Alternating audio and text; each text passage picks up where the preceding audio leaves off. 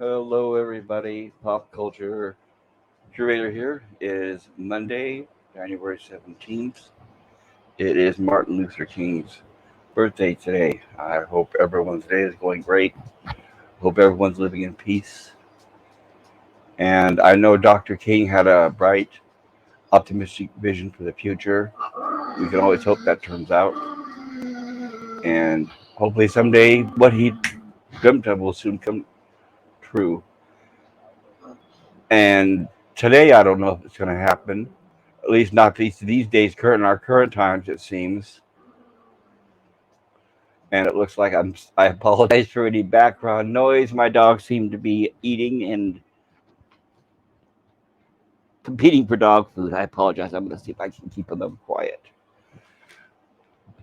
Stream Elements is running. All right, my first visitor, Stream Elements. I guess I may have set it up right. I'll find out soon enough if I didn't. Uh, Dr. Martin Luther King made a speech, and a very famous one. I'm sure we've all heard the "I Have a Dream" speech. And I think he was a genius. He was a peaceful man, very smart. And one part of his speech I wanted to touch on was the paragraph, "I have a dream that my four little children will one day live in a nation where they will not be judged by the color of their skin, but by the content of their character. I have a dream today." And that's a very optimistic and wonderful outlook. And I'm sure we all wish, ideally in a perfect world, that that's what we would achieve to become. But it doesn't seem to be working out that way. There seems to be a lot of misery and hate, especially going on right now.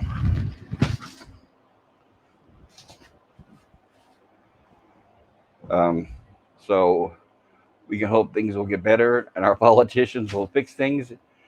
I'm not sure if it's a wise decision having countries ran by politicians and lawyers.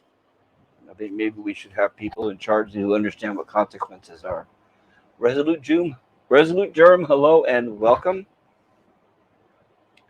Thank you for stopping by. I hope not to bore you too poorly. I am going to post the link to the StreamYard.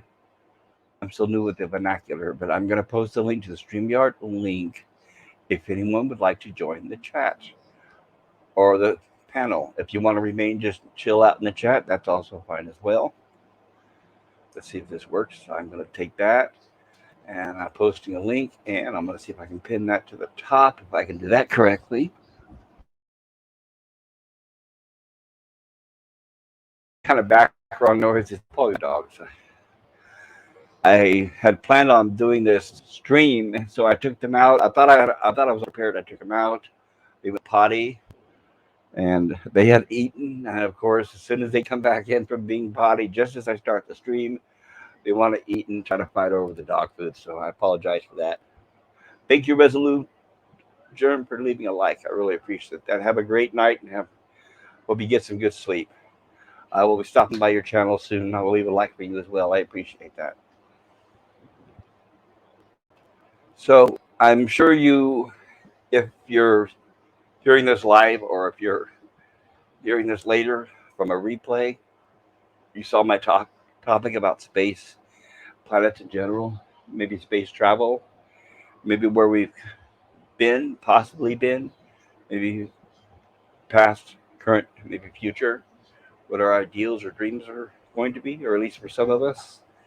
I know there's some people out there who don't care either way, but I'm very passionate about space, and in my personal opinion, it may be a small one. I think that us as a race, we need to reach out there because I think we're going to end up using up all of our resources here on this planet. And there will be a day where, not just for resources, but for knowledge purposes, I think we'll want to reach out and try to see if there's any other life out there. There's a lot of minerals and resources, a lot of things that we haven't invented yet. Just the mission of getting out to space, all the things that we will discover and create an event in the meantime just to get us there will help us for generations. Just like the Apollo programs, the space programs, that We wouldn't have microwave ovens without that. There's so much technology we have just because of the space program. So there's a few different people that have a few different ideas of how to get out there. I know, for example, now I'm not an expert on this, and I'm not as read up on it as I should be, but I know we've all heard of Elon Musk, and apparently his idea, if it succeeds, is to eventually create a fleet of starships that will go from here to Mars. But I know a lot of you are thinking, but it takes 3 years to get to Mars and 3 years to get back. And that's only sometimes. The way the orbits work is that's only when Earth is close to Mars. Other than that, or any other time, it could be completely on the other side of the sun. So there's only a window that we can get to Mars on. The closest thing you can sort of see that done is the movie The Martian, which I recommend with Matt Damon. If anybody sees that, that'll kind of give you the idea of the length of time, how much time passes in between getting there and coming back. It still fictionalizes it, but it sort of kind of shows it. I mean, to take it literally, if you were to leave right now and go to Mars and come back, you'd be 6 years older by the time you come back. So that's a lot of time to spare. On the other hand, if you go to the moon, it's only 3 days. So if you go to the moon, some people, we had Jeff Bezos, for example, who wants to, he is considering maybe a colony on the moon. The moon has helium-3, among other resources. They supposedly they have lava tubes, which they're saying that the inhabitants can go down into the lava tubes and live, which will shield them from some of the radiation, and that at least be habitable until they get an environment sustained and built. They'll still be living with, of course, with suits with oxygen and everything, and to protect them from the radiation. And remember, the gravity is still, I believe it's a third of Earth, 38% of Earth, and somewhere around there. I don't have the exact numbers. And Jeff Bezos also wants at the same time. He instead of going to Mars, he wants to. Well, on top of constantly suing Elon Musk, he's constantly trying to sue Elon Musk to stop him from doing what he wants to do, which I think is totally wrong. That's not a way to do anything at all. I think even if you don't believe in what somebody else wants to do, and even though well, it's my opinion, but I think he's only doing it because he sees it as a competition, and I think he sees that Elon Musk is basically far ahead of him. Elon Musk already has a ship that's coming and going, and all Jeff Bezos has is a hop up and down into the atmosphere and down for celebrities, for high priced millionaires. So Elon Musk seems to have a future that seems to be more apparent. He's already got ships that are built better. He's already taken satellites into space. But what Elon Musk wants to do, if it's successful, he wants to build several of these starships. And he wants to have like a caravan going from here to Mars.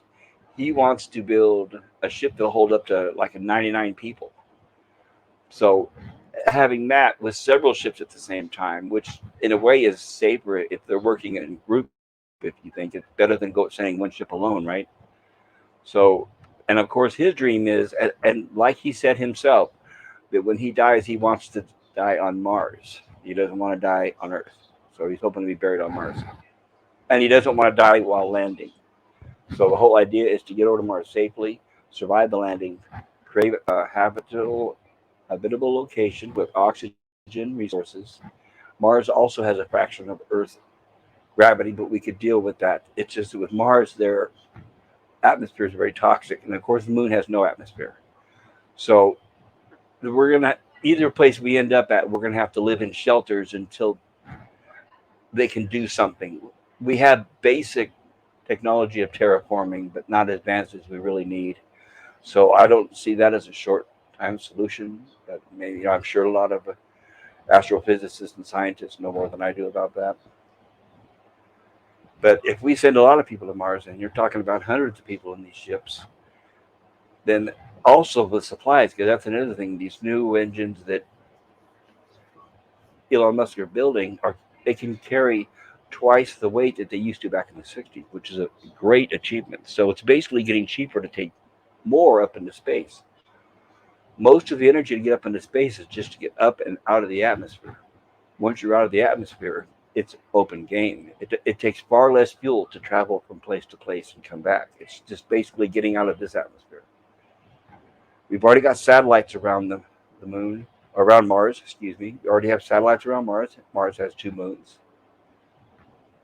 Another topic for another day is they just recently somebody spotted a structure on Mars. Google Maps. If you ever anybody has Google Maps, if you pay for the professional version, you can of course zoom out and you can look at all the areas on Earth that are from photos that were taken with satellites. But they also have satellites around Mars, and through Google Maps, you can search around Mars. And I will come up the later broadcast. I don't have it now, but there's a location. There's coordinates on the internet where you can look, and there is very clear on Google Maps a structure that measures over a mile high, and it's not a glitch. It's shown from different angles. You can view it from different angles. You can even measure it. It has a shadow, so I think that seems very odd for being something that's natural. It's standing out by itself, and nothing else around it. So it could be natural. Who knows? Maybe a volcano or something. But from the images, it looks strange. It looks interesting. It looks very smooth, but not to get off of the topic too far. So, as I was saying, I apologize. As I was saying, Elon Musk wants to make a caravan of space farers going to Mars, and he's going to tell people that once you get there, all government rules that we apply to us here on Earth do not apply there. So he's savvy enough to know that he doesn't want to have any of the bureaucracy or the corruption.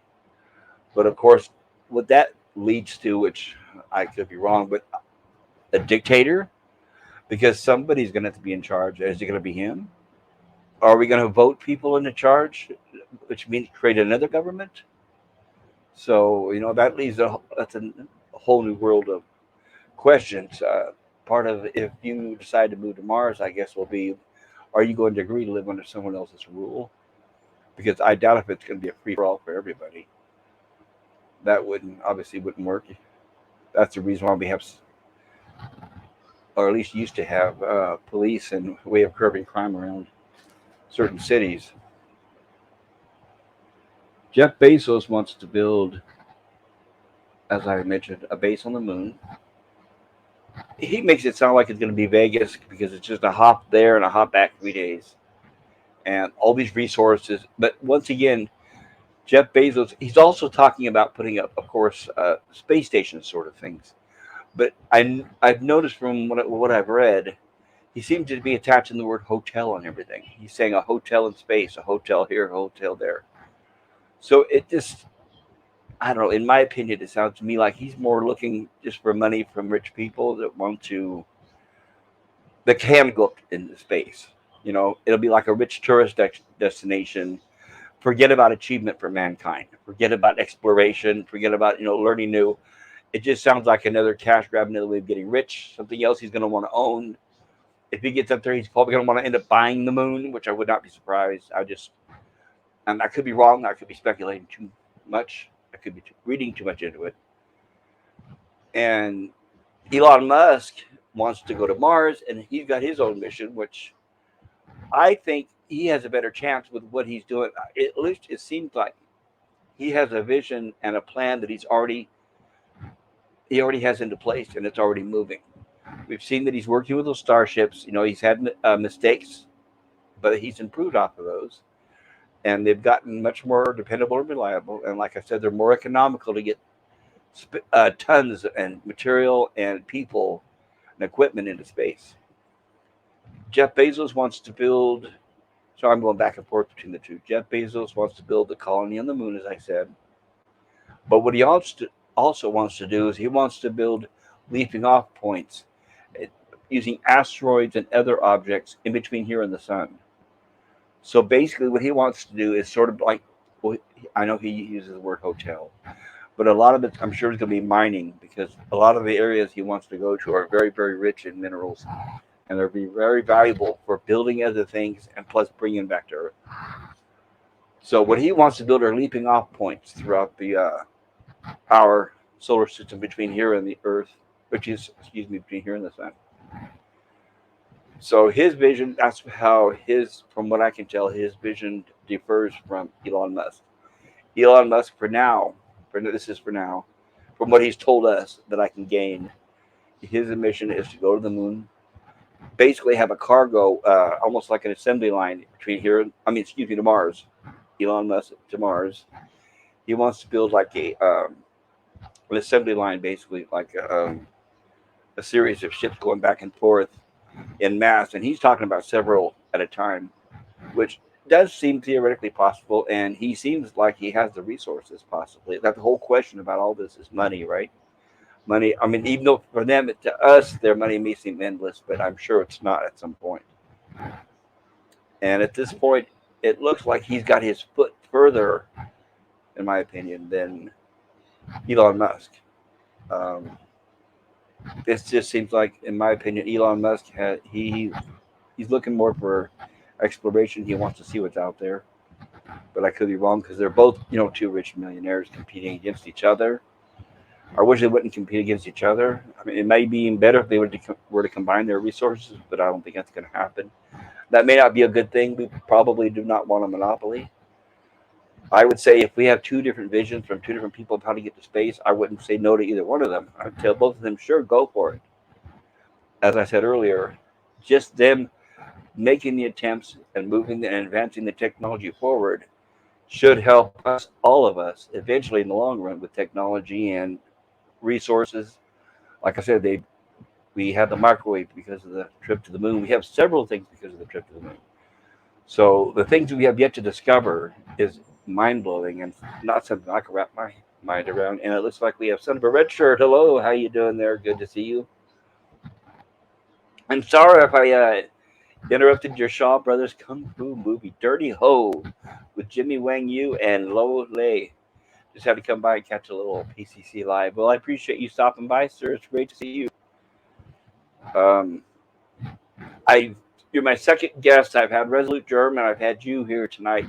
I don't expect a lot of people. I know a lot of people are over at Darius Munchausen's stream, which I understand. That's fair enough. That's why I haven't streamed a lot lately, because I was out of town most of the week and I just got back Saturday.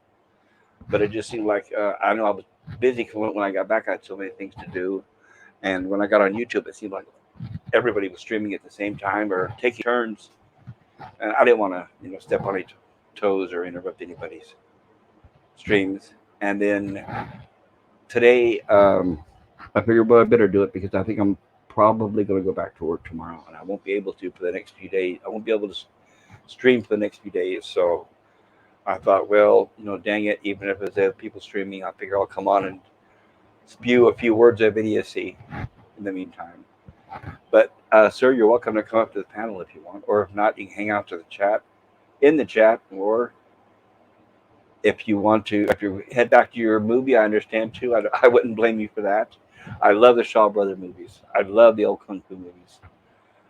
I don't think we'll ever see anything like that anymore coming from within our own country.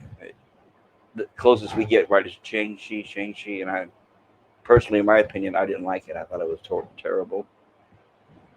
Darius does a regular Monday stream. I think that's one of the reasons Jedi won't stream on a Monday. But that being said, Munchausen's got a good head on his shoulders. That be no hard feeling. Absolutely. Darius Munchausen's a good friend of mine. Him and I were speaking once that we were going to co-host a stream talking about kind of what I'm talking about now, about space, myth, and kind of the things I was going to delve into tonight. But I know he's busy, like I said, and he's celebrating 300 subs, which is something I'll never get close to 300. So I'm just here to pass the time and visit with my friends. If you want to come up, that would be great. Son of a red shirt, instead of me talking to myself. Every time somebody does come up, it kind of gives me something to bounce off of. So that would be great. I know you're a movie guy. We could talk about that too. Actually, I can kind of blend that too. I'm a movie fan too. In fact, I just saw, thanks to the recommendation of Cockney, I just saw Run Lola Run. Have you seen that? If you have, maybe we could talk about it. I just saw it today. I'm excited. Or was it yesterday? Time's relevant, I guess. No hurry, sir. Make your coffee. Enjoy yourself. I don't know if is this in the morning for you or is it late at night for you or but like I said, even if people see this later, somebody may be listening later on. So I didn't want to get too far off subject. So what we've talked about so far, from what I can gather, or vaguely, very vaguely, like I said, I don't have a full grasp of what these two men are really, searching for. But we have Elon Musk has his plan to go to the Mars, go to Mars, not the Mars, but Mars, which is a bigger achievement. Like I said, the distance is much further away. Mars has a poisonous atmosphere, and we do have. There are supposedly from our satellite photos that are around Mars. There are also underground areas that we as humans can possibly stay in to help build habitats. Or I think he's talking about building gardens, and he's. Let me explain this right. I think he wants to take modular units over there that pretty much when you land, you set them up and they're ready to go. All you do is pressurize them and then add oxygen and control the temperature, obviously. And then he's probably going to have gardens and things like that. And obviously, you have to make it sustainable. You saw Run Low Run in the theaters, great movie. I don't think I've seen it about 15 years. But it's a great movie. Then the girl from that doing a couple of those Tom Cruise. Oh, really? I didn't know that. What's funny is I'd heard of Run Lola Run and I'd never seen it. And I heard Cockney talking to someone else on another channel the other day, and he goes on and on about time travel. So, and when he was mentioning that it was a time travel movie, that's what caught my ear. I was like, wait a minute, I didn't know it was a time travel movie. So when he said that, I was like, oh, well, then I need to see that. So in the meantime, I was able to obtain it, and I viewed it, and I'm glad I did. It was a really good movie. It's nice to see something unique, and it's not predictable. And Sandra Richards says Mission Impossible movies. I could be wrong. You could be right because if it has Tom Cruise in it, I haven't seen it. I'm not a fan of Tom Cruise. There's only one movie. I mean, I can easily tell you on one finger how many movies I paid to see that I've ever watched Tom Cruise in, and that was only War of the Worlds because I'm an H.G. Wells fan and a War of the Worlds fan. I wanted to see how bad he would ruin it, even though it was directed by Steven Spielberg, and I was right. It was bad. I think he did horrible in it, but hey, I'm in the minority there. I know he has a lot of fans. Everybody loves Top Gun. Everybody loves Mission Impossible. That's great. I'm not going to knock that. He's just not my sort of thing. And when I picture Tom Cruise, I picture his little stint on Oprah, jumping up and down the chair. And it's like, no, that's just, I don't know. I tend to shy away from people who are very conceited and over the top. And it looks like we have another visitor. Speaking of, you must have heard me say time travel. Hello, Captain Marty Spock. Good to see you. Edge of Tomorrow would definitely be better without Cruise. Yes, sir. I did see. No, I stand corrected. Thank you. I did watch Edge of Tomorrow because of the time travel, but I only watched it once. I don't think I went back and watched it a second time, but I do have it on my server. And what's odd too, Cockney, is the other day when you mentioned Run Lola Run, I thought, well, wait a minute, I think I have that on my server. I have thousands of movies on my server that I have not even seen yet.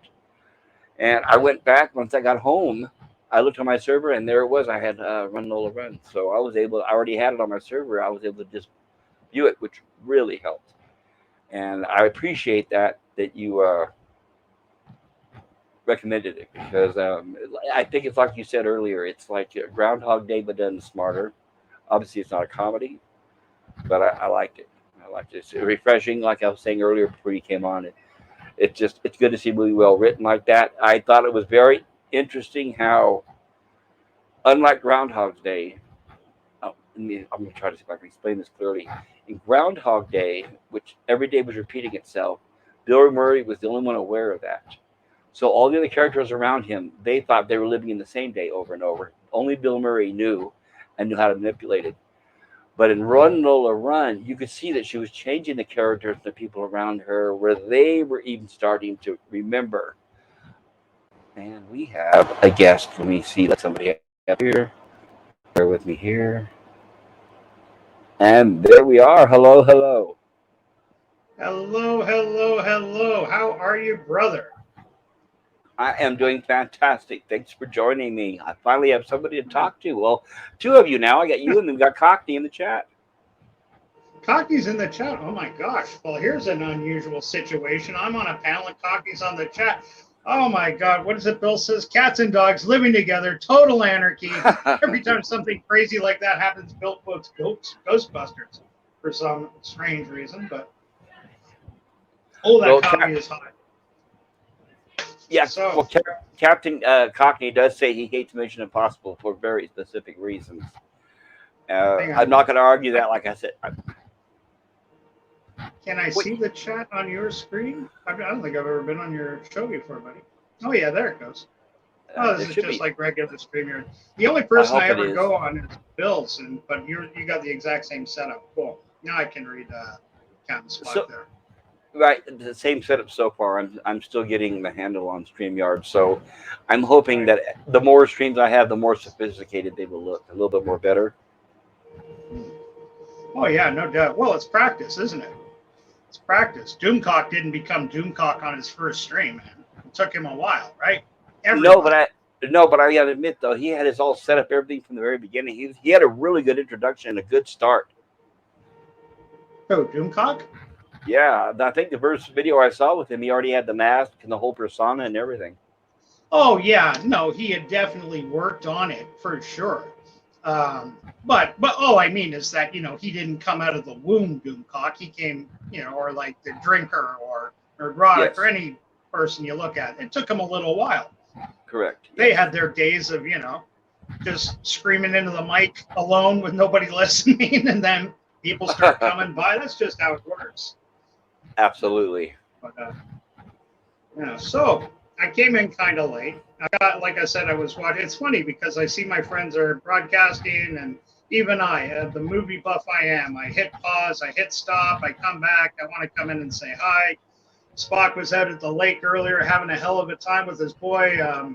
Some great fun. Well, I saw you there for a few minutes, definitely. And then the other message comes in. I haven't caught a stream yet, so I said, no, got to stop what I'm doing. Got to come by and see my old buddy PCC.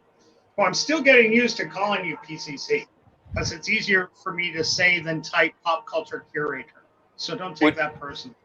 I do not take it personally. I appreciate that. I will try to keep an eye out on the chat because I know it doesn't highlight, but I can usually spot it because I will monitor the chat. But thank you. I, Truth You know, is, I'm a little technologically behind you guys. I don't have a computer. I do it all off a tablet. So I have to type in everybody's name manually each time and get all the spacing, the hyphens, the forward oh, slashes, the which letters are capped. Because if you miss one, if I type pop culture curator and put a lowercase c on curator, it won't highlight. If I yes, put a correct. space between the at and your name, it won't highlight. I've been trying to teach Bill that for almost a year. Like you got to Trying type it to, as it says. Oh, trying to. I He hasn't grasped that yet. no, he really hasn't. Oh, that's It a sounds shame. like I'm shitting on Bill. I'm not. I'm not. It's just I think he No, no, types it's too fast and he doesn't think about it at the time. He just wants to say hey, and he's good at typing, so he can type it out. But you got to be perfect with those things.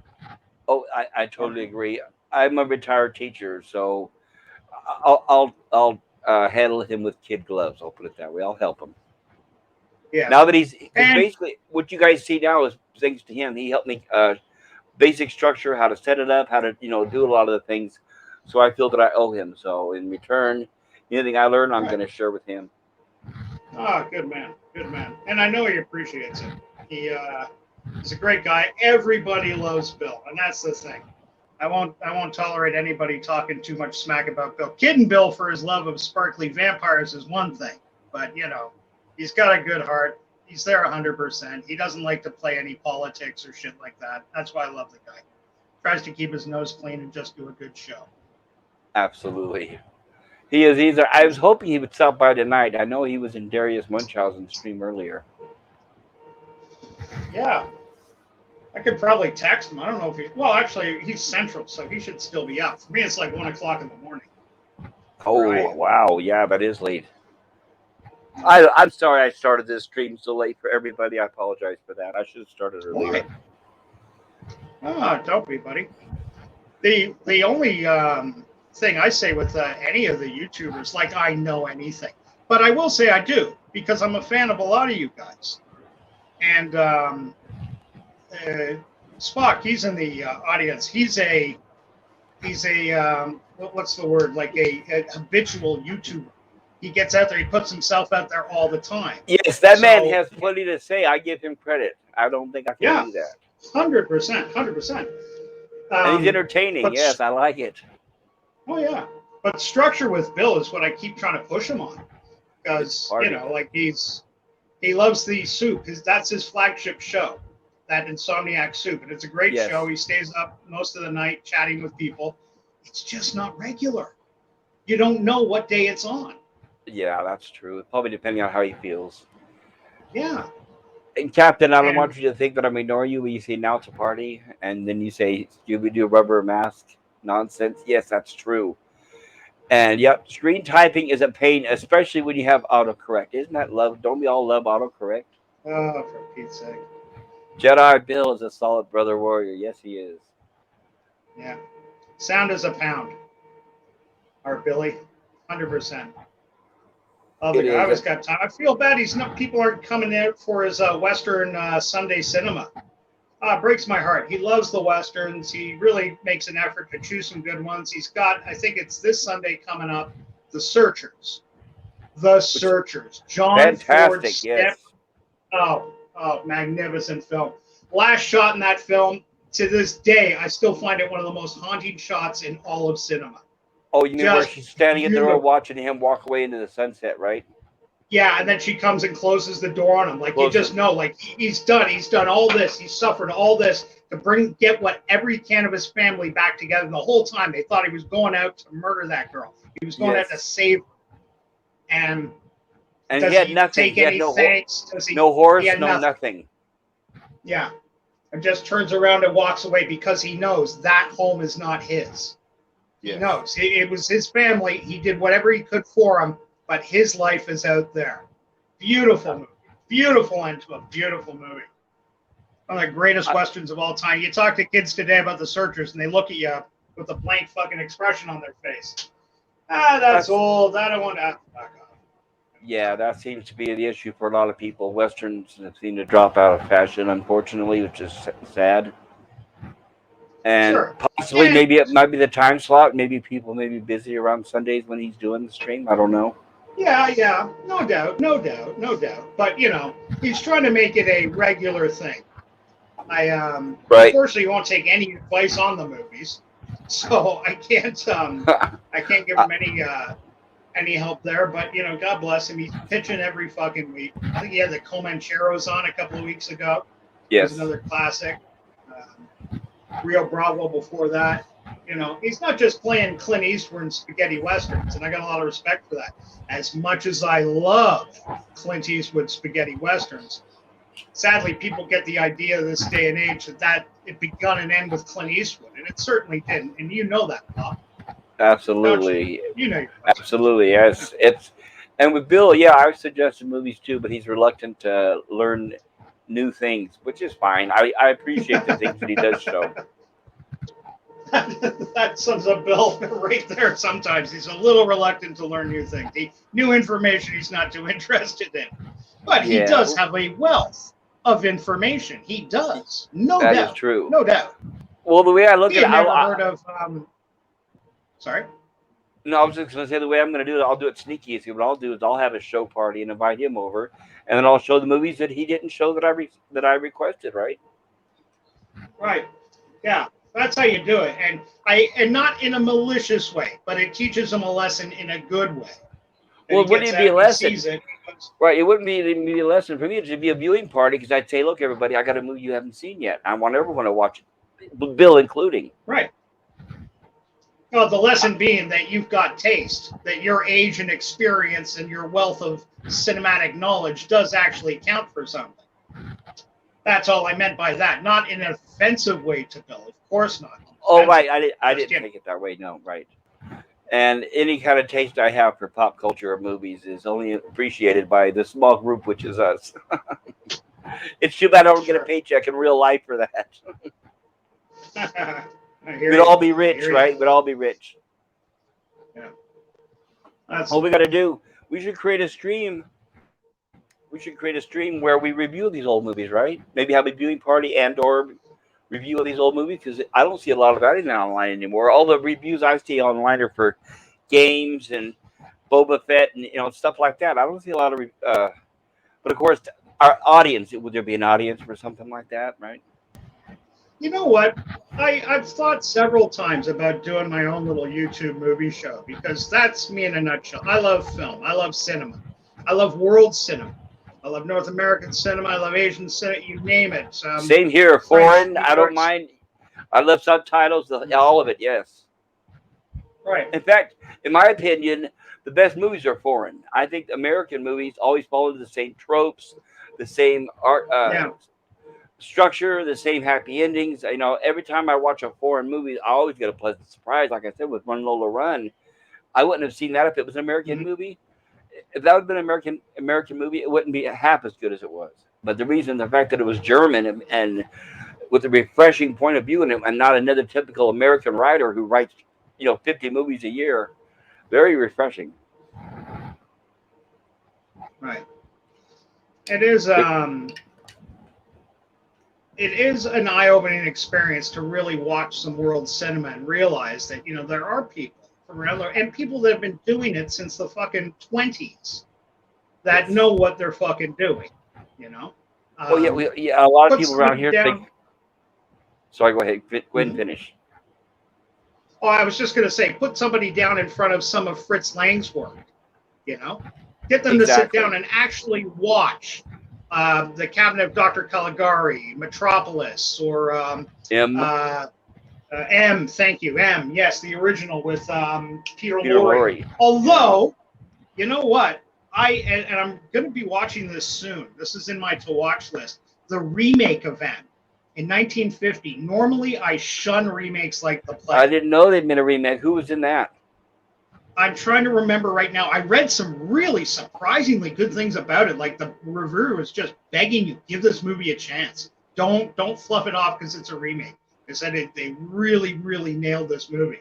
So okay, guy's gonna put that kind of commitment to his review. I'll give it a shot. I don't got a problem. I'm a little embarrassed. I don't have my phone with me. I've had to charge That's it up. okay. Normally I can I'm get on the Internet Movie quicker. Database, but if you type it in, you're going to get a million replies, right? I'm trying to No, think of a way well, to. M, you should only get like three. I think they've only made three versions of M. The Peter Lorre one from the, what was that, the early Right, 30s? right. That But what I was the wait, there it is, 1951. I found it quicker than I mhm, thought I would. 1951. Yeah, that's There it it. is. That's the one. Who stars in it? Okay, in this Americanization of the 1931 German thriller, both the police and the criminal underworld stalk a mysterious killer who preys on small children. Starring David Wayne, Howard Da Silva, and Martin Gable. David Howard Wayne? the Silva. I wonder who's the killer. I think Probably the David Silva. Wayne is the killer. See, Do you know who David Wayne is? give me 2 seconds. I do. There's another David Wayne. He's more current, but no, I'm getting him out of my mind. Well, He's the guy well, that did David Wayne children's was kind ones. of a smaller man. That's why I'm surprised that it's Yeah. him playing the lead role. But it just says David Wayne as Martin W. Harrow, and I think that's probably him. He is a good actor. He was in the original 12 Angry Men. 12 Angry Men? He was in the original 12 Angry Men. He was one of the men in the courtroom. I'm trying to remember what other classics. I know he was in the old show Ellery Queen in the E.G. 70s. That might. Marshall. I I'm trying love to E.G. remember. Marshall. Jack Klugman, E.G. Marshall. Oh, David Wayne. He wasn't Henry the last Fonda. guy. He wasn't the Henry Fonda, of course, the led by Henry Fonda. Yes. Possibly his greatest film. I mean, Yes. Failsafe was another great Henry Fonda movie. How the West Was Won was another great Henry Oh Fonda yes. movie. And 12 Angry Men also had Sal Mineo, who was murdered. What? Sal Sal Mineo wasn't Mineo. in 12 Angry. Yeah, he was the guy that was being convicted for murdering with a knife. No, he wasn't. He was a black kid. Sal Mineo's not a black kid. He was Sal a Mineo's Mexican from kid. Mexican Was he kid, was he rather. black? Salminio is a Mexican kid, but the kid in Okay. question, I believe, was a young black kid. You should be right Hispanic up. black, maybe. I might I'm be looking it wrong, up but now. have Salminio in there and not give him a line. Because that kid It's, didn't have a single line of dialogue. You just it's saw so him sitting great. there. Yeah, it's so great to be home at my computer. I can actually look these things up. Usually when I'm talking to you guys online, I'm on my phone on the road and I can't look Right. anything up. All right, here we go. The cast of 12 Angry Men. Henry Fonda. You're going to get to the point where you can put that shit up on screen for us all to enjoy. I can't wait for that. I wish Bill would learn that. I really do. Can you see the screen?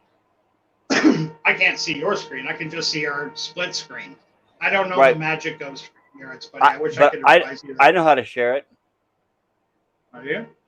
Bear with me here for a moment. Here, I'm gonna pull up my Internet Movie Database and see if I can do this here. I'm just stepping away for 10 seconds, so I Go won't be for able it. to No hear hurry. you. And Captain Marty Spock. I hope you don't think I'm trying to ignore you because I'm not. And I think what I just did probably maybe was too much for my computer. It seems to be like. If you can still hear me, I hope.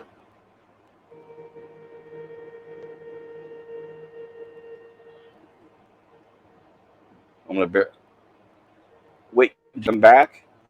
I know I can still hear, so I think you're still there.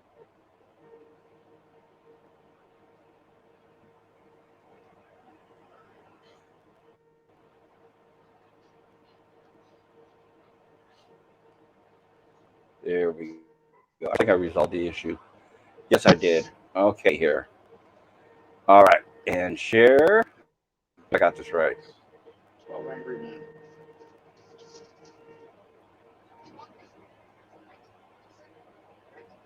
Hello? I'm here. Can you hear me still? Yeah, I can hear you, brother. I was just grabbing. You started talking IMDb, and I was like, "Fuck this! I can't handle it. I gotta grab my phone. I gotta get on the same page with you." Okay, I don't We're know if you talking can see movies my. now. Gotcha. Okay, Okay, Henry can you? Fonda, Lee J. Cobb. That was one of his earlier films. One of But his look, earlier he's a great films. actor. He died. His last movie was The Exorcist. He died before it hit the theater. Was it really? Was The Yes. Exorcist DJ Cobb's last film? Yeah, he was the And inspector. look down the cast here. Sorry, I couldn't help but interrupt. You brought the cast up. Ed Go Begley for it. Senior, Jack Warden, who I just watched in Being There the other night. Oh, You ever yes. seen Peter Sellers Being There? Oh, Great absolutely. movie. One of his Great last movie. movies. One of Peter Sellers' last Yep. movie. Jack Klugman, an early Jack Klugman film. Edward Binns. This guy has been in everything. You know what I saw him in was have you ever seen the Humphrey Bogart movie In a Lonely Place? I In a Lonely believe I Place. He plays have. Bogey's best friend, and what's that? Oh, absolutely gorgeous sweater vixen. Oh, boy, do I get hot for this chick. What's her name? Gloria Graham. You should remind Gloria me. Graham. We can look it up while we're here. Martin Balsam, and there's a solid actor. That guy's got 1,000 fucking great films. E.G. Marshall, the same. Yeah, like everybody was good in this, but again, not trying to be argument. Robert Webber, that's the name of the guy I was looking for. So who did you say? I thought, I guess I could be wrong. I'm going to look up Salminio. That'd be the easiest way to solve it. I was positive Salminio wasn't in this, but you said somebody else's name when we were talking There before. was a young about, man, and I was thinking it was Salminio before he was killed. I don't know what made me think that. I'm going to, bear with me here. I'm going to look it up. I'm going to Salminio here. He wasn't that old when he was killed. I was watching a video of, they reconstructed the area in Los Angeles where he was killed and how he was killed. Tiki Adum, welcome, buddy. Good to see you. Hello, Tiki. How you doing there? Good to see you. Thank you for joining us. Hope you're in the mood to talk some classic film. Okay, we're in the 70s here. We need to go back further.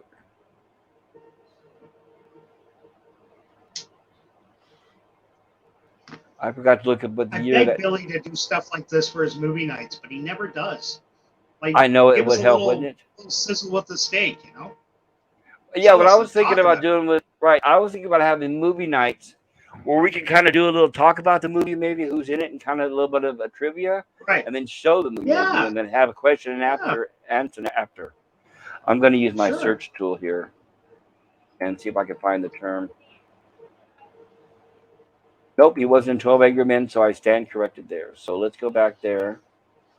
We were originally talking about David Wayne, who played in David M. Wayne, I'm thank trying to keep track of here. Oh, I'll try not to lose track.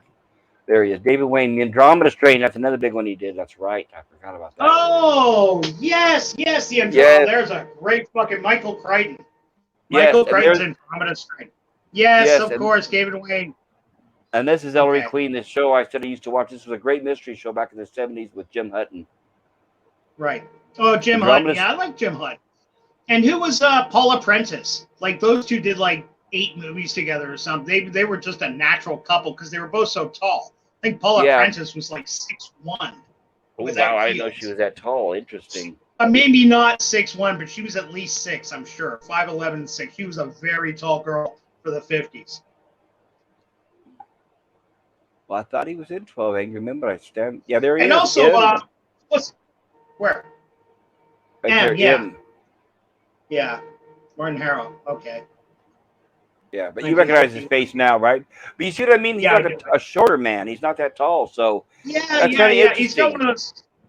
Yeah, he's got one of those faces that. Well, remember too. Not Salminia. You got me on Salminia now. Peter Lorre.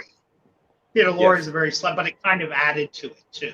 You know, like how Yes. that would be a real threat to women or children, but not so much a full-grown man, unless you Oh, turn your back absolutely. on Psycho. But yeah, yeah, fine actor, David Wayne. You're right. Yeah, I've seen it. It's one of those faces you've seen in a dozen films, name quality films. But Mostly supporting just actor, out there. right? Mm-hmm.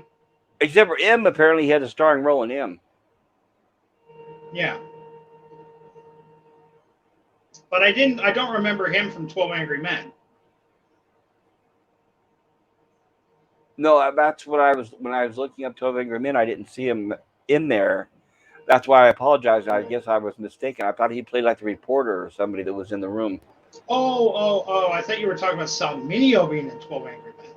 I My thought mistake. Salminio was the guy being on trial in 12 On Angry trial. Men. Okay. Well, it's an older film. Don't feel too bad about not getting it perfect, buddy. Um, it's a classic. I think it should definitely be in every man's viewing repertoire. Every man should see 12 Angry Men. The No doubt. original, right? Because it's been remade, what, 2 or 3 times at Oh, least? yeah.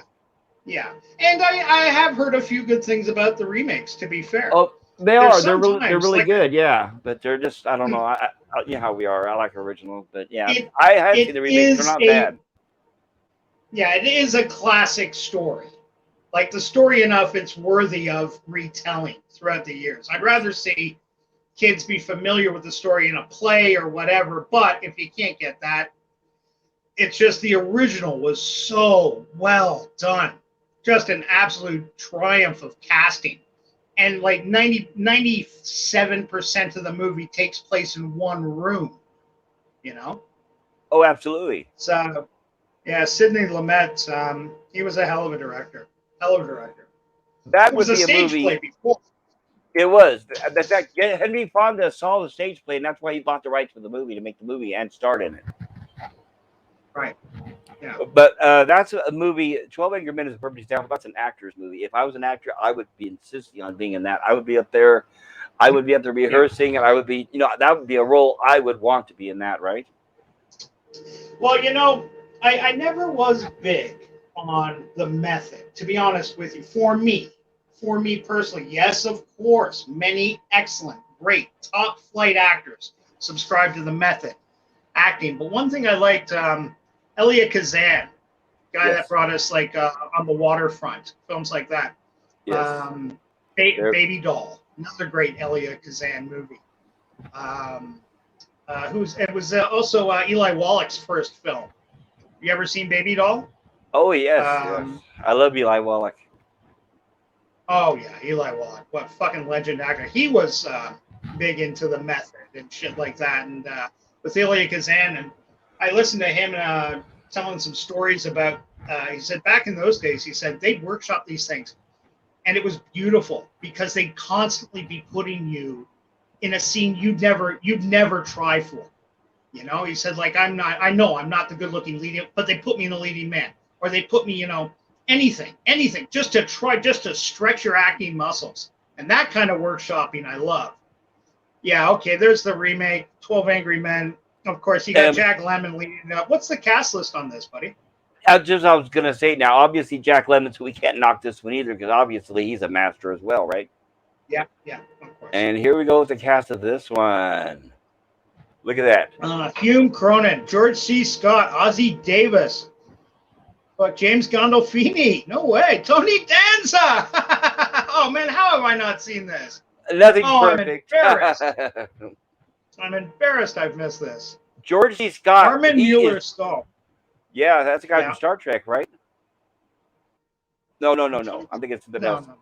But George C. Scott is the one that plays the racist character, the Jack Warden character. Does that make sense? No, Jack Warden wasn't the racist. Ed Begley Jr. was the racist.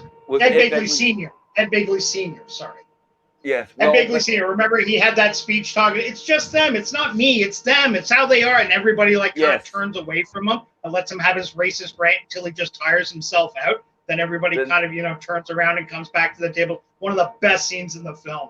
Yes, that may be the character. That may be the character that Scott's playing. Jack Warden was the guy with the baseball tickets at the end of the table. Yes. He wanted to go, like, come on, we can get this done. I got a game. It's on at like 2:00. Edward James Olmos. Edward James Olmos. Oh my God, Mary McDonald is judge. Yeah, they must have expanded it a bit. I think the judge had like 10 seconds of line in that movie. Yeah, really I think the original, all it was jury, you reached a verdict, right? Pretty much. You want to see another great remake of a Henry Fonda movie. Have you ever seen Failsafe, the original with Walter Matthau and Henry Fonda? Black and white, yes. Great movie. Have you ever seen the remake? I don't know if I've seen the remake. Do you know who's in it? The remake, it'll floor you if you type in who's in the remake. I tell you, you're just drop and go, holy shit, how did this come under the radar? Oh, I guess I've seen it, and it's really, really good. I should stay on that tab just a moment. I'm going to open it back up again. All right. Can you see it again? Coming up now, yeah. Yes. All right, good. There it is. Yeah. All right, gotcha. Okay, so we are allowed. Try Failsafe, and it'll give you the years for each one. Actually, if you wouldn't mind, would you put in the first Failsafe just so we could get a line on who was in that? Absolutely. It was Walter Matthau and Henry Fonda leading. There we go. But he had a couple of other people. This is a great movie. Oh, wow, look, all those people. Edward Binns again. French Angry Man. Larry, that's right. Larry Hagman was the assistant, the Russian-speaking. I forgot about Larry Hagman being in that. Yeah, he was so young. He was like 22 or something. Like, he was young. Frank Overton, he's from Star Trek. I was going to say Frank that picture from. Yeah, even that picture is from Star Trek. Yeah, that's from the episode. Fuck me, I can't remember now, but I can't remember either, but I recognize it. Spock gets high on the sports and he slaps Kirk around. Great episode. And they're on Omicron Ceti 3. Omicron Ceti 3. Yep, that is the name of that planet. That's the planet. That's the one with Jill Ireland. Yes. That's the one with Charles Bronson's old lady, Jill Ireland. Yes. Right. Is there anybody else if you scan down a little? Sorrel Brook. How do you know? Boss Hogg himself. Sorrel Brook. Oh my gosh. As congressman, of course, he's playing a congressman. Yeah, well. Dom DeLuise. Yeah, that's right. That's right. Dana Claire. He did a lot of stuff. Oh, yeah. I think the most recent thing, like before he passed, was 2010, wasn't it? Wasn't he 2010? I can look it up. The Roy Schneider sequel? Let's take a look and find out. So convenient having the computer, isn't it? Oh, well, there's your answer right there. Hold on. There we go. That's the last thing to do. It looks like mostly TV stuff. Which naturally was TV. Yeah. By the way, he was in the let me get the words right. The Nude Bomb. If Maxwell Smart in the nude. Yeah. Right, he was the chief. Yes. Who was played the replacement for chief normally? Right on my right on the top, I can see the guy's face. Edward Platt. Edward Platt, thank you. Didn't he pass away? That's probably why they got the new chief. That's right. He passed away even before they made the nude bomb. It's too bad. Yeah. He apparently Edward he was a Platt very. had a. Sorry, mate. I didn't mean to interrupt. No, I was just going to say Edward Platt had a great voice. He was a baritone singer. Oh yeah, yeah, very much so, and a solid actor too. He's been. If you look at Edward Platt's career, you'd be amazed at the movies he was in. You really would. And there is at least one episode of Get Smart where he's actually fighting. I don't know if you've ever seen it or if you ever watched Get Smart, but there's one episode where he's actually fighting two chaos agents. It's great to watch. Really? Yes, because most people when they think of Get Smart. Go ahead. Yeah. I was just going to say they're playing Get Smart on Hamilton Television. I live in Toronto, and every day they've got this great retro channel. They play old Hogan's Heroes, Batman, Get Smart. Yeah, that's my stuff. A lot of classic TV, and I regret not being around during the day to watch it more. I regret not having a DVR so I could tape some of it and enjoy it later, but yeah, it always takes me back. Oh, and especially that theme to Get Smart. Whenever I hear that, I'm like a 10-year-old boy sitting in front of the and Maxwell's walking through the doors as they slide. Oh, I love that opening. Love that opening. Can we get the sequel to Failsafe up here, brother? Sequel or remake? It might be if you scroll down. The remake, sorry. I said remake. Sequel. I'll go back. Oops, I got to look at it. It might be at the bottom of the screen. Quite often they put them at the bottom of the screen. But that's okay. It's not the 2017 short, because this is a full-length movie. It was a made-for-TV movie. It was done live. That was a hook to it, too. It was all a live production, and they really did pull it off. Well, it's been a lot. There it is, right there, 2000, I think. Yeah, TV movie. That would be it. I couldn't believe how good this was for a live, like a one-off TV movie. Oh, Richard Dreyfuss. Yeah, just read down the cast list of this. It's going to blow you away. Who they got. Okay, here. Let's see. Walter Cronkite himself. Why not? Brian Dennehy. Wow. James Cromwell. Sam Elliott. Hank Azaria. Interesting. Yeah. Gets even better. Oh, Norman Lloyd. You know what? I think Norman Lloyd. I may be wrong. Oh, Alfred Hitchcock. Yes. I think I could be. I'm going to click on this real quick, but I think he's still alive. No, he passed away. He passed away. Oh, he did. 2021. Look at that. Yeah. I was close. Look at this. Yeah, you were close. I know. And look how old he was, too. Look at that. 106. Yeah. All right. Yeah. Guy was a fucking legend. Fucking legend. He did. He also got blacklisted for John Gill. Yeah. During those that's right. trials for trials. They all, if you attended a fucking red card meeting because you were chasing some trim or something, you were fucked. Harvey Keitel. George Clooney. Yeah, that's right. Clooney's in this. George Clooney in the year 2000, was he a big actor yet? I don't think so, was he? Yeah, I think he was kind of pressed in like St. Elsewhere. Or, the first movie I saw ER. And that was around 2000. Yeah. But they tend to start with the big ones at the top. Right. I don't know about Noah Wiley or not, but yeah, it is a pretty good cast. Well, Noah Wiley and George Clooney were both in ER together, weren't they? In what? The television show ER. Noah Wiley and George Clooney. Or Wiley, I don't know. I'm not sure how to. I know they were in a show on TV, but I haven't seen it, so I'm not sure.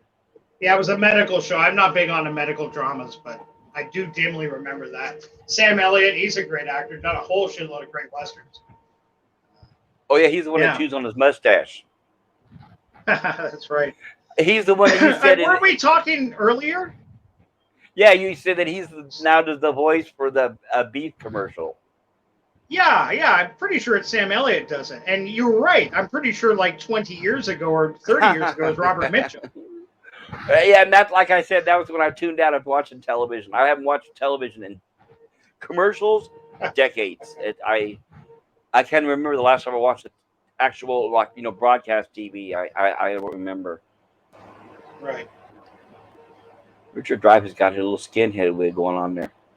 Yeah, that was another good movie. Yeah. And you saw Glenn Ross, right, with Jack Lemmon? Yeah. That was really good Glengarry too. Glenn Ross. Jack Lemmon was It's great one of all those. the way up to the end. I mean, what a fantastic actor that man was. Jack Lemmon, Al Pacino, Ed Harris, Alec Baldwin. Yes. Jokes about Alec Baldwin aside, he was solid in that movie. I loved his fucking line. Always be closing. ABC. Always be closing. You got like two prizes.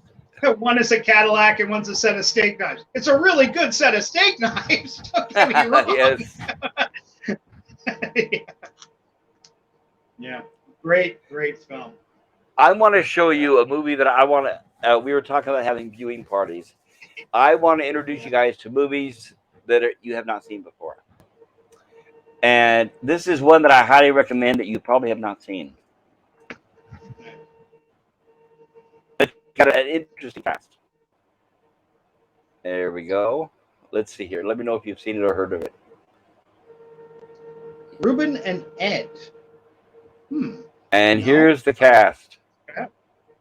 Those are the two stars in it. It's a buddy trip movie right there. Crispin Glover and Howard Hessman. Johnny Fever himself. Really? Yeah. Karen Black. Back in the day, she was quite the... This movie is hilarious. It's extremely funny. So this is an example of a movie. I want to introduce you guys to something you have not watched. Crispin Glover. And those are shoes he wears in the movie. Right. But this is right here over Glover on the left. Is an unusual talent, Yes. is he not? Yes, he is. And the way his character that he plays in this movie is perfect. It's like it was written for him. It is perfect. He plays the loser that lives with his mother, and he's carrying around this dead cat in this ice chest because it died, and he's afraid of looking for a place to bury his dead cat. And Howard Hessman is here next to him wearing a wig, and he's a salesman. And these two get stuck together on a road trip, and it's hilarious. At the time they were filming this... Go ahead. Yeah. Sorry, I didn't mean to... I thought you finished your sentence. No, I'll make this quick. There's a famous event. This is the reason why I bring this up. You might be able to find it on YouTube. In this movie, Ruben and Ed here, Crispin Glover is wearing platform shoes. It's not the ones you see in this sequence here with the inner tube. But he's wearing platform boots. Yes. Here, over on the left, you can't see from this picture, but he's wearing platform shoes, maybe about with heels, maybe like 6 inches or so, like they did back in the 70s, right? Sure. Okay. Well, he was on David Letterman wearing those shoes, and he kicked over David Letterman's head and almost kicked him. And David Letterman kicked him off the show and banned him for that. Right. Yeah. Yeah. He's a bit of a personality. I think he might, and I'm not trying to be unfair here, I think he might legitimately have some life issues that he's had trouble dealing with. And it's too bad because, he is a talented guy. Did you ever see his clown videos? They're creepy as fuck, but kind of funny. I don't think I have. Is that YouTube? Yeah, he's got like some kind of stripper in a clown costume, and it's like, I think you can find it on YouTube. I forget how to type it in, but try Crispin Glover and clowns, and something will probably show up. But like he was always such a dynamic, interesting person. I felt bad for him during the Marty Spock still in here. I'm sure he could attest how he basically got treated in the Back to the Future movies, and because I think then he was starting to get a little cognitive dissonance, not cognitive dissonance. Oh, actually, no. From what I've heard, what both of them said, from what Robert Zemeckis and Crispin Glover both said was, in fact, this is a subject that would be good for Cockney, is if he's still around to hear this.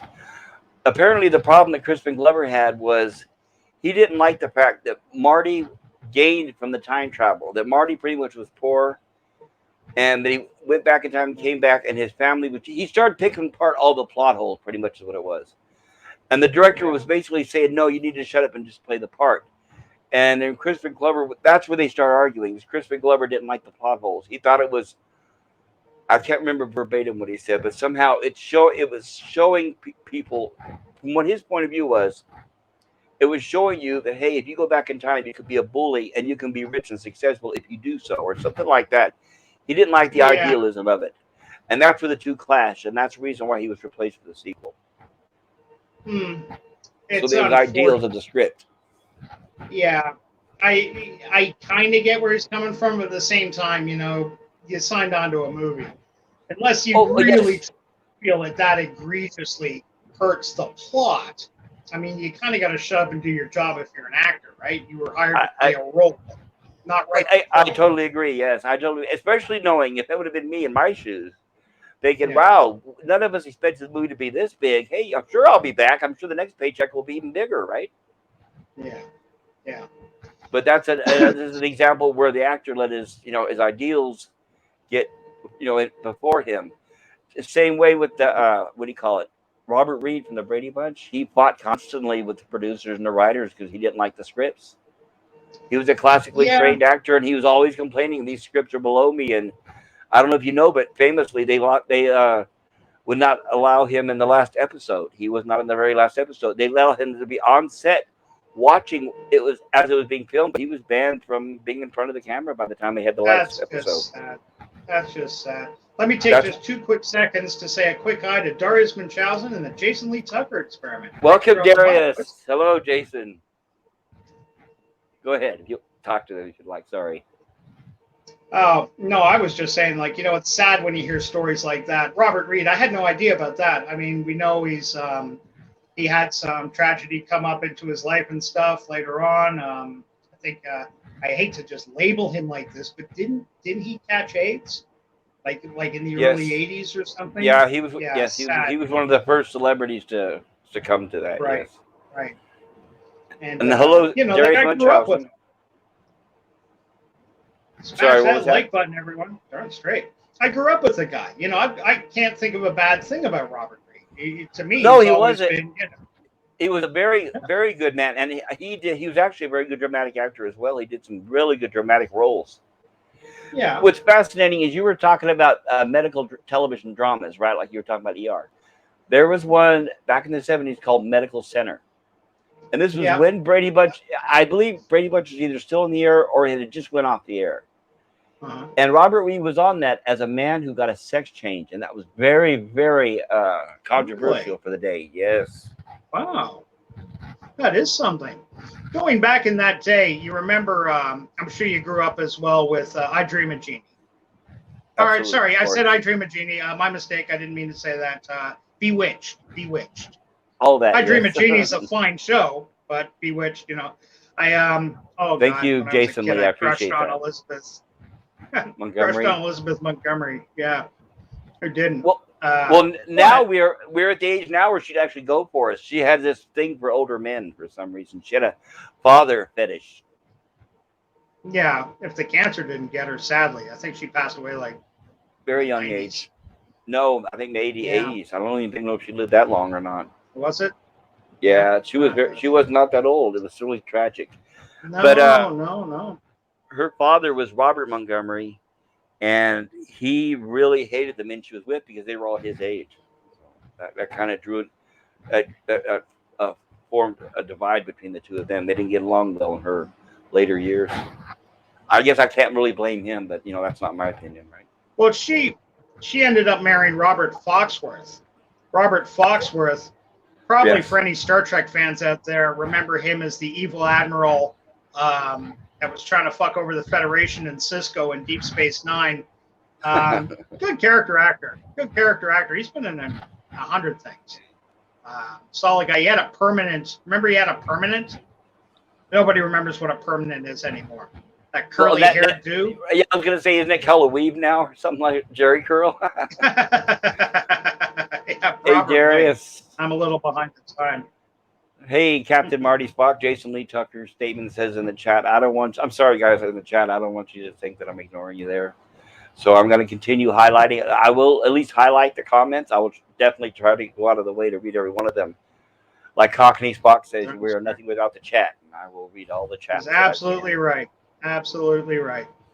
Cockney That's knows what the I'm way. here for. You're right. That's what I'm here for. That's why I was hoping you guys would stop by. Darius, thank you. Great show tonight. I hope I didn't interrupt it. That's why I kind of It waited until you were was. already playing for a while. I It regret I was. didn't actually congratulate Darius on his 300. I feel like an ass. I kept meaning to type that, and then the conversation would move so quickly, and boom, I got a memory like this. What can I say? Darius, I'm sorry, but super congratulations, buddy. If there's one guy I know that deserves it 100%, no joke, it's you. Best wrench Absolutely. in the game. Absolutely. Congratulations, Darius. I mean, I was mentioning earlier, I don't know if I doubt I'll ever reach 300, but that's excellent achievement. It's Oh, not yeah. easy. Hell of an achievement. And I believe in you, buddy. I think if you keep your nose to the grindstone, you'll hit 300 before you know it. Well, if I Especially when remember you right, got some nice people like the guys in the chat here dropping by to say hi and leave their likes. That's super important. it is. It's Don't really tell cool. LTG I said that, though. According to LTG, likes mean nothing. I love the Well, guy, but sometimes he's talking on another level. Like, I don't get it. I thought likes were central, he But he seems to be very analytical and he knows details and numbers, which I don't know yet. So I don't know if I don't know really what's going. He's way ahead of right. me when it comes to that. I'm really inexperienced when it comes Oh, to YouTube. yeah, yeah, definitely. He's a great guy to talk to and get advice and stuff from. But again, like sometimes I think he's thinking on another level. Every YouTube channel I go to, they go, well, you got to curate your likes, you got to bring those up. But him, no, don't hit the like button. He says it to me, says it to my face. Don't hit the effing like button, please. It's frustrating. I want to Wow. participate. And the lovely Sherry. Good evening, Sherry. I hope you're Captain well. Marty Spock says, "Hey, Jason Lee, and hello, lovely Sherry. Thank you for stopping by. I really appreciate you all being here." Darius, Yeah, congratulations, brother. Likewise, we all congratulate you on your hard work. absolutely, absolutely. And isn't now I may be incorrect, but isn't Cockney close to or around 300 or will be there Caught? soon? I think What? Cocky? Cocky's way over 300. way over If I'm 300. not Oh, good mistaken. for him. Oh, God, yeah. He's cresting. He's coming up to 350. He's approaching it rapidly. Good, he deserves it. I know. I heard him Yeah. say a few days ago that he had trouble with a certain number he was trying to achieve. That he was like hovering around it and kept Well, going below it. that's the one thing. I keep reminding Bill, for example. I'm not talking out of class. I swear. He does get a little upset when he sees the numbers just go through a little correction. I keep telling him, buddy, that's just the YouTube algorithm. It gives, it takes. You got 30 subscribers in a week. You were on a high. They called you back 5. And you know what? It is entirely possible. Maybe one or two of that 5 said, you know what? Fuck Jedi Bill. I don't want to be here and click. Well, fuck them. If they don't want to be on Team Jedi Bill, then fuck them. But Yeah, to me it doesn't matter. I don't care. yeah, stay the course. Don't let a little minor correction, upset you. That's just YouTube playing games, keeping you guys all in check so you don't get your 1,000 too quickly. So you don't start cashing in their filthy lucre. Exactly. That's Darius Munchausen says, "Thanks to Jason Lee Tucker's statement." Oh, Captain. Oh, I need to go. Oh, I'm behind in the chat. Forgive me, guys. There we go. Hi, lovely Sherry says in the chat, "Hi" after Jason Lee Tucker's statement, and Darius Munchausen says in the chat, "Cockney is way over me," and Cockney, Captain Marty Spock says, "I've literally hit 330 12 times now." That's right, leave Captain. them. Thank you. That's the Leave number them. I was trying to remember. Yeah. 330. Wow. I'll have to remember. That's something I don't know if I'll ever get that far. Darius Munchausen in the chat says, "I want to see Captain Blank fill in the blank Spock reach 1 million Yeah. subscribers." You know what? And That's I second that. With Cockney Spock's attitude, I can definitely see that happening.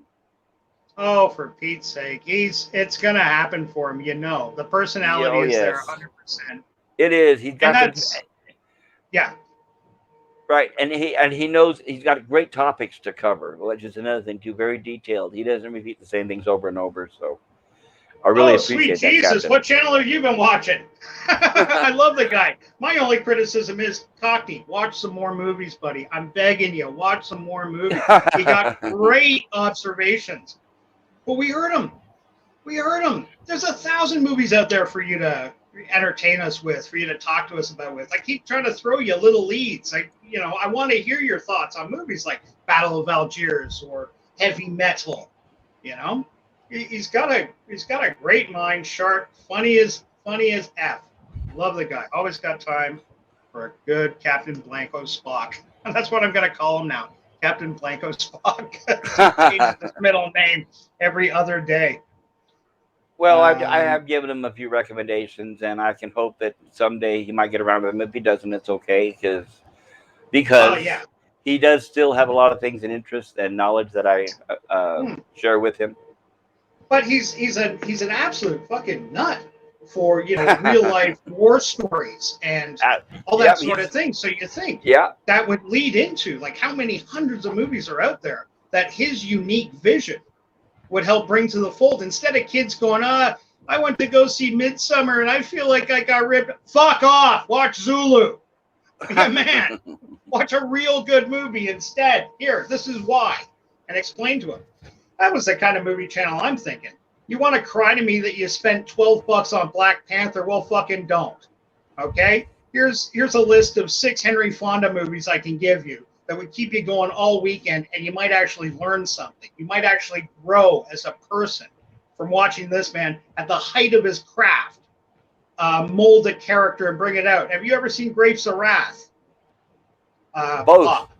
At least 2 versions. I saw the original with Burgess Meredith and the remake with Gary Sinise. How about, have you seen, let me think here. Well, we talked about Failsafe. Yes, of course, excellent film. How about Mr. Roberts? Another great... yeah, wasn't that James Stewart? There was... no, it was Henry Fonda, William Powell, Jack Lemmon, James Cagney. William Powell, there's a classic. There's a guy people just don't know about today, and you really should. William Powell had the Thin Man series. Yes, with him and Myrna Loy. Yes. Oh, Myrna Loy. Like a 25-year-old Myrna Loy was just a thing. Oh, yes. Very. Stunning. Yes, I just obtained one of his movies earlier today. I added it to my collection. Yes. Which one? Give me a moment to look it up here. Bear with me here, guys. I'm not trying to ignore it, but because Once Upon a Time in the West, another great. I'm sorry, while you were looking that up, I was just throwing out a few more Henry Fonda films there that the folks should really, if you get a chance, see. Once Upon a Time in the West, Henry Fonda, Charles Bronson, the fucking slap scene in that movie. That's when Henry Fonda just loses his shit on Charlie Bronson. Charlie Bronson got his hands tied behind his back, and he just, where is she? Whap, whap, whap. The viscera of fucking hate in this guy's face. It was stunning bit of filmmaking. Sergio Leone at the top of his craft. Everybody talks about the Clint Eastwood trilogy, and rightly so. Implacable set of movies, but people keep forgetting Once Upon a Time in the West. I was talking to somebody earlier about how The West was one. They're 2 completely different movies. But John Ford did Mr. Roberts as well. We were talking about John Ford earlier with The Searchers. Yes. Yeah, and John Ford was one of those guys. He's remembered best as a Western guy, but when you look at it, what is it? I would see movies like Mr. Roberts, How Green Was My Valley, the Welsh mining. Well, he won the Oscar for that. The guy famous for Westerns did a film about Welsh coal miners and just fucking swept the Oscars with it because he's John fucking Ford, One of the best there ever was. Orson Welles acknowledged John Ford as the greatest filmmaker of his day. So,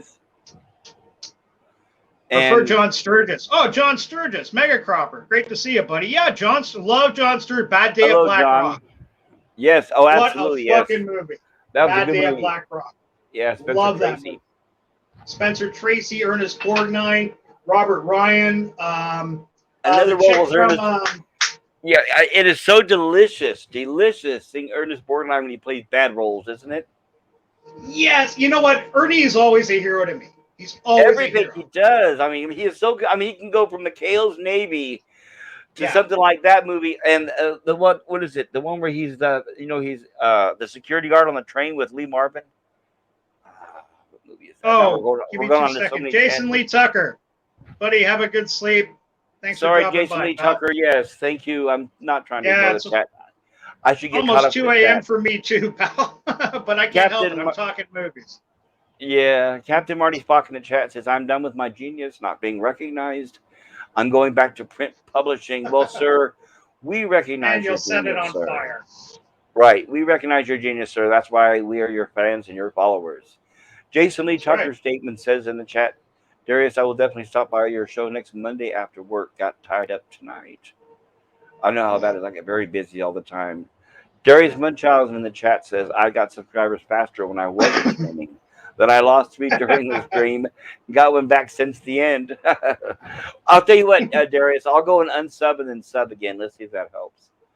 Let's see here. What did I tell LGG the other day? I told him, I said, I told LGG, after he gave me a lecture about hitting the like, I said, listen, I hit the like button twice and the unlike button once just to cover my bases. How's that? And he did the math. It didn't work out. That'll make him real happy, of course. And the Jason Lee Tucker statement in the chat says, Darius, that's what happens to me. And I don't want to skip these. And then that's when I got to, I don't want to skip, I apologize, you guys. And Captain Marty Spock says, as you wish.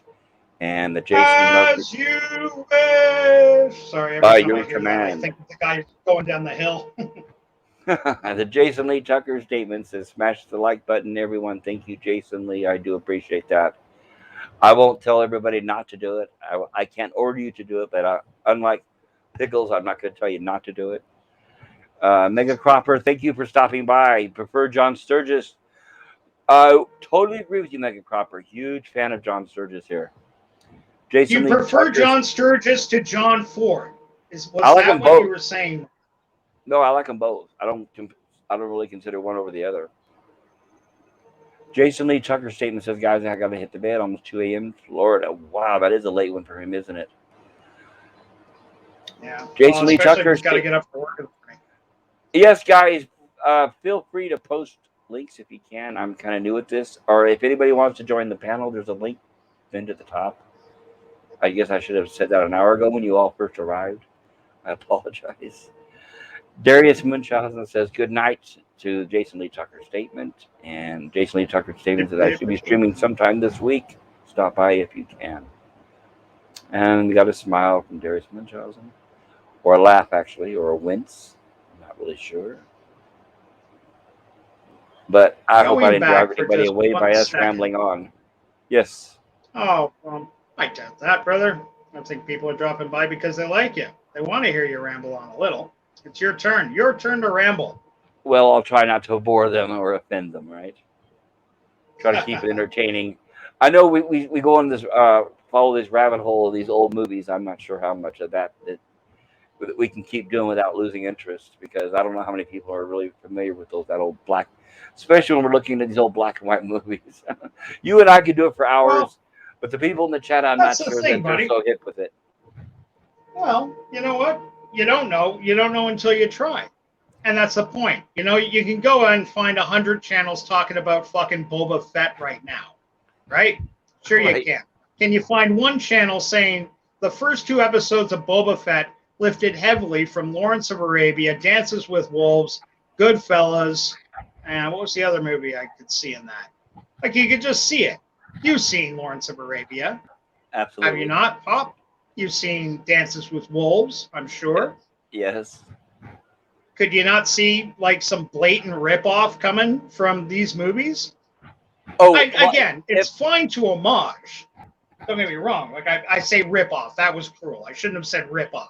It was definitely. All right, I haven't seen it myself, but if it's anything like Star Trek Discovery, it's not an homage to, it's not inspired by, it is a blatant ripoff, because the writers these days have no imagination, and what they'll do is they'll watch a movie the night before, and then they'll come back to work and start writing the script, and all I know is what I saw on TV, and that's ridiculous. None of them read books anymore. So no, it's a ripoff in my opinion. It's a ripoff. And if you're asking me if I recognize those movies in those episodes, I can't answer that question because I won't watch those episodes. But I take your word for it.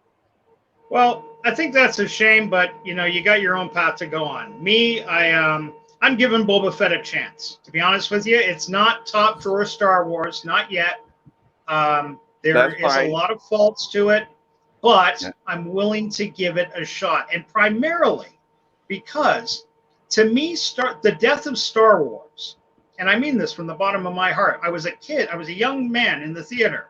Well, what year did Return of the Jedi come out? 83.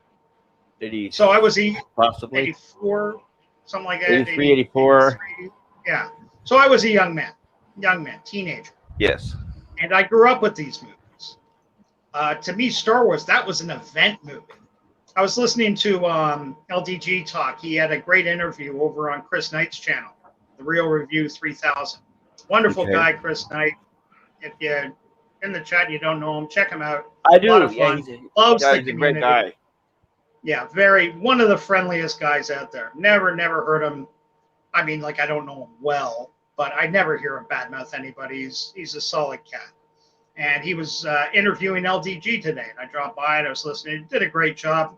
LDG's a fun person to chat to, but fuck me, he doesn't know movies. He's telling me about how great movies like Teenage Mutant Ninja Turtles and what was the other one he cited? Mortal Kombat. He was talking about, that elated feeling of walking and seeing a masterpiece. Kids. Fuck me. I was like, what? Kids. Are you talking about kids. the fucking kids in the turtle costumes? Is that what you're talking? Seriously? Again, I'm not trying to be shitty. He's a great guy, but fuck me. It hurts me when I listen to guys talk like that. And just here, Mega Cropper just dropped John Sturgis. Let's go through this for a second. John Sturgis did The Great Escape. Possibly. Well, okay, definitely top 3 prisoner of war films all time. Magnificent Seven.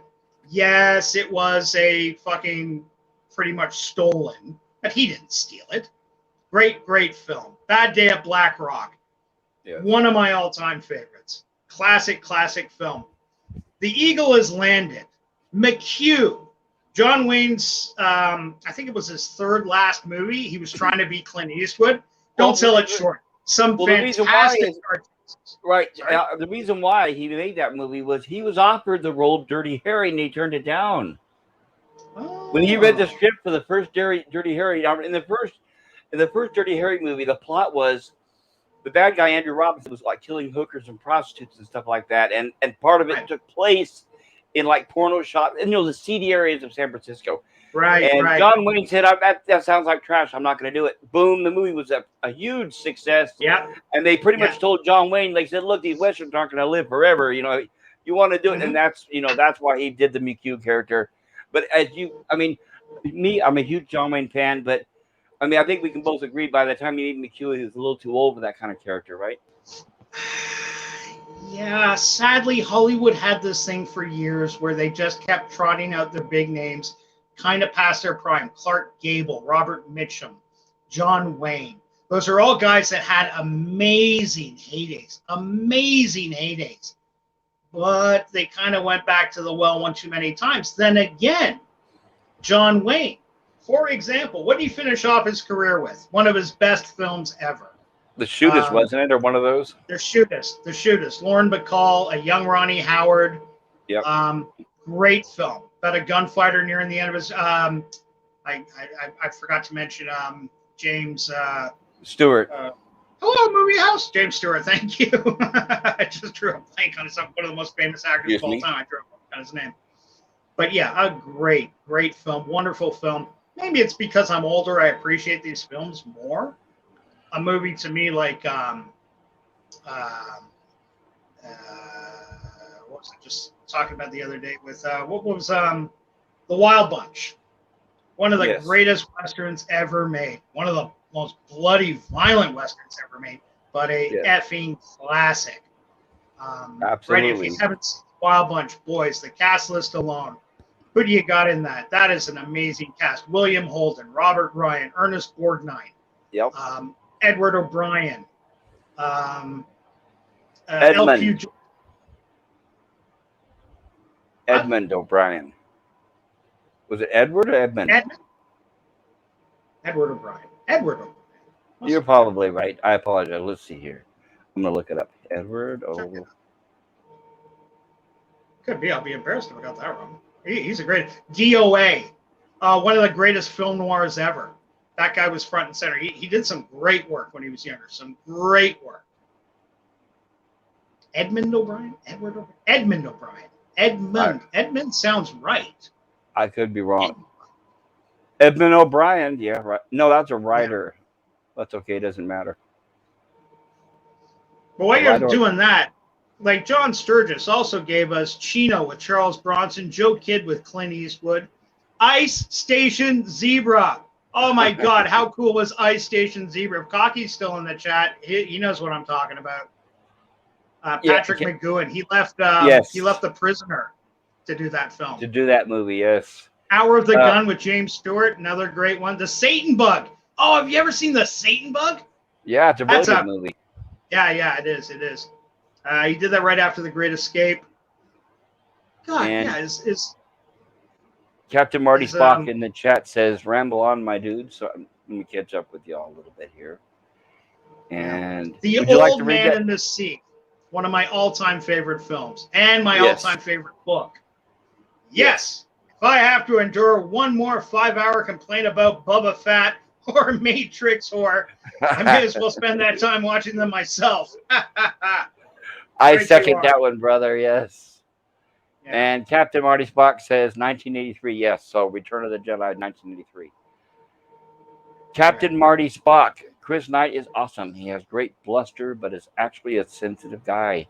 From what I've seen, he's a really nice guy. I haven't seen any blustering yet, but hey, I'm still getting to know him. Captain Marty Spock. Wow, Clobby beats all of us on subs, but Darius is destroying him on views today. I need to sub to Clobby's channel because I've heard you speak of him lately, and I haven't seen him personally myself. I've only ever seen him once, and that. Do you ever go to? Oh shit, this is embarrassing. Not Kai. It's right. He's the dolphin guy. Really swell fella. I call him the King Dolphin TV. King Dolphin TV. I haven't heard of that one. The Shootist is an epic send-off for the dude. Absolutely. Like that is how you end a career. Like that. Like a fucking man. You go out. Oh, he made that knowing knowing that he was dying. He knew he was dying. He knew it was his last movie. Yeah. I got a new Michael Caine. Oh, you got a new sub? On Twitter, I think. I'm still trying to keep track of these. Captain Marty Spock says 171 is 6 through 67, and of course, as president sub, it's an even bigger gap. 171 minus 67? 171 is greater than 67, and of course, it is. And of course, as a percent of subs, it's even a bigger gap. Yes. And Mega Cropper, gunfight at the OK Corral. Let's not forget DeForest Kelly was in that. People. Yes, absolutely. Oh yeah, John Sturgis, like untouchable. Untouchable is one of the great all-time directors. Wonderful. Right. That's what was so great was the fact that DeForest Kelly was in Gunfight at the OK Corral, and then he was in that Star Trek episode, The Way of the Day of the Gun. Remember where they were basically playing the same plot again? Thing. Yes. Yeah. With little budget, that's the reason why it was just a bare set with no walls. They had run out of money by that point. The third season. Yeah. But you know what? Because it's Star Trek, they made it work. Like that's a classic episode. Right. We don't even focus on the rest. Right. It was well written. Exactly. That just shows what to do with little money and little fun. Right. Yeah. Captain Marty Spock says best two westerns ever are. Okay. Dead Man. Oh, sorry. Good, the Bad, and the Ugly, and Dead Man. Dead Man. Oh, that's adorable. You've seen two westerns. Seriously, Dead Man and the Good and the Bad and the Ugly are no, he said those are his. He said those are his favorites. He said those are his favorites. I apologize. Personal favorites. That's untouchable. If you, I'm not aware of Dead Man. I'm looking at him now. Dead Man. I think it's a Johnny Depp movie, isn't it? I'm a little embarrassed to say I can't pull that up out of my brain. I have my normally Internet get Movie that. Database open, and it says Dead Man 1995. Are you talking about? I don't think it's something that recent. Bear Well, with you me, my don't know. computer's not the fastest. Cockney's got a pretty Johnny wide Depp. range. So. Johnny Depp is in Dead Man. Mhm. On the run after murdering a man, accountant William Blake encounters a strange Aboriginal American man named Nobody who prepares him for a journey into the spiritual world. Captain Cockney, let me know if that's the one you're talking about. If it is, I really need to check it out. Captain Marty Spock says, and Blueberry for the psychedelic trip. Psychedelic trip. Blueberry, Very oh, that's another one I need to check out. I have not heard of. Thank you, sir. I will. I had take note of that, Captain. Every recommendation that you make, guarantee you for me, that is a very high percentage. I will probably check it out. I usually do check out recommendations from people that I respect their opinions. Captain Marty Spock says, growing up, I liked True Grit. Yes, so did yeah, I. yeah, It, yeah. fill your hands when he's got both guns going ablazing as he's on his horse. Yes, and he's got um, I was the talking with patch on his eye. somebody. Captain Oh yeah, Marty no, Spock no. says, "Yep, Depp. Yep, that's the one he's talking about. It was with Depp. Thank you, Captain. I am going to check that when I'm in. Johnny Depp used to be really good before he turned into a joke, I guess. I don't know. He turned into where he was just doing everything for a paycheck, in my opinion. But that was back in the days where Depp was still relatively honorable. And Mega Cropper says the outlaw Josie Wales in Seven and Tombstone, Magnificent Seven and Magnificent Seven, Tombstone. Tombstone, Totally Tombstone, agree. great movie. Magnificent Seven again. You know, like Yep. the height of fucking filmmaking. He was an absolute fucking genius. Captain Absolute Marty genius. Spock says Rooster Cogburn was my first ever disappointing sequel. I understand that. I think that was more like a Oh, comedy. I think it was more like playing off the relationship between him and Katharine Hepburn, kind of in a way, but I yeah, could be wrong. yeah. I got that. And also like a love affair. There was like a love affair between the two. It was mostly for an older generation, I guess would be the nicest way to describe that. Mega Cropper says the True Grit remake is good. Yes, for a remake I it gotta is. admit, I didn't watch it, but I have heard really good things about it. That's Yes, um, that's the Bridges, Jeff Jeff Bridges, Bridges. right? Very deserving of the Academy Award that he won for that movie, yes. Yeah. No, I really have heard good things about that. And we were talking before. I normally eschew remakes, but every now and then they get it right, and it sounds like that was one of them.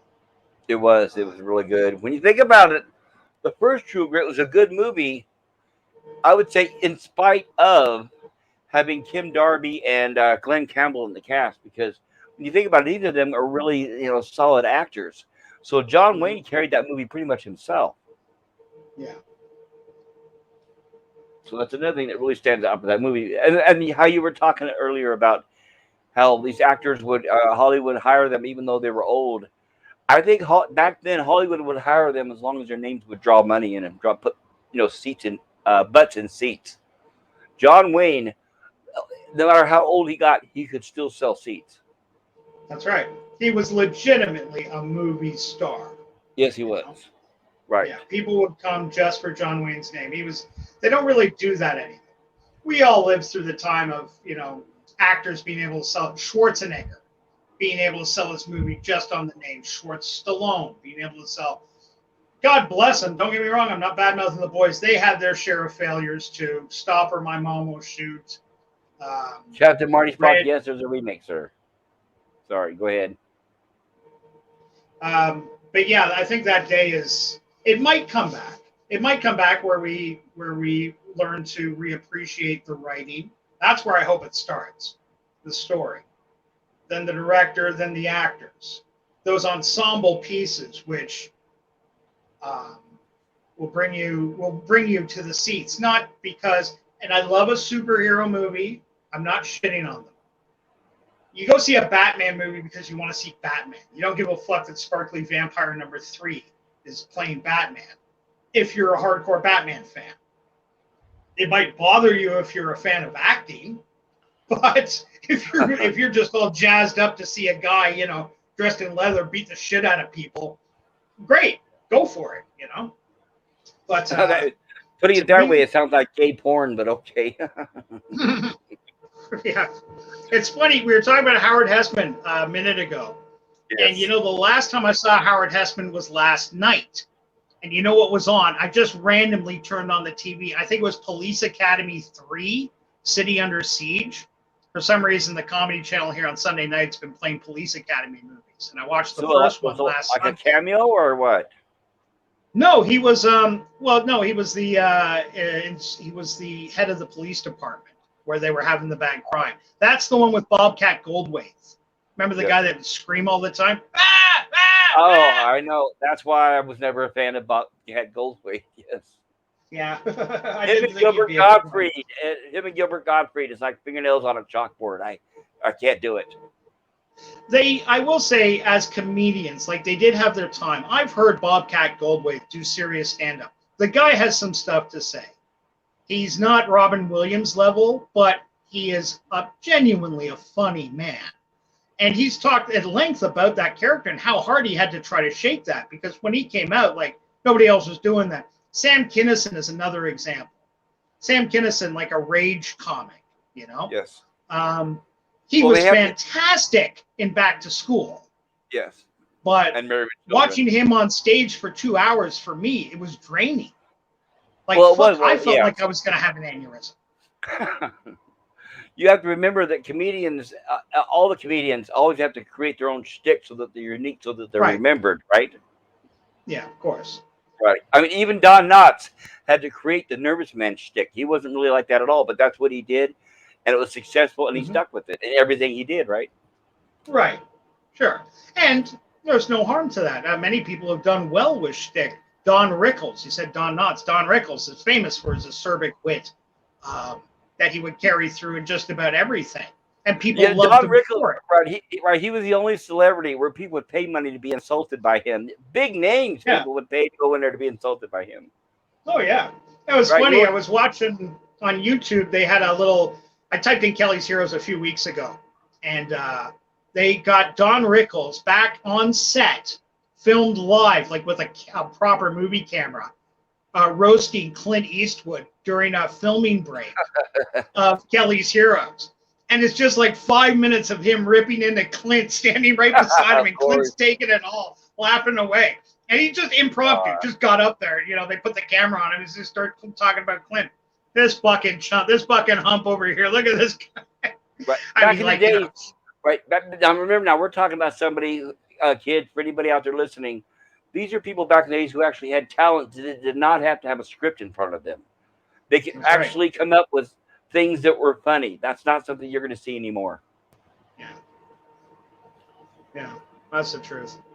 And Don Rickles was also a very good, successful dramatic actor as well, right? Well, yes, he definitely had some credits to his name, especially in his later life. And you see some comedians do that. I think comedians naturally, good comedians, naturally have a gift for acting. That you'll see when. Well, comedy's hard. Acting first is easy. Comedy's harder. By comparison, sure.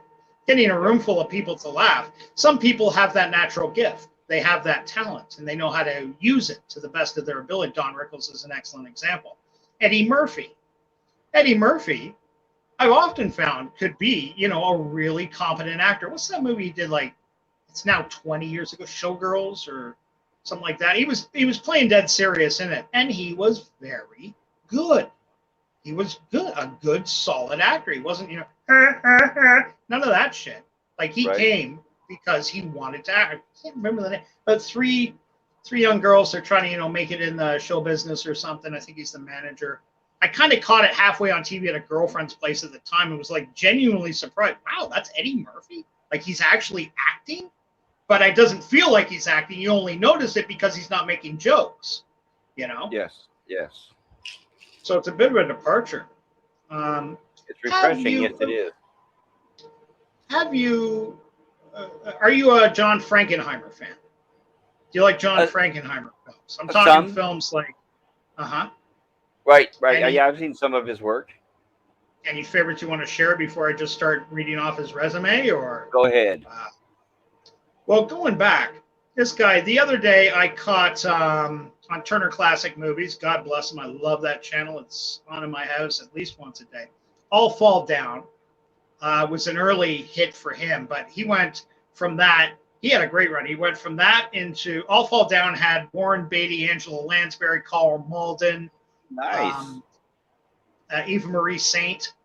And it was All made around playing when? 1960, early 62. He was Gotcha. back when Warren Beatty was. I'm gonna get a little gay here. He was like the best looking guy on the planet for 5 years of his life. Like everybody, Warren Beatty was everything. And he slept with every This woman was that he acted with, yeah. right? Every leading woman, Oh, right? he was a man whore to the extreme. Right. But he could get away with it. Madonna did that Dick Tracy movie just because she wanted to bone him, even at he was nearing mid-50s at the time. But she grew up with Warren Beatty, and she knew Warren Beatty was it. He was the cat's ass. But yeah, putting her in that movie was a huge mistake. you know what? I'm not going to disagree with you. It's been so long since I've seen it. I kind of put it out of my mind. I didn't really like it when I saw it, to be honest with you. But Well, it let's is a put it this movie I'd way. be willing to sit through again. Well, I would be willing to look for it, sit through again because the aesthetic and the performance. And I know that Yeah. Warren Beatty was trying to stick close to comic book material, and the villains and the makeup are great. But every time they showed Madonna, it would drag the movie down. And if I'm wrong, I mean, I'm sure there's fans of Madonna out there, but if I'm wrong, well, then why didn't her career as an actress go from there, right? And there's a reason why that was the end of it. Well, you know what? She did have one or two decent movies. Madonna really did. But when you weigh, the thing is, when you look at Madonna's career, and I'm not saying I know her mindset or anything, I don't blame, not unlike Cher. Cher was more successful as an actress, undoubtedly. Well, so was Barbra Streisand. Well, yes, Barbra Streisand, of course, but and there's two excellent women to compare Madonna to. Madonna, if she threw her energy into it, she probably could have ended up to be a half decent movie star.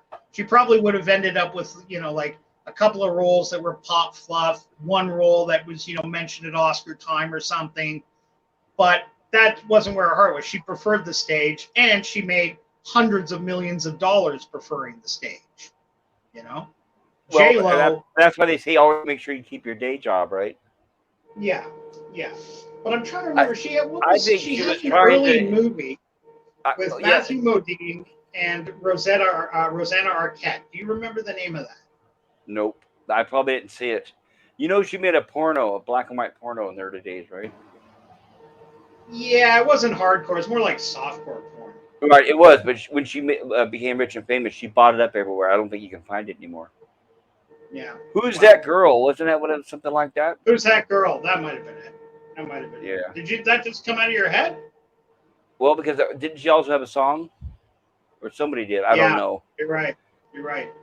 But I think the problem with Madonna was a wrestler or sorry, mate. Well, he's kind of skinny for that, but it's possible. I think Madonna, in my opinion, I think she tried to emulate Marilyn Monroe too much, and I thought that was very disrespectful. That's one of the things I didn't really like about her. She tried to act like she was Marilyn Monroe, and for me, that just didn't. It rubbed me wrong.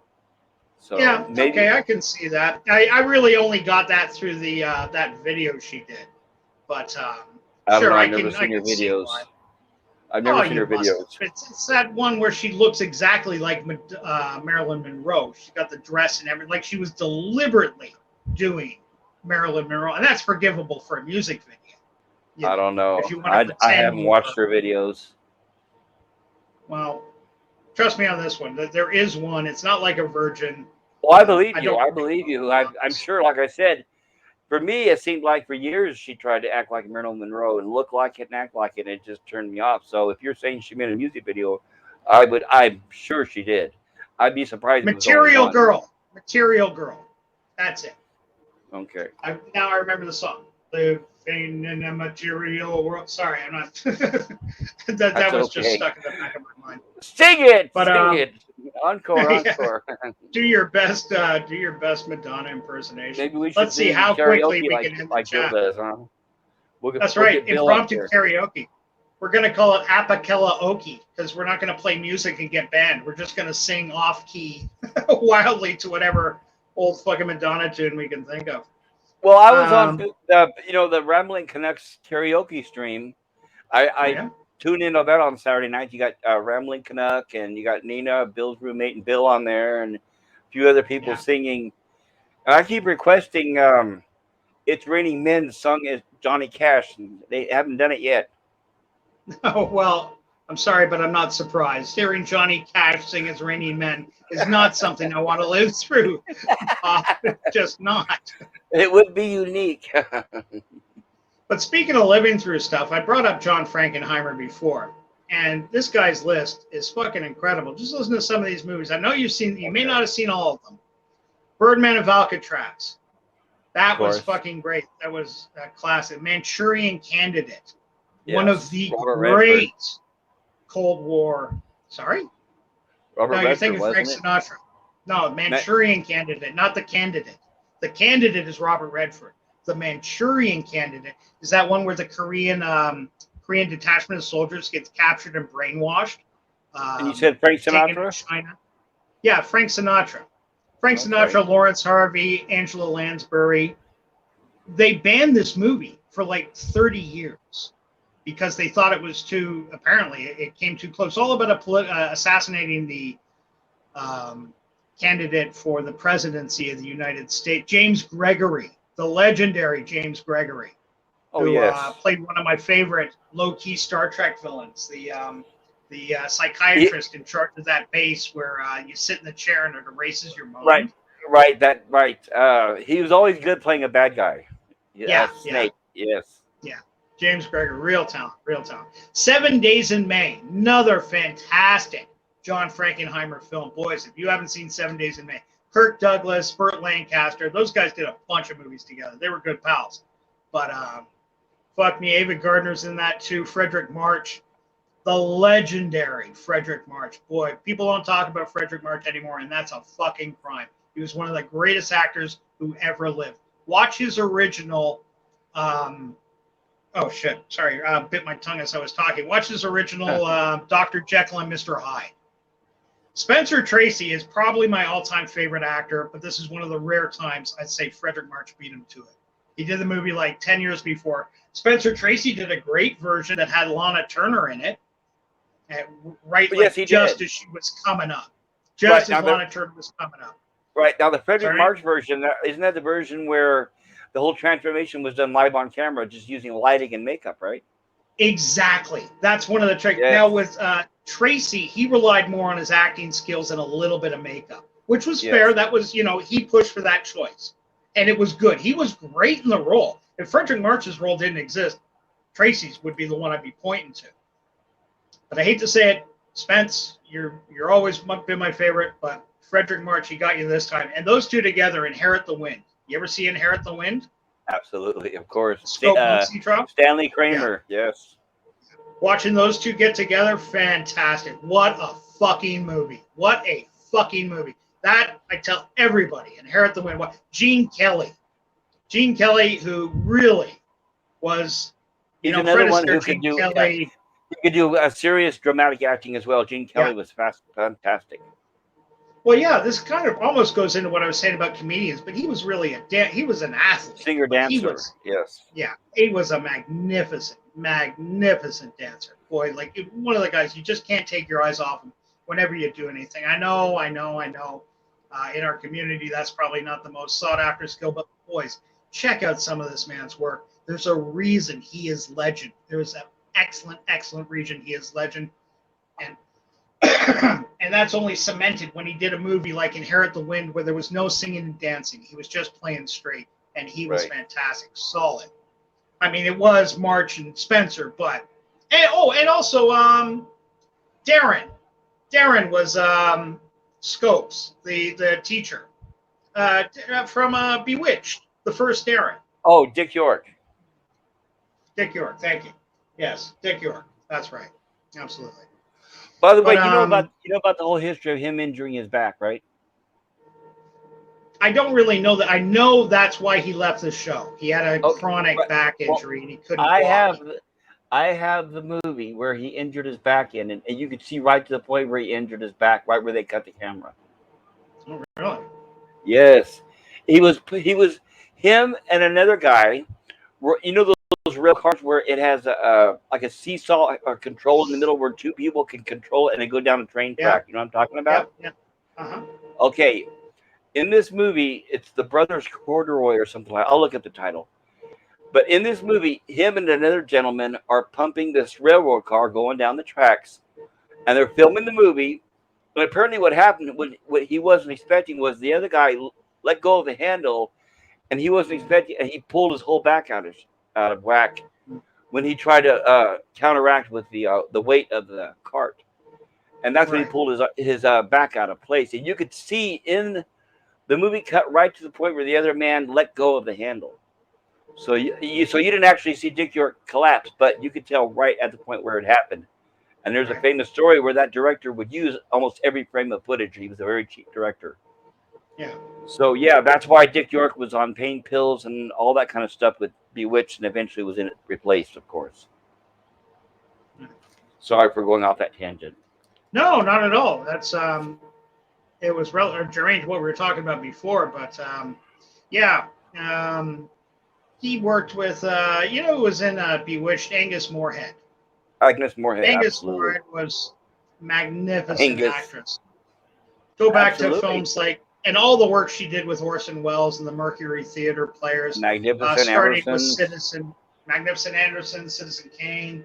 Yes. Um, Wow, what a girl. And look Magnif- how good she was in Hush Hush Sweet Charlotte. You know what I mean? Look at that. and oh, what was Sydney Greenstreet? Her she kills Sydney Greenstreet at the end of the movie. What the fuck is that movie? Oh, she's good. She plays like the haunted wife, like abused wife of Sydney Greenstreet.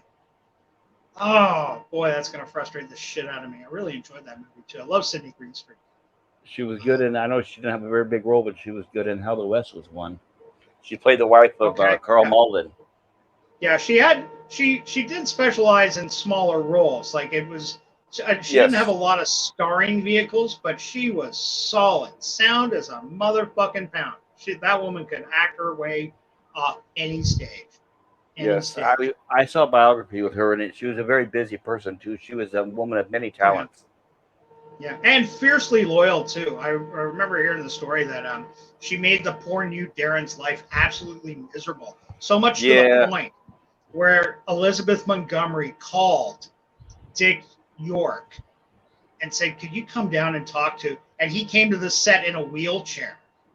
And after that, he had a talk with her and said, "Listen, it's not his fault. It's not his fault he Right. fucked up." Yeah, exactly. That was it. She was so close with Yeah, Dick York that she yeah, held that against Dick Sargent. Right. She can say, you're not right, as good as Dick York. You're just a replacement.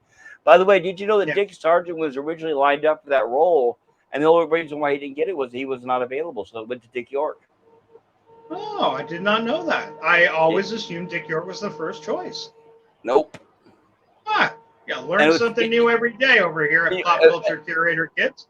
yeah, and the sad thing is too is with Dick Sargent. I mean, for what he did, he was okay, but you could tell there was no chemistry between him and Elizabeth Montgomery. You could tell he's That somebody. I being mean, said, she was very loyal to him. Like he she came was. out They of were his very gay. close friends. You saw the Yeah. famous clip of the gay parade that they headlined, right? Yep. Yep. Yep. Yep. That's right. She was Okay. front and center. Front We and all center remember with it. that. The interview when they asked her, they said, "So what brings you here to this gay pride parade?" And she goes, "My love of Dick." God bless Elizabeth Montgomery. I love that chick. I love that chick. I really did. Did you ever Um, see her in Cry Rape? Right after she got out of Bewitched. So it was like 72, 73. I gotta say, I don't think I have. Yeah, very controversial for the time. I'll never forget because I was a kid. In my mind, she was still Samantha. And she gets raped in Right. that movie like two or three times. It was like, okay, I shouldn't say that word, I guess, even on YouTube, right? Now, if you're talking about it in the context of a film, I think you're allowed. This was just before. It was around the same time, or just before she did the Legend of Lizzie Borden.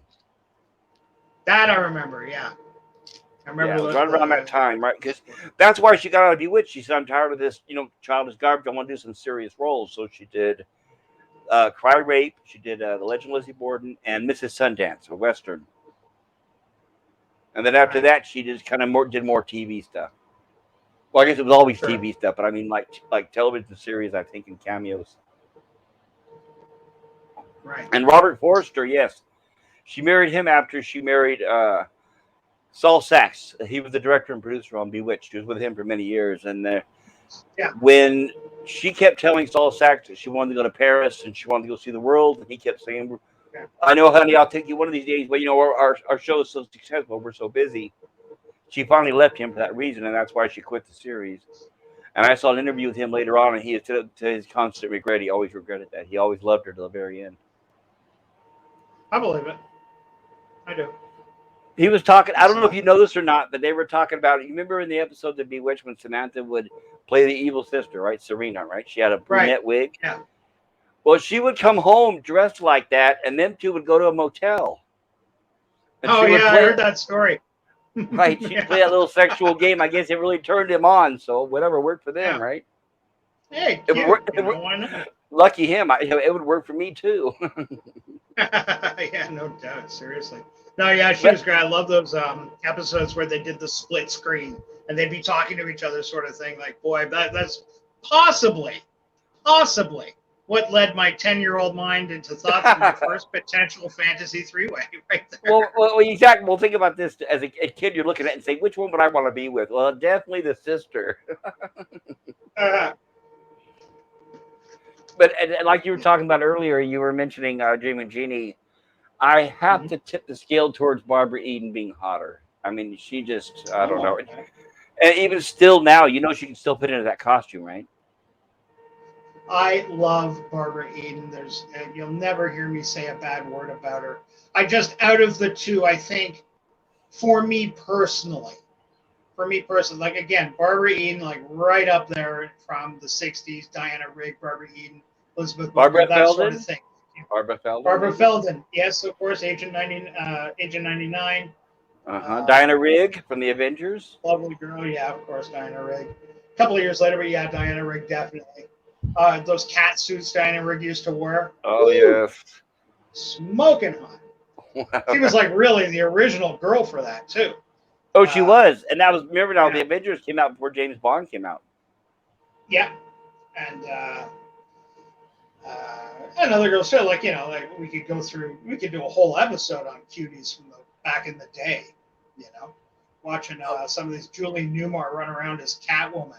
yes. Us No old problems. guys here, the kids in the chat are going to know what we're talking about. I think we're alienating them. What do you think? I don't think there's any kids left in the chat. I think they've all given up on us, and they said these two old farts don't know what the fuck's going on. I want to talk Yeah, about I the think you're facts. right. Sorry, guys in the chat. I hope you don't feel that we were avoiding you or trying to ignore you. We weren't. It probably maybe Yeah. our conversation is probably what did it. It might be a little old and stuffy for them.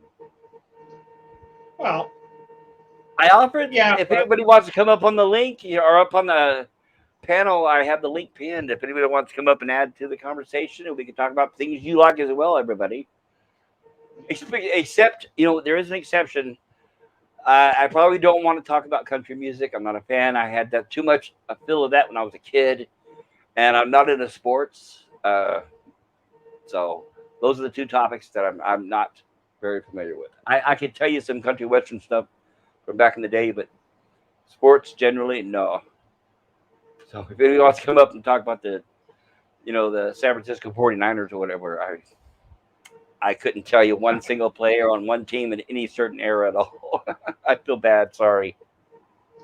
well, talking good movies is never a bad thing. It isn't, and I honestly believe, brother, Captain Marty that Spock if you, says he's still here. Bless you, man. Sorry, go ahead. of course, he is, brother. Good to see you.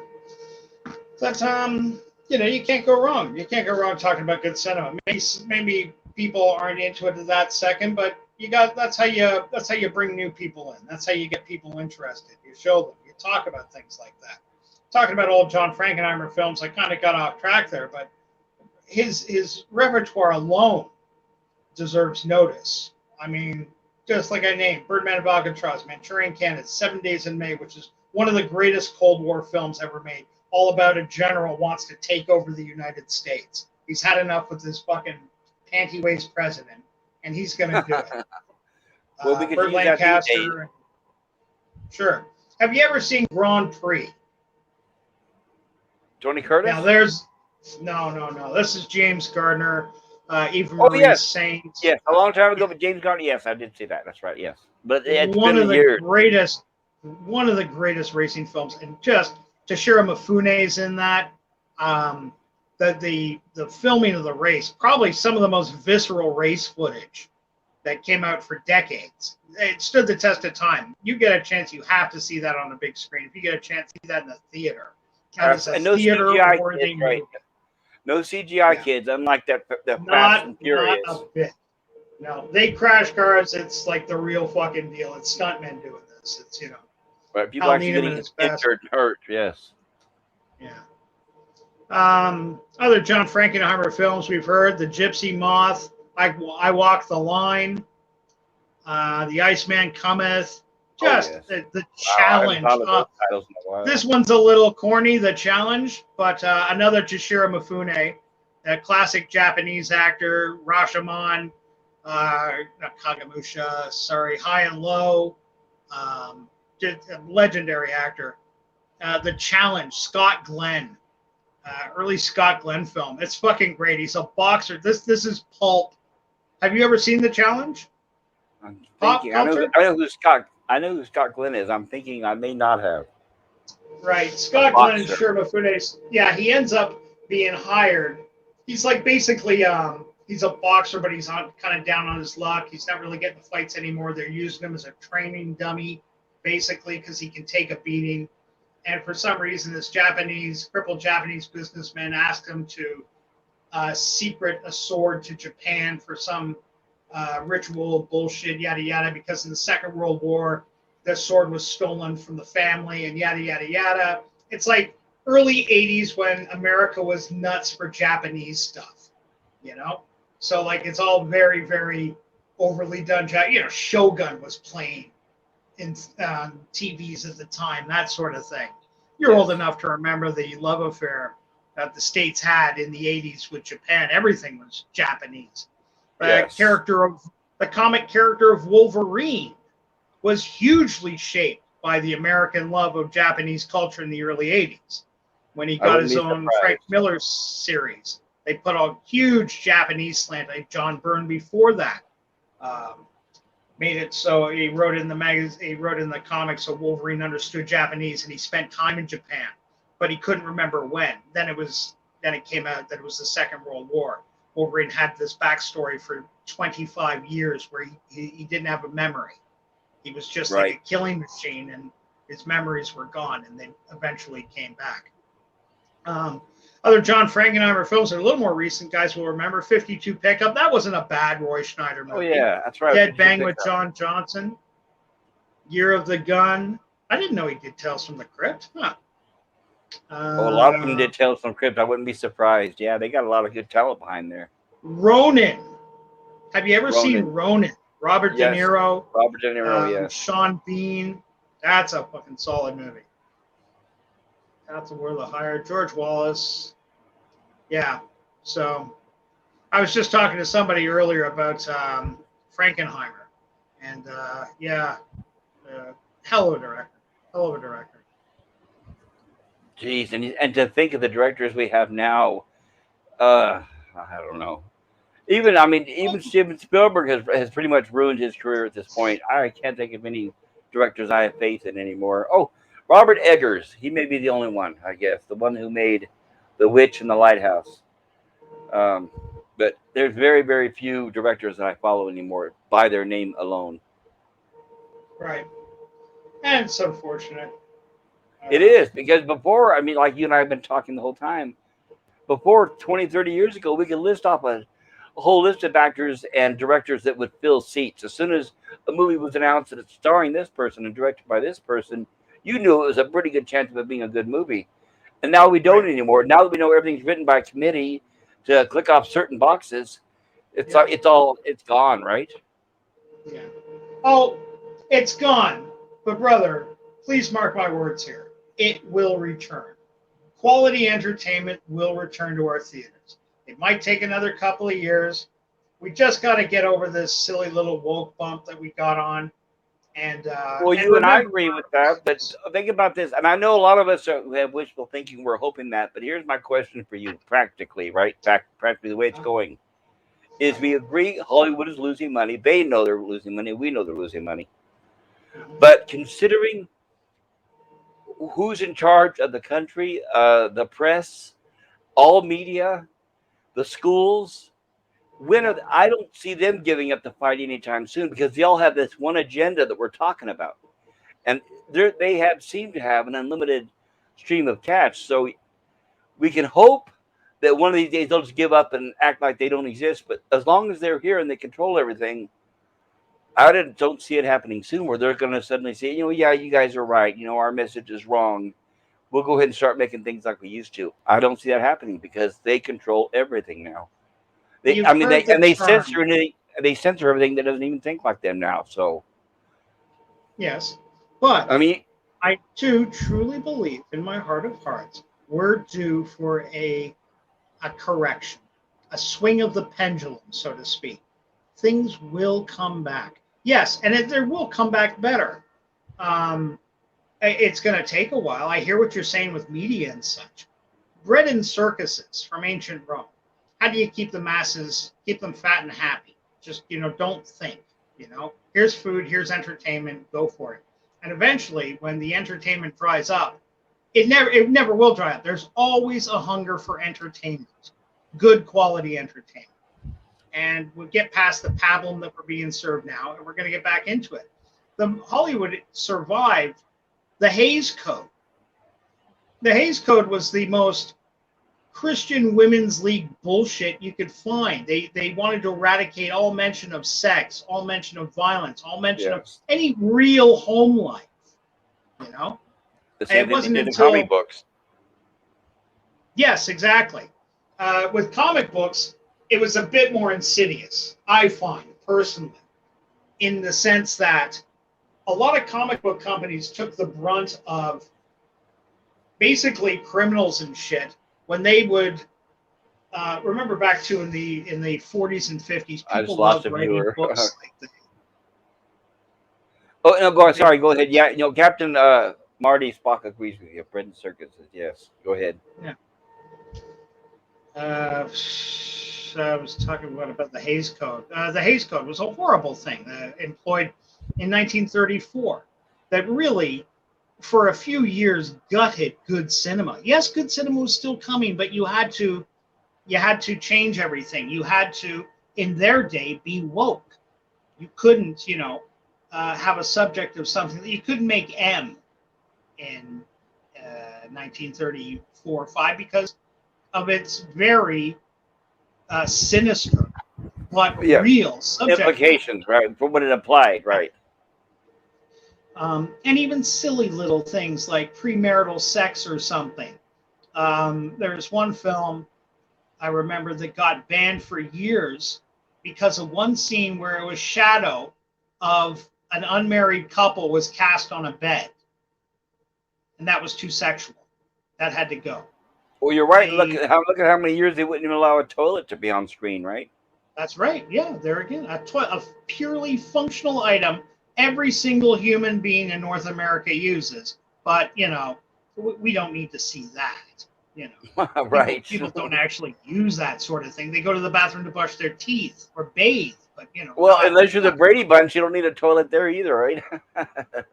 Yeah, I don't think there was a toilet on the Enterprise either. That was Nope. one long 5-year mission. It sure was, wasn't it? Or it was built into their seats. Who knows with that technology, right? Yeah, possibly. Alien frequencies open, Captain. Okay.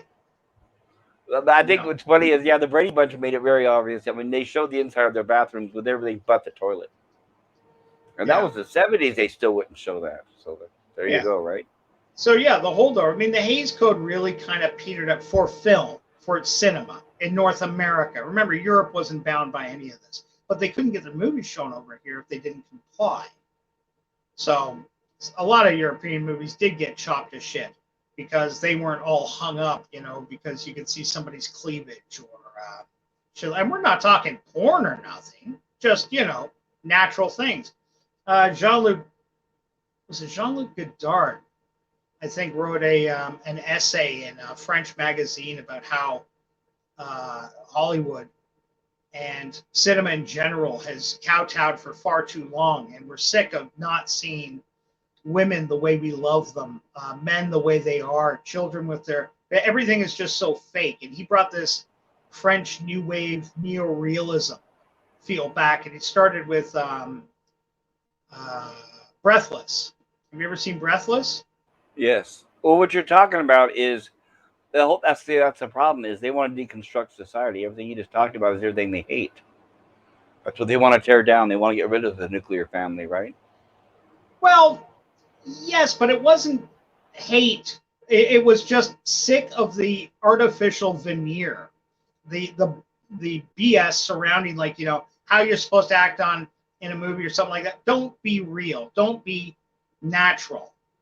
If you were a villain or something like that. If you were an alcoholic, we had problems. Right.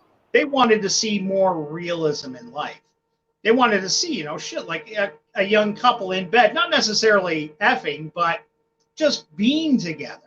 You were a young man once. You spent plenty of time in bed with, I'm sure, your share of young ladies like that. It wasn't always about the sex. Sometimes you were just enjoying a movie or being together. Just a natural thing like that they couldn't show. Couldn't show a couple in a bed, even if they were married.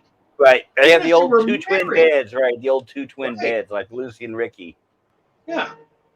Just foolishness that pervade the industry. Now, to be completely fair, if you look at it, it did force the industry into a unusual arm of creativity, where they had to be much more subtle, much more, a bit more cagey in how they presented things, so they could still bring it out. Like, we know there were great films from 1934 to 1968. Some of the best films ever made happened then. They just had to play within those rules. And when they wanted to bend the rules a little, they had to get very creative about it. Look at how many years, right? Look how many years he had to hide the navel, right? The belly button. Exactly. That holdover. What was the movie Barbara Eden was in? It had Burl Ives. The brass Burl Ives bottle. was a genie. The brass bottle, thank you. And that wasn't Tony Randall, was it? Yes, it was. Randall? That was the end. Yeah. Yes, that was. Yeah. That's how she got the role for I, Jimmy Genie. Yeah. Right. Yeah. That was the precursor to I, but now she was the genie. Before she was, his girlfriend. The love interest, right? She was Tony Randall's girlfriend or whatever. And what was that? Not it wasn't Deborah Paget. Remember Deborah Paget? Yeah. Oh my God. Are you talking about the brass bottle still or something different? Yeah, the brass bottle. I'm trying to remember who the genie slave was. Burl Ives. No. The genie, the girl he produced for Tony Randall that he didn't want. That I would have to watch again. I haven't seen it in years. I have it in as part of my collection, but do you? I need to watch it again. That's a charming movie. That is. I like those old Tony Randall movies. He always made me laugh. He was Tony Randall's, and a lot of those movies he used to do with Rock Hudson and Doris Day. Good old days, right? Yeah, they had a straight run of 3 in a row. I don't know if it was year after year, but like the 3 of those guys would get together. Pillow Talk. Yep. The one where Rock Hudson was the hypochondriac. Yes. And the one where he was the advertising executive. What was the thing they came up with? Squirm or Splurm or something like that. Yeah, something like that. Invented a need for a product, but they didn't have the product. that was. Doris Day was so beautiful. That's another one, right? Oh yeah. Oscar Levant had my all-time favorite quote about Doris Day, and he said, "Doris Day, I knew her before she was a virgin." If you think about it for a second, yeah. She got famous and she had kids, but she was famous for playing this virginal, untouched young woman, but in her real life, she, was married, had a child at the time Yes. she got famous. Yes. And I don't know why, but that suddenly made me remember something. I'm going to bring this up. Let me know if you already know this, but you have seen Hush Hush Sweet. Whatever happened to Baby Jane, right? Oh yeah, of course. Yeah, Okay. Joan Crawford, Betty Right. Davis, great. Betty Davis. Now, the character that Betty Davis played, remember how she was like a washed up child actress? Yeah, You remember Baby she had Jane. a, right, Baby Jane, right. Do you remember she had a black bow in her hair? Okay, as an adult, Child I don't and remember that adult. as a child. I remember as a child. I thought it was a yellow bow, but it was a black and white film, Well, so I could well, be I could be wrong with the color of the bow, but she had a bow in her hair. okay. Okay, All right. yeah, Do you know what that character was based on? no, Little Rosemary. Little Rosemary from the Dick Rosemary. Van Dyke Show. Really? Yes. She was a Okay, that's a deep childhood, cut. right. She was a childhood singer and dancer. They discovered her when she was a baby, and she started wearing the ribbon in her hair, which she wore until she died, and she donated that ribbon to the Smithsonian when she passed away. Are I have her you on my Facebook. Rosemary? I'm sorry. Now it's just coming to me. Rosemary. She was the writer. She Yes, played the writer on the yeah, Dick Van Dyke Show. she One of the played one of the writing writers. parents. Yes, her and Yes, Maury yes. Amsterdam, right? Her and Maury Amsterdam. Maury They Amsterdam. were Thank you. Yes. they did a lot of stuff Oh together. wow. They weren't married, but they were like a team as far as comedy. Right. Okay. Yeah, yeah, yeah. Oh, they were good. They were very good. Yeah, no, she could deliver a line, no doubt. Wow, that's a deep cut. Ah, you're learning me. You're learning me, buddy. You're teaching me Yeah, all this stuff. yeah. This is The what happens idea when of you Baby put that Jane pop came from culture Baby curator. Rosemary. She went by Baby Rosemary when she was a little kid singing and dancing, and that's where the inspiration came from. Baby Jane. That is impressive. You got some knowledge, brother. You do. I pride Well, myself on my film knowledge, but your knowledge of the esoteric and obscure regarding 60s, 70s television is very impressive. it's probably what's driving everyone out of the chat. Well, I wouldn't feel too bad, buddy. You didn't announce tonight or anything. This was just a rando stream for you, wasn't it? It Like this was. wasn't. I was I've well. put Cause you. go ahead. I was just saying that I put you on that bell icon. I keep forgetting to do that to people. I've done that for Cockney, so every time he broadcasts, I get a heads up. I've done that for Jedi Bill, and I've done that for you. I take them off for a lot of people, only because if they're broadcasting every day or something like that, I'll Right, fucking several look times at a a few day. people. Yeah, your inbox just fills up like in a blink of an eye. But Yes. it's good. Hey, only look, but like I was saying, I wouldn't be too hard. I didn't know you were streaming. I saw you mention, I think, in Darius's stream earlier, you were considering it. So, Yeah, I was it's sort considering of, it. For the last 3 days, Bird Beaupre asked me on Friday or Saturday, "Are you going to stream?" Because I've never had a chance for him to be on my streams. I do them too late. right. And I told him I'm going to try Yeah, Sunday or Monday morning, but then people have been on streaming, and I was going to try last night, but I was on Pickle's stream for a long time, and then I was on sure. Cockney's stream, and by the time I got out there, I was kind of tired. And then tonight, Right. Darius was streaming, but I thought, I've got to do it eventually, so I went ahead and started. So I wasn't expecting a lot of people in the chat because I knew they were all elsewhere. Right. Cockney. Ah, isn't Captain that Cockney sweet? says several times in one day it perished the thought. And Darius says I dropped the link to Raid Pop Culture Curator at the end of my show and I tweeted it out. Well, thank you, Darius. Oh, Thank you. what a Very kind of pal. you. Yeah, because I know you had a lot of people there, The and I end of know it's his a 300th successful show, he's show. thinking of you. That's sweet. That's That's sweet. very That is nice of you, Darius sir, 2000 in a nutshell. Right and I there. do appreciate it. It means a lot to me, especially considering I'm somebody Cowboy, with less than 50 subs. I was going to say Cowboy Bebop. Cowboy Robocop. Cowboy Bebop. Cowboy Robocop. That's Cowboy Bebop Robocop. There you go. I always loved his avatar. That's classic. Absolutely classic. Yeah, I love There it is. RoboCop, the original RoboCop, that is, of course, the Paul Oh, Verhoeven one. yeah. Yeah, yeah. How great was that film? You know what, Filmed up Paul? here in Toronto. Right, Paul Verhoeven. I mean, we had RoboCop. We had what? Total Recall. We had what? Starship Troopers. We had Speed. I Let's mean, where bring is he now up when we need him? let's bring up Paul Verhoeven on the IMDb, so we can just marvel at this guy's career. All right, bear with me here. I'll pull it up. See, share screen. Like I said, I'm a little rusty. Right, there we go. Tab. All right, that might take a second for it to come up, but here we are.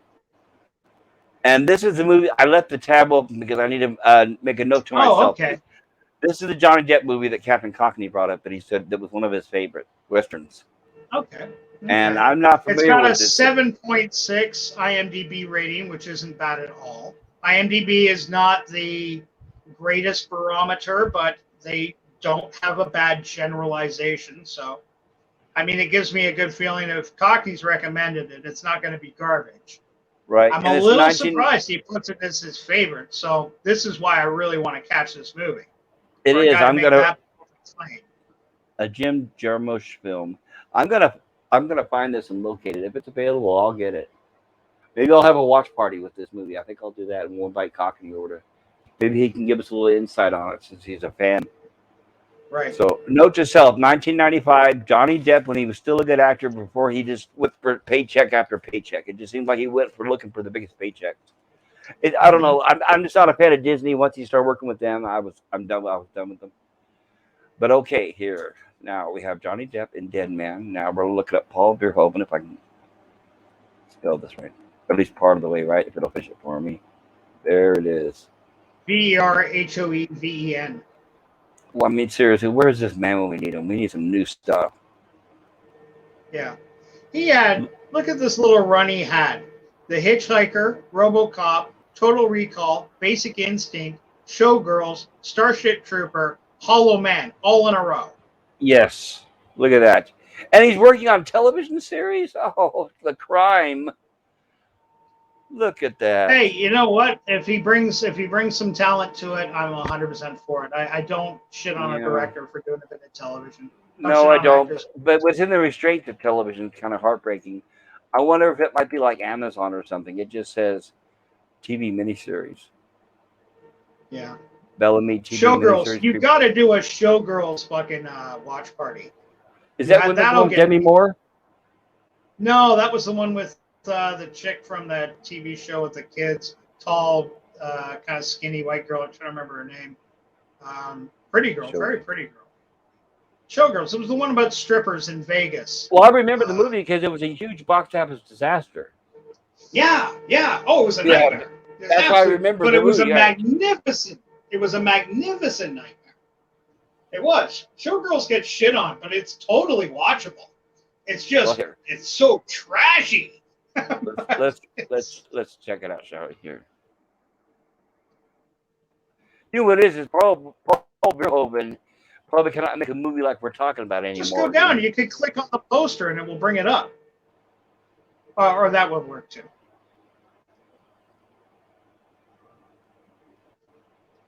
There we go. Paul Verhoeven. You know, it says he directed it. I will give it a chance and watch it. I hadn't realized that he Joe had directed it. Esterhaus also got paid like $50 million to write this. Elizabeth Berkley, that's me. But I remember Joe Esterhaus just got paid a fucking bankroll for this movie. It tanked, absolutely. It did. It was a huge disaster.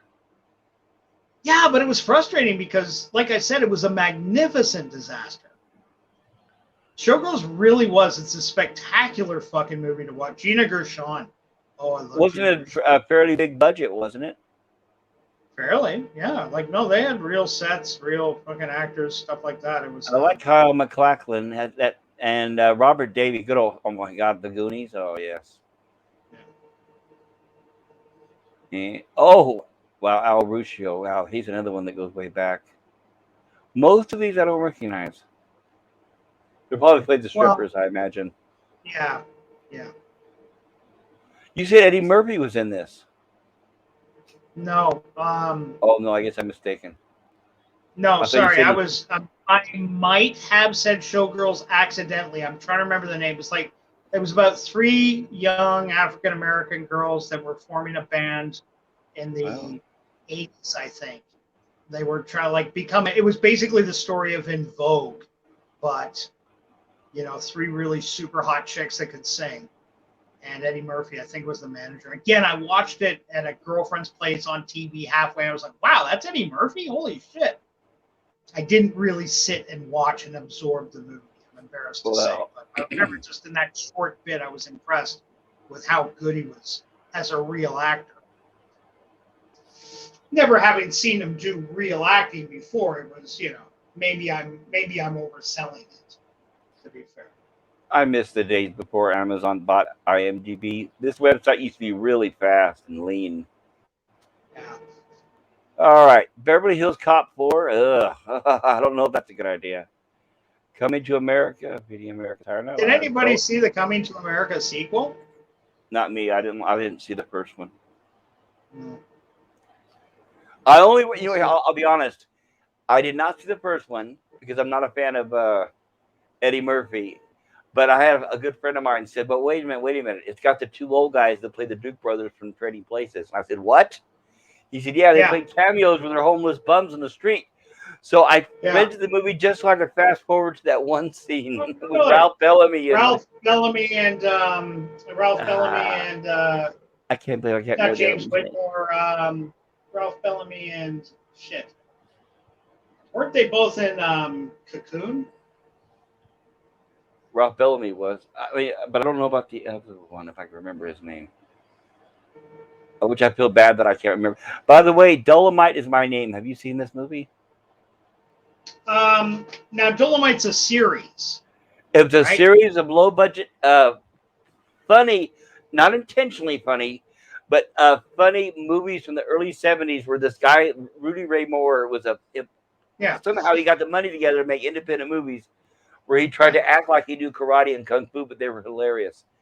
And Dolomite is my name is Eddie Murphy playing that character, and he does a very good job. This movie is funny, and it's a great movie. You know what? I'm sure that's on my list. Dolomite is my name. I have seen. I'm not big on blaxploitation. Now there are a few exceptions. Arena, the Pam Grier films, Coffee Brown, shit like that. Dolomite. I love Shaft. I love Shaft. I used to read Shaft books when I was a kid. I had Shaft Amongst the Jews. They had Shaft books. Interesting. They don't. They write shit like really gritty 70s sort of thing. Now, do you see the name of the list here of the movie you were thinking about where he played the series? I don't, because I see it only goes down to when he was born. You got to scroll down to his filmography or check filmography actor. Do you remember about when it was around an era? Around a year? I honestly don't. Again, because I saw it on TV, it would have come out in the theaters earlier. Right. Old Man, Dr. Dolittle, Mulan, Metro, The Nutty Professor, Vampire Brooklyn. Looking for things that are not comedies. Distinguished Gentleman, Boomerang. I'm sure it's not nearly as far down as Harlem Nights. Maybe in the 90s? Yeah. Sorry, I'm trying to.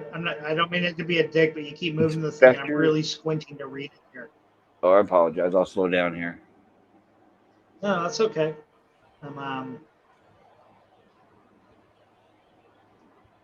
Both? No, it wasn't Bowfinger. Bowfinger wasn't a bad one. Bowfinger was good, actually. It was very good. Him and Steve Martin. I Forest saw that. Girls, was it called? Shit, now I'm starting to get angry. I can't remember it. I'm looking at the line Chorus Girls and see if it's in the page. No, the word chorus does not exist in the page, so that's not the name. I'm sure it's there somewhere. Something had girls in the title. I'm 99% sure it had girls in the title. Well, then I'll search for that. I'll search for girl. Yeah, go on an internet search for girls. That should only take 2 seconds. Dream Girls. Dream Girls, thank you. There it is. Dream Girls, that's it. James Thunder Early. He played the role, apparently. Here we are. Oh, it's a period piece from the 70s. And it's got the Wayans brother in there. A Okay. trio of black Yeah. female soul singers crossed over to the pop charts in the early 60s, facing their own personal struggles along the way. Okay. Yeah. Jamie Foxx, Beyonce Again, Knowles, and Eddie Murphy. I again, I'm not trying to oversell it. I was just impressed with the little bit I caught of Eddie Murphy there doing actual acting, like playing a Yeah, real character yes, it says instead of. drama. It's a fairly good cast, too. Danny Yeah, Glover. it's solid. Jamie Foxx, Jennifer Hudson I think that was one of her early films. Yeah, but after she lost the weight, and this is before Jamie Foxx won his Academy Award for Sugar, uh, the singer. I can't remember right Rudy, now. not Rudy Ray, Ray Charles. Yes, Ray Ray Charles. I'm Brad trying to Charles. get too many names at once. Yeah, that's your name. There's John Krasinski. Rumor John has it, Krasinski. John Krasinski. Okay, the only thing I know him from are these Quiet Place movies, the Quiet whatever that is. But Yeah. I heard rumors the last 2 days on the internet that he may be playing Mr. Fantastic in the new Fantastic Four. I heard Yeah, rumors I that heard he that may be rumor shooting too. a cameo in for the new Doctor Strange. I don't know if it's true or not. Hmm. Just quickly, John reading Lithgow. down here. Darius Munchausen said we all had greater than or less than 50 subs once. That's right. Cap Marty Spock, Cowboy Bebop, RoboCop Spock. There you go, buddy. If you ever get tired of the captain handle, Cowboy Bebop, RoboCop Spock. That is a mouthful, but that is a mouthful Yes. most women would be happy to have. Have you seen Ghost Dog? There's a nice Easter egg. Ghost Dog, is that Ghost Dog Way of the Samurai? The It's that the one with that guy that played Idi Amin in that movie yes. with He's a good he actor. was Yeah, really he good was at, in oh, he's Crying a fine Game. actor. Forrest Yeah. Whitaker. Thank you, Forrest Whitaker. You're absolutely right. Wonderful actor. Yep. Wonderful. Captain Marty Spock says Cowboy Bebop, RoboCop Spock. Captain Marty Spock. If you've seen Ghost Dog, there's a nice Easter egg. And can you enlighten us on the Easter egg, there, Captain? Darius Munchausen law at Captain Marty Spock. And Captain Marty Spock says Total Recall is still one of the great unanswered questions of cinema. Oh, I agree with that one. And Captain Marty Spock says it says Verhoeven answered it in the director's commentary, but screw what he thinks. Really? I wish I need to see the comment or listen to the commentary. Don't need to see that. I definitely love commentary on movies. You can learn a lot from listening to the commentary. Yes, I do agree, but I really do push people to see the movie first. Oh yes, not first. Right, commentary is definitely not first. And so some commentary that I have to highly recommend is the Zaz team, Zucker, Abrams, and Zucker. If you ever listen to the commentary to like Airplane and the Naked Gun movies, the commentary is actually funnier than the movies themselves, if that's possible, but it actually is. Oh. Oh, I got no doubt there are great stories there. And yeah, that would be fun, actually. I've never heard the commentary track. I have heard it might have been lifted from the commentary track on YouTube. You can find there's something where I think it's Abrams and Pat Profit or something were talking Pat back Proft. in the day. Right, Profft, Pat Yeah, Proft. Proft. Sorry, Proft. Yeah, he worked with him a lot. Yeah, yeah. And I do remember the three of them sitting down and just chatting over some things. And that was quite funny listening to some of their ideas. The Airplane movie, there is a absolute seminal. It's for me, it's one of the greatest comedies ever made. Blazing Saddles, I might put a little higher, but fuck me, Airplane to this day, dated or not, you will laugh your ass off because you get everything. It's not so dated. Like a guy uses a phone with a cord, people are gonna go, "What the fuck is that magic thing?" No, it's right. That dated. Right, things have changed a little bit, but it still remains. The way another things are. great example. Relevant. Sorry, mate. I was going to say things have changed a little bit, but it still remains relevant, pretty much. Mm-hmm. Oh yeah, I agree, 100%, 100%. It's The movie is relevant. Yes, a couple of the jokes are a bit dated, but fuck it. You know what? You can forgive that easy. You can forgive watching Robert Hayes dance to the theme of Saturday Night Live when he's at that sea shanty. Remember? Right. He's just The like two, strips right, down. right, the two Girl Scouts fighting it out. Oh man, that movie and everybody. Another great example of a film where everybody brought their A game. Oh You know, yes, I will there share wasn't this a with you. wasted character. Sorry, mate. Well, I'll share a couple of tidbits with you, Easter eggs from that movie. Do you remember the scene where the hospital scene with Robert Hayes, where he points off camera and says, "And that guy over there thinks he's Ethel Merman," and then it cuts and Yeah, it shows Ethel Merman getting out of the it's bed Ethel and they're trying Merman. to Yeah, sedate her. You remember yeah, that, right?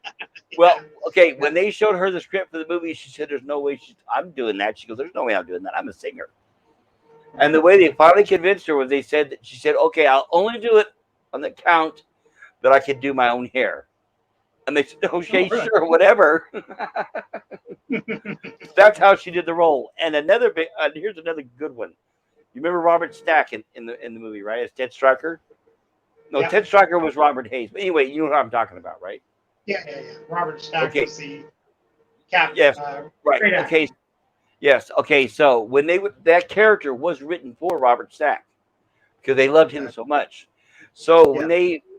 when they approached him with the movie and the script, he said, "I'm not really sure how to do this or whatever." And he read some of the lines, and they said, "Well, yeah, we know that's you, but can't you do it a little bit better?" And he goes, "Well, I'm not sure what you mean." And they said, "Well, can you do John Biner doing Robert Stack?" Right. And they actually played him clips of John Biner John doing Robert Viner and Stack. Robert Stack. That's hilarious. Yeah, so Guys, Robert just in Stack, case you don't know John Viner, if I may put this in quickly, Canadian comedian, had a very show up here funny. called Bizarre. It lasted for Bizarre. years. Like the guy was just everybody loved him. Like he was, Hilarious. Very funny yeah, and a good impersonator, yes. very good impersonator. Frank Gorshin and Rich Little both love this guy. If you guys know, they're really probably the greatest impressionists that came out of 60s Hollywood. You know, famous Yes. for these things. They worshiped this guy. They thought he was fucking hilarious, and he was. He was. But yeah, I And totally buy that. yes, and I recommend if anybody what he mentioned, Bizarre, if you can get your hands on it, by all means do it. I have it on my server. It is hard to Oh, find, but it is yeah. so funny and another one of those shows you would never see produced these days. Never. So politically incorrect. Right. In Just fact, I met Billy Barty right after the show ended. Because remember how Billy really. Barty, right? Remember how Billy Barty was on there a lot of times playing Yeah, the yeah, opening? yeah. Okay, I had a meet and greet where I met.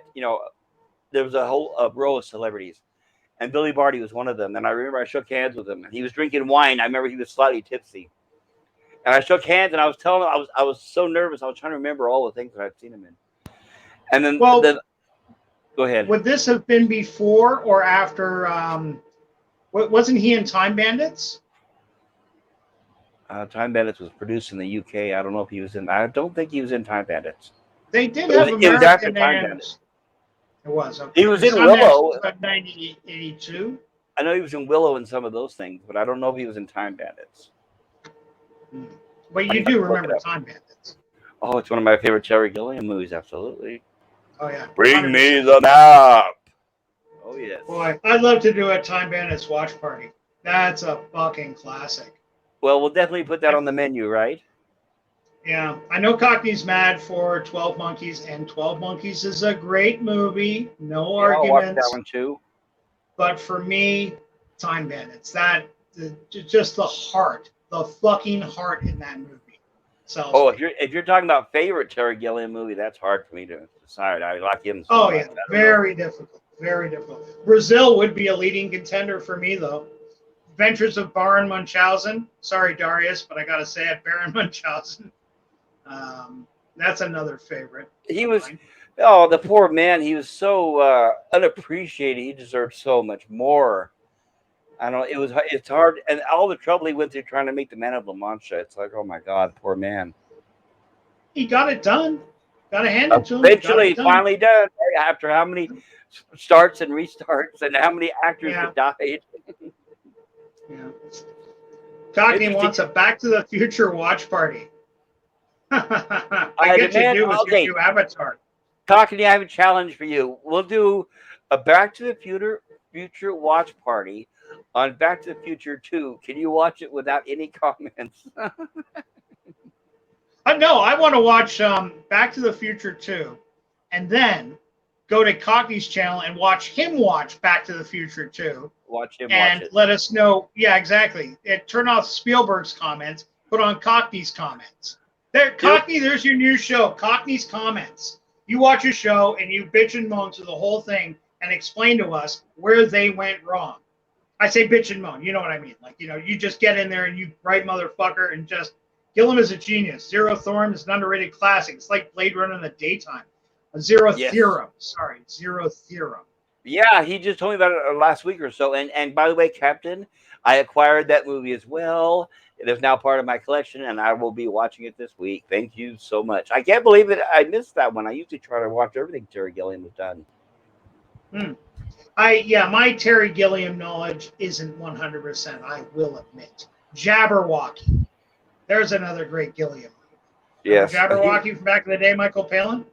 yes, he made another one which I can't remember off the top of my head right now. But he made another one that was kind of dark and depressing, but it was a fantastic movie. I can't remember, but hey, that's for another day.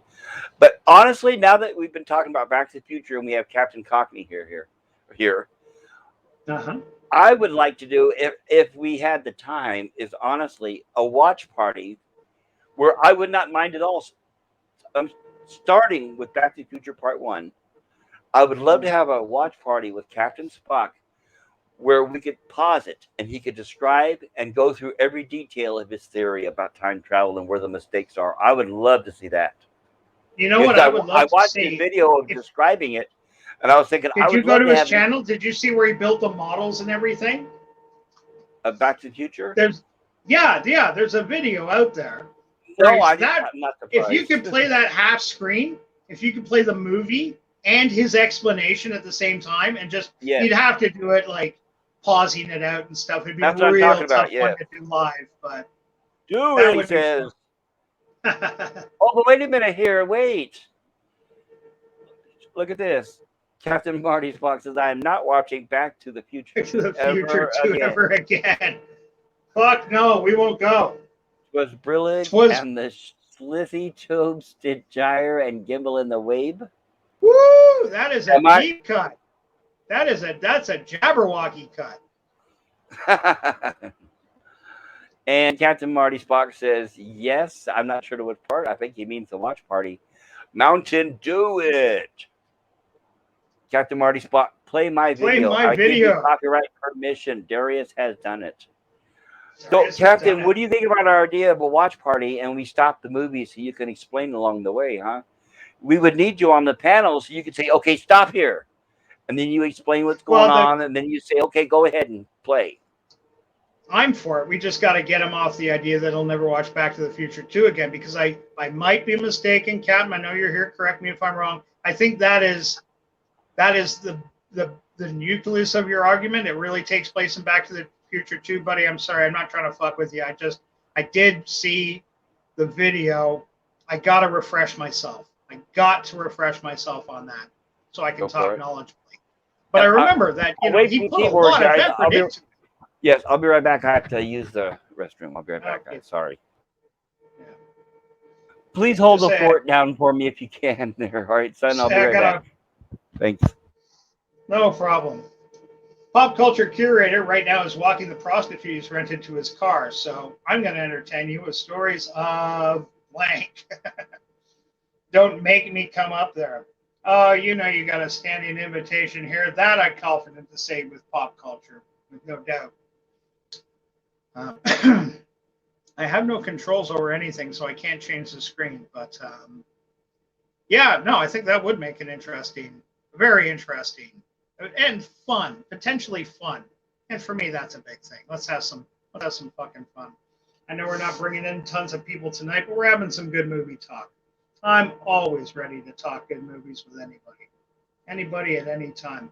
And Dream Girls, unfortunately, I wish I could change the channel here. I'd like to get more on we were talking about Airplane. Cockney, have you ever seen Zero Hour? The movie Airplane was largely based, not entirely, but largely based on great Dana Andrews film. Dana Andrews from films like, he had a great career. Laura, what's that? Oh shit! Sorry, this is embarrassing. Right at the tip of my tongue. I wish I had access to this. Hang on, let me type in Dana Andrews. 0 Hour. You can find it on YouTube. Somebody has put up the scenes that match side by side, so you can watch Robert Hayes and Dana Carvey sitting opposite each other in the control seats, almost saying shit word for word. It's incredible how much they ripped off that movie. Really worth watching. If you've never seen it before, you'll get a laugh. Airplane. Here we go. 1980. Robert Hayes, Julie Haggerty. Solid cast. Only gets a 7.7. Sad. Can't say IMDb is always the greatest rating scale, but I find that's when you have the kids voting. The kids on Twitter, that's when they vote. You can tell they don't. Their taste is a little questionable, isn't it? Yes and no. I mean, I try not to hate on the young, but I get what you're saying. Well, it's just lack of experience. Yeah, exactly. Not really their fault. They just haven't had the acumen developed over the years to give them that auto. I'm looking up the top cast for Airplane, and guess who's in there? Otto the Autopilot. They gave him his own cast. Yeah, they gave him his own cast bubble. He beat Jim Abrams. I wonder if Castaway also gave Wilson his own spot as well, right? Oh my God, Jonathan Banks was in Airplane. I had no idea. Jonathan Banks, boys, you remember from films like, or TV shows rather, like Better Call Saul, and what was the one before Better Call Saul? I watched Better Call Saul. I've been waiting 2 years for the new season. How long has it been? Yeah, they dragged it out. To be honest, I was watching it, but I left the place where I was, and I didn't have a TV signal for a while, so I'm very far behind. But, well, I have it on my server, so maybe we can do a watch party one of these days if you ever want to see it. I have an extensive collection. I can show you whatever you want to see, and if I don't have what you need, I could probably get it. Oh, good man. And Captain says, "Don't make me come up there." Is that a threat, Captain? I challenge you. Only the first movie. Okay, Captain, I guess. Yeah. We're not going to torture you that far. Yes. Captain Marty says, I would like nothing more than to go through Back to the Future in detail. I would love that too. I would love to see your perspective of that, Captain. Sure. Because we all agree that there was two Martys. I mean, I know, not to hash up an old story that's been spoken over and over, but there was definitely two Martys when Marty comes back from the past. Go ahead. I'm just going to step away for 30 seconds to heat up my coffee, okay? All right, I'll take over. It's my turn. But like Captain, like you and I spoke, we know that there's two Martys definitely when Marty comes back to the Lone Pine Mall and he sees the other Marty and Doc gets shot by the Libyan terrorists. So I totally agree with you. What happened to the second Marty? And Captain, let me hear from the chat. I actually just bought a second Playmobil DeLorean so I can recreate every scene in loving detail. Playmobil. I'm familiar with the brand, and I know they came out with that new Starship Enterprise. It's like $500. So this Playmobil DeLorean, how's the detail on that? And is there like a pretty hefty price tag? Please do an unboxing video or some sort of. Well, I was going to say a video of. I want to see your Back to the Future collection, but Son of a Richard says you already have a video of that, so I need to go through your catalog and see what there is. I would love to see what you have because I love your attention to detail on your dioramas and all that. So that would be really sweet to see. And Captain Marty Spock says, too many fools on YouTube arguing the inarguable. Definitely two Marty McFlys. Oh, well, you've spoken about it more than I have. I'm guessing probably most people. Oh, unboxing. Okay, so you have a video of an unboxing. All right, yes. I will look for that. the unboxing of this. Do you know about how long ago it may have been? That might help me locate it and narrow it down. 'Cause I know you have a lot of videos up there. Too many fools on YouTube are arguing the inarguable. So, Captain, you have argued with people more about Back to the Future than I have. So, the general consensus of those that don't understand, what are they thinking? That there's only one Marty? I mean, I guess that's probably what they're thinking. That there's only one, huh? I guess they can't grasp the entire concept. That seems to be usually the problem, which I can understand. And we can also, if you'd like to, Captain, we can watch your. There's no sense in watching your video about the examination of Back to the Future on my channel because I don't have as many viewers as you do. If we really want to maximize the viewing, it might be a better idea to do it on your channel. You know, somebody with more subs, right? Possibly. Just trying to be honest.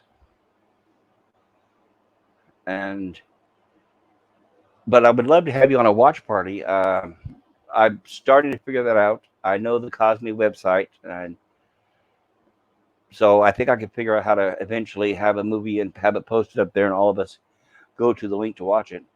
If you're able to, I know a lot of times you're on your phone, so I try to plan out maybe when you can watch it on your Mac. Captain Marty Spock, after 35 years, I can explain it with my eyes closed. You can explain it without us even watching the movie. You probably have the entire thing memorized.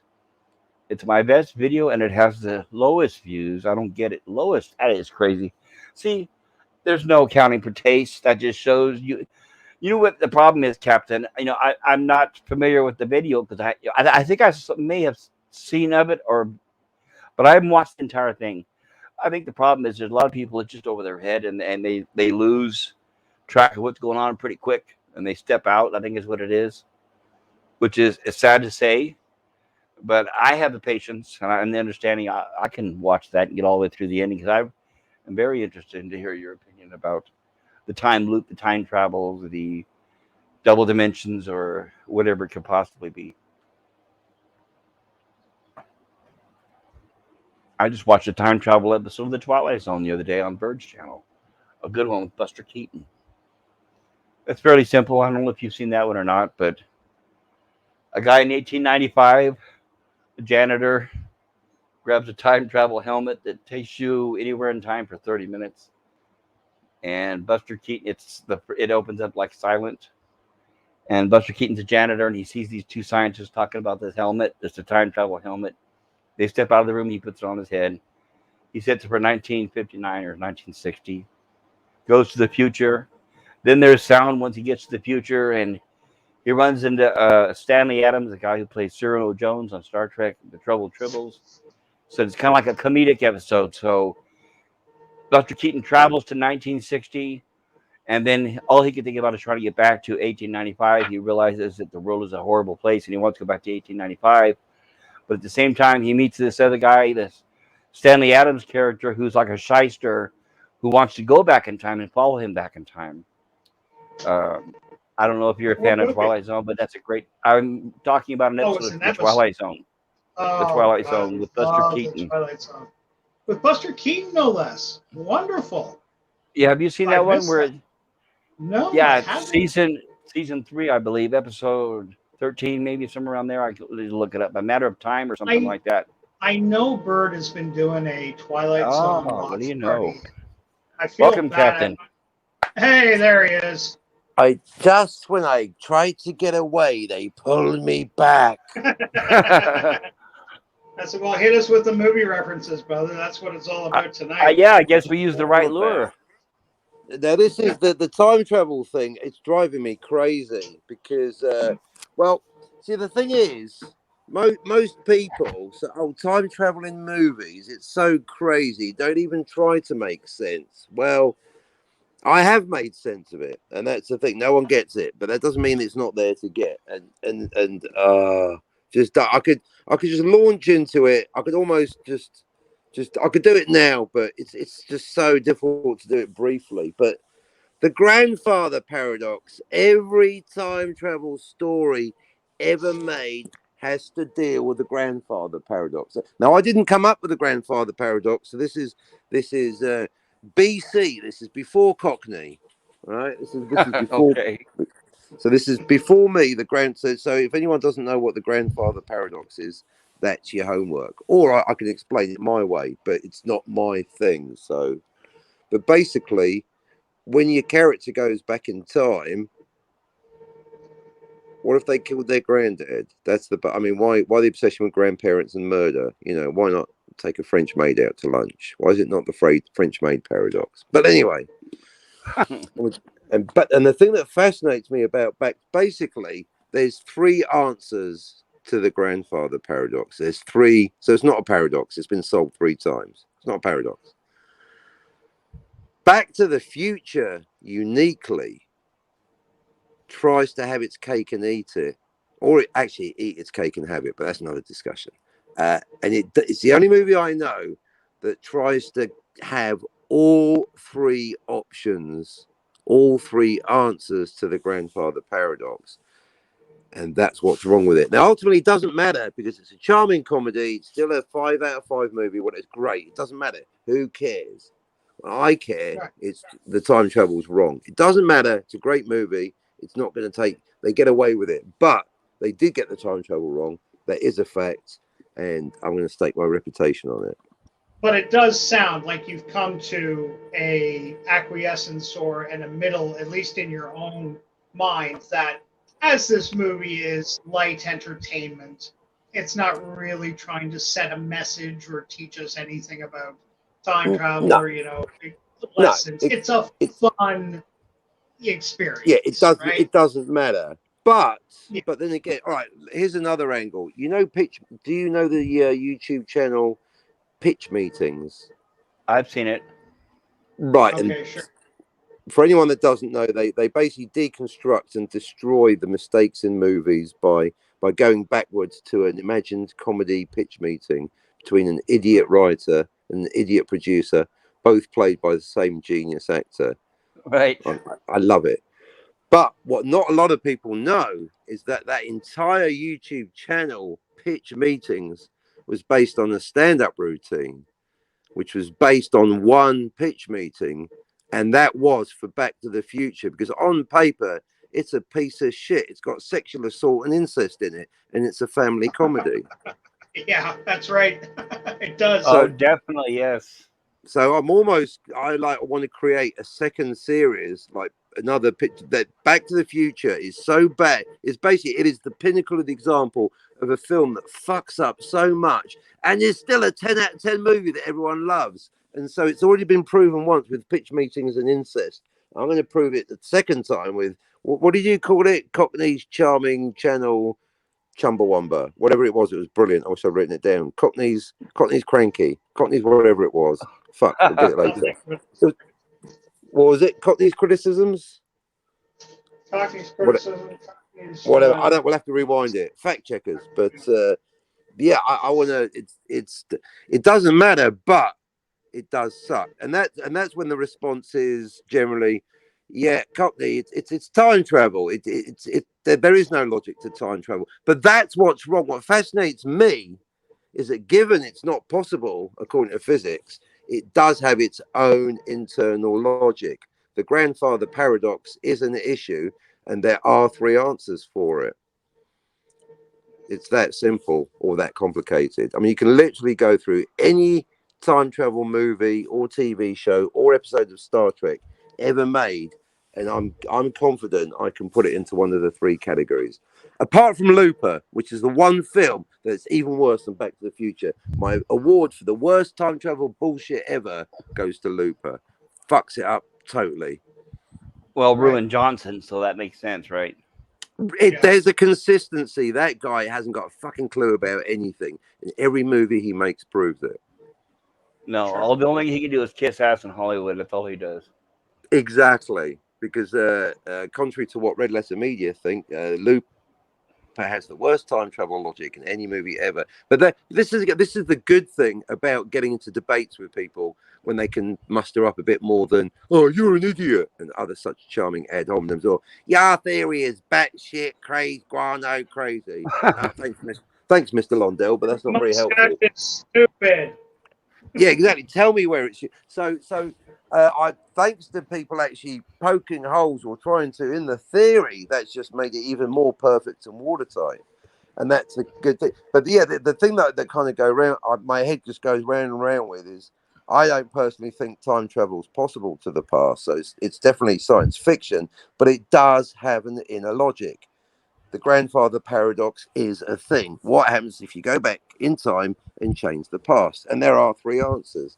Now, for example, Cardinal Sin, classic Cardinal Sin, till he blocked me, took the ball and ran with it. He's gone, no, Cockney, there's a fourth option. You've got to see this movie. And I know what the movie is, and I put it on the list, and I haven't seen it. But I still maintain that. I mean, I could go into it now. It's just I'm not very good at being concise about it. But there's basically three answers to the grandfather paradox. They just are. You're kind of a legend when it comes to your thoughts on time travel in the community. I know, because every time it's come up in the last 6 months, your name pops up. Anybody mentions time travel, somebody says Captain Spock, Captain Cockney, or whatever Marty McFly. Whatever the fuck my name isn't. Yeah.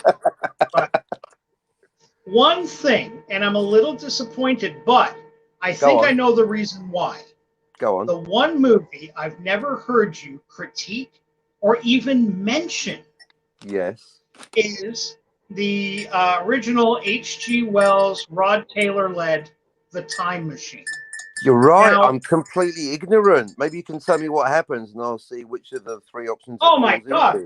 I assumed you kept quiet only because in The Time Machine, you haven't seen it. Not recently, so it's effectively no, because I don't remember it. So no, it's okay. But that's the one that started it all. That's what I found fascinating. That's the one that started it all. But anyway, go ahead, continue, son of Richard. I was just saying that unlike most of these time travel movies, if I'm remembering correctly, he goes back in the past like a day or two and then says, fuck it, I want to see the future. And the whole thing is about him going to the future and way in the future. That's 10,000 years. That's why, because very specifically, it's only about time travel to the past. And further to that, relative to the traveler. So if it's like 12 Monkeys, when they're traveling from our future, their present, to their past, our present, that still counts. It's only about, because the grandfather paradox only works for traveling to the past. If you're traveling to the future, it's a different department. This is why the whole time I've assumed I've never heard you speak of this movie. So that's why he goes to the future. Yeah. If he unless at the end of the story he comes back to his time, because then we'll get the grandfather paradox. Because if it's a return trip, then you go to the future, you go back to the past, as opposed to going to the past and back to the future. Well, yeah. So he goes to the future and back. And then again, the question is, what does he, when he goes back to the past at the end of the story, does he do anything to change or prevent the future that he has seen? Now, I will say, in deference to the movie that I have seen several times, but it's been a couple of years. It's an old childhood favorite. He does. He learns his lesson.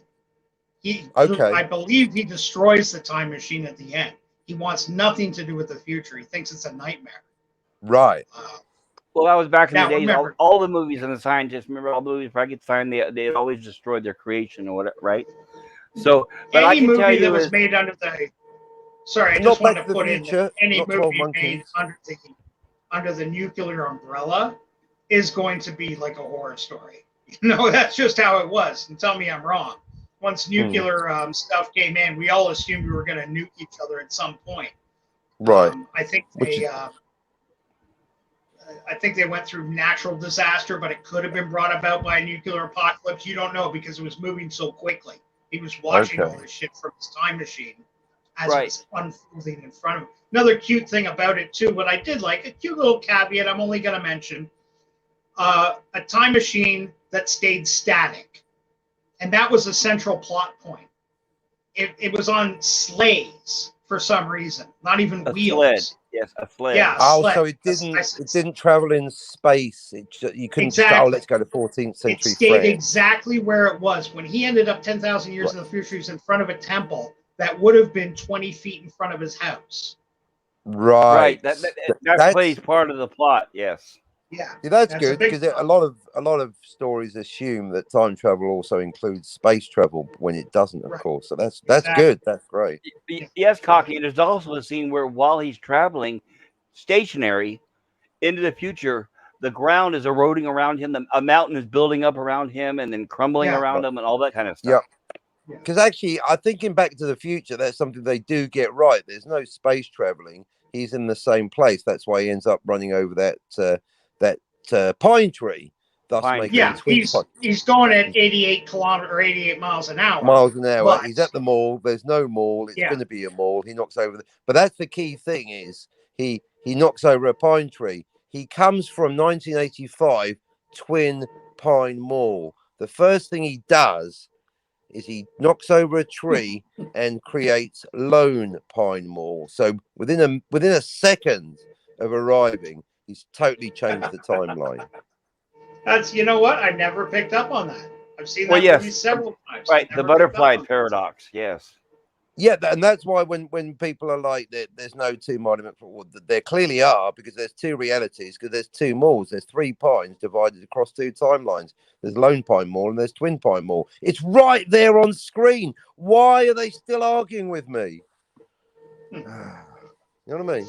That's clever, but really, Cockney, if you get the time, buddy, give the original Time Machine with Robert Taylor, fine Australian actor, a chance. Well, I and really think right. to my And fucking well, list of 500 well, I know. movies to That's watch. why. Right. I was just gonna offer Captain. I know you're busy, but if you'd like, but if I invite you to a watch party where we'll have the time machine and we'll watch it. Excuse me. All right, but I definitely want to do Back to the Future because I want to book in 4 hours because we're going to spend 2 hours looking for the movie Perfect. and 2 hours pausing that motherfucker as I Perfect. explain with an etch a sketch, a crayon, and words so small that even pickles can understand them, so we can finally explain what's going on. Because I like debating things, but some things are just inarguable. They're right there on screen. Which bit? Because the latest one, and this is where this whole bullying thing came from this weekend, is because a certain person's going, Cockneys confuse time travel films with multiple timeline films. I'm like, really? I think like 80% of time travel films feature alternative timelines. That is one of the three options, and it's the majority one. Hello, Avengers Endgame, anyone? yeah, but alternative timelines and alternative realities and alternative shit. What's the word I'm looking for? Alternative Universes? timelines, alternative reality. Okay, Run Lola Run, as an example. There is no time travel in that movie per se, as we understand time travel in the science fiction community. There's no external mechanical device. There's no magic. It's just almost alternate universe happenings. Did she go left or did she go right? What happened? Right. You forced my hand, you guys. I'm doing it right now as we speak. That requires a triple Venn diagram. And this is what I love. I'm talking. My entire life has been building to this Venn diagram because what I've realised, because has anyone noticed, I've been obsessed about Groundhog Day and Run Lola Run. You guys have been talking about it because that's like that's not quite time travel. I've been really thinking it's not time travel. The name of the trope is the repeating day trope, also known as the Groundhog Day trope. It's not quite the same. I realised to make it strictly time travel, the character would have to go back in time, murder their other selves, and take their place to relive the day. So you'd have to add a daily gruesome murder to make Groundhog Day into a time travel film because it's not time travel. You're a fan of Rick and Morty, are you not? Yeah. Yes. Now 2 points. One, Rick and Morty. No, right. No. Back to the Future. Right. No Doc Brown, no Doc and Marty, no Rick and Morty. It was based. It started out as a cheap parody. Has anyone noticed? Because I've only seen like The Expanse. I was stuck with the first 3 seasons. In 3 seasons of Rick and Morty, they did tons of parallel universe adventures. They have not time traveled once in those 3 seasons. Have you noticed that?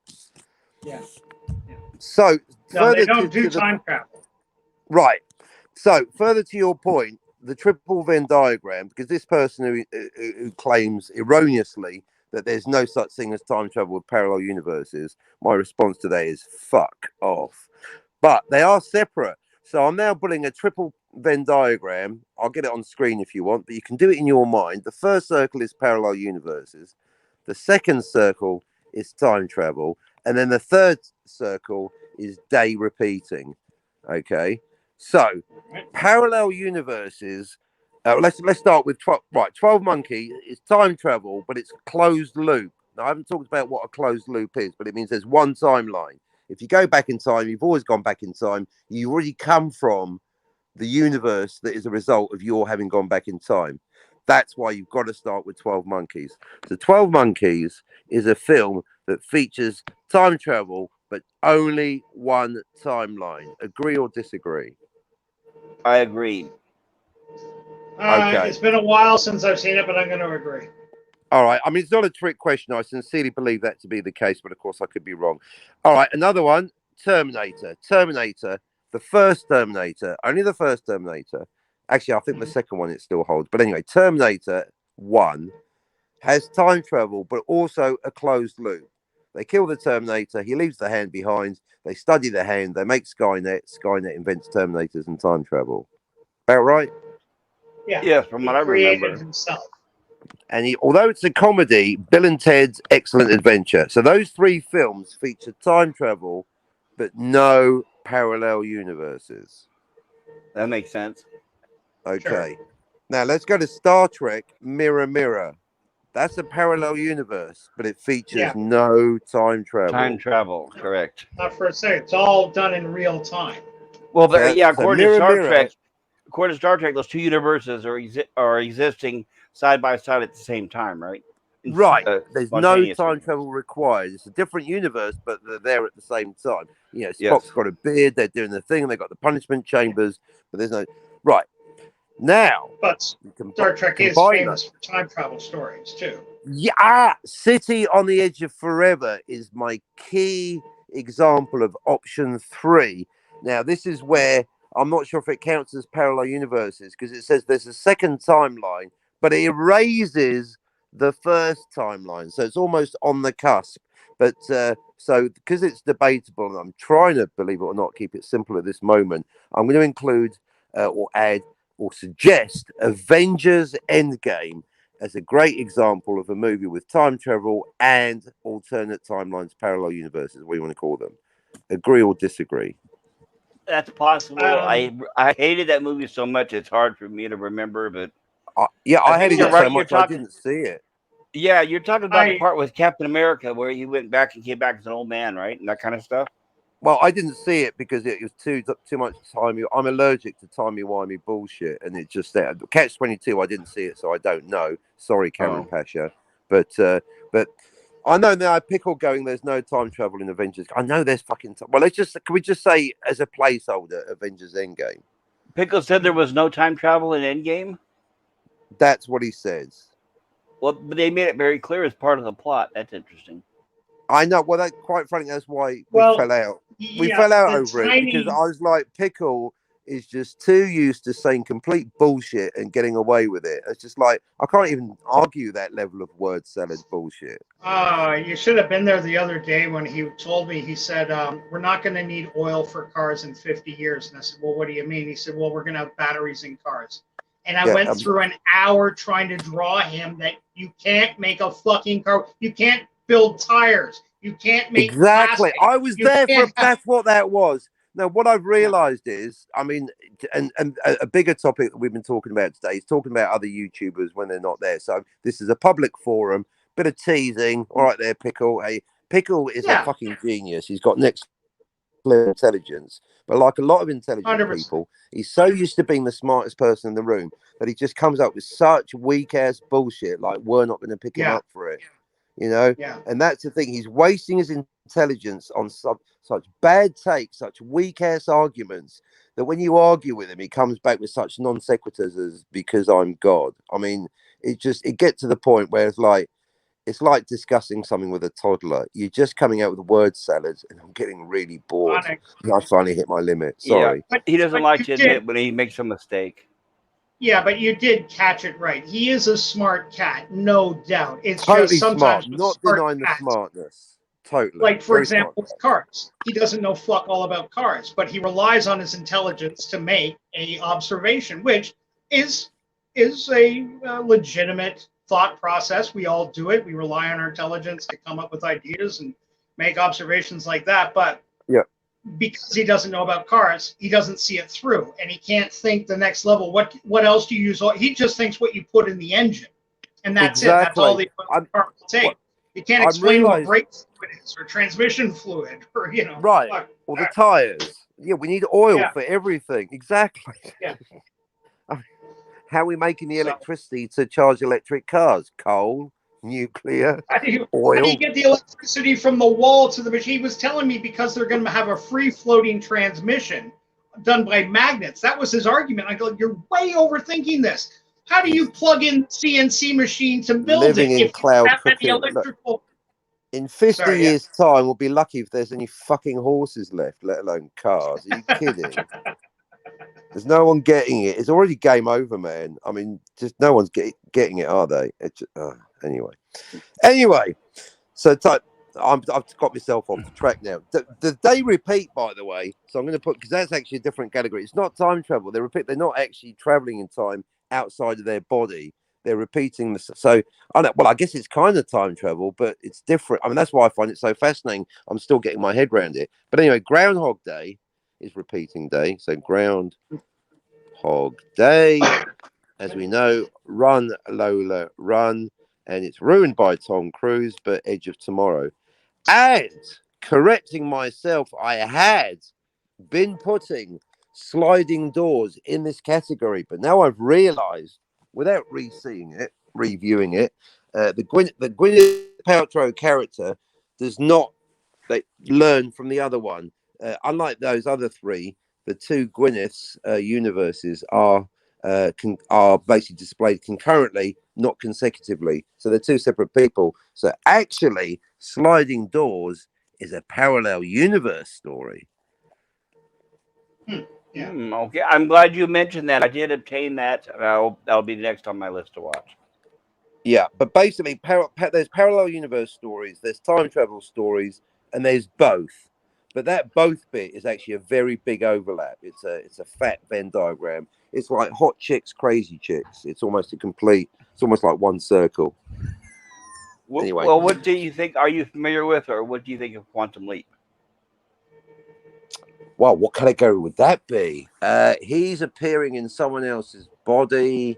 So I don't know, space travel, time travel, and possession. Oh, Well, it's fuck it, supposed to be throw time them all in travel, there. and I know it has the possession, but what I'm saying is, do you think it's all in one universe or dimension? I would Yes, assume so, but you got to it's one universe because it's a continuing series. He goes back in time into a body, does the thing, finishes, he and then what's does his face? have an anchor to the present with Dean Stockwell's character. Right, So, from Galactica, because he's a Cylon, yeah. obviously. Dean Stockwell was so much more than fucking Galactica. Boy, I got sad when Dean Stockwell passed away recently. Same What here. a fucking talent. What a talent. Well, All the I way was back always to when he was a kid, too. This Yeah, guy worked with Errol Flynn, with Katharine Hepburn. He did some of the big... Gene Kelly, Frank Sinatra. When he was a kid, and he still survived. Yep. Came up in his 30s, did the Dunwich Horror. That's a classic. Had a great career.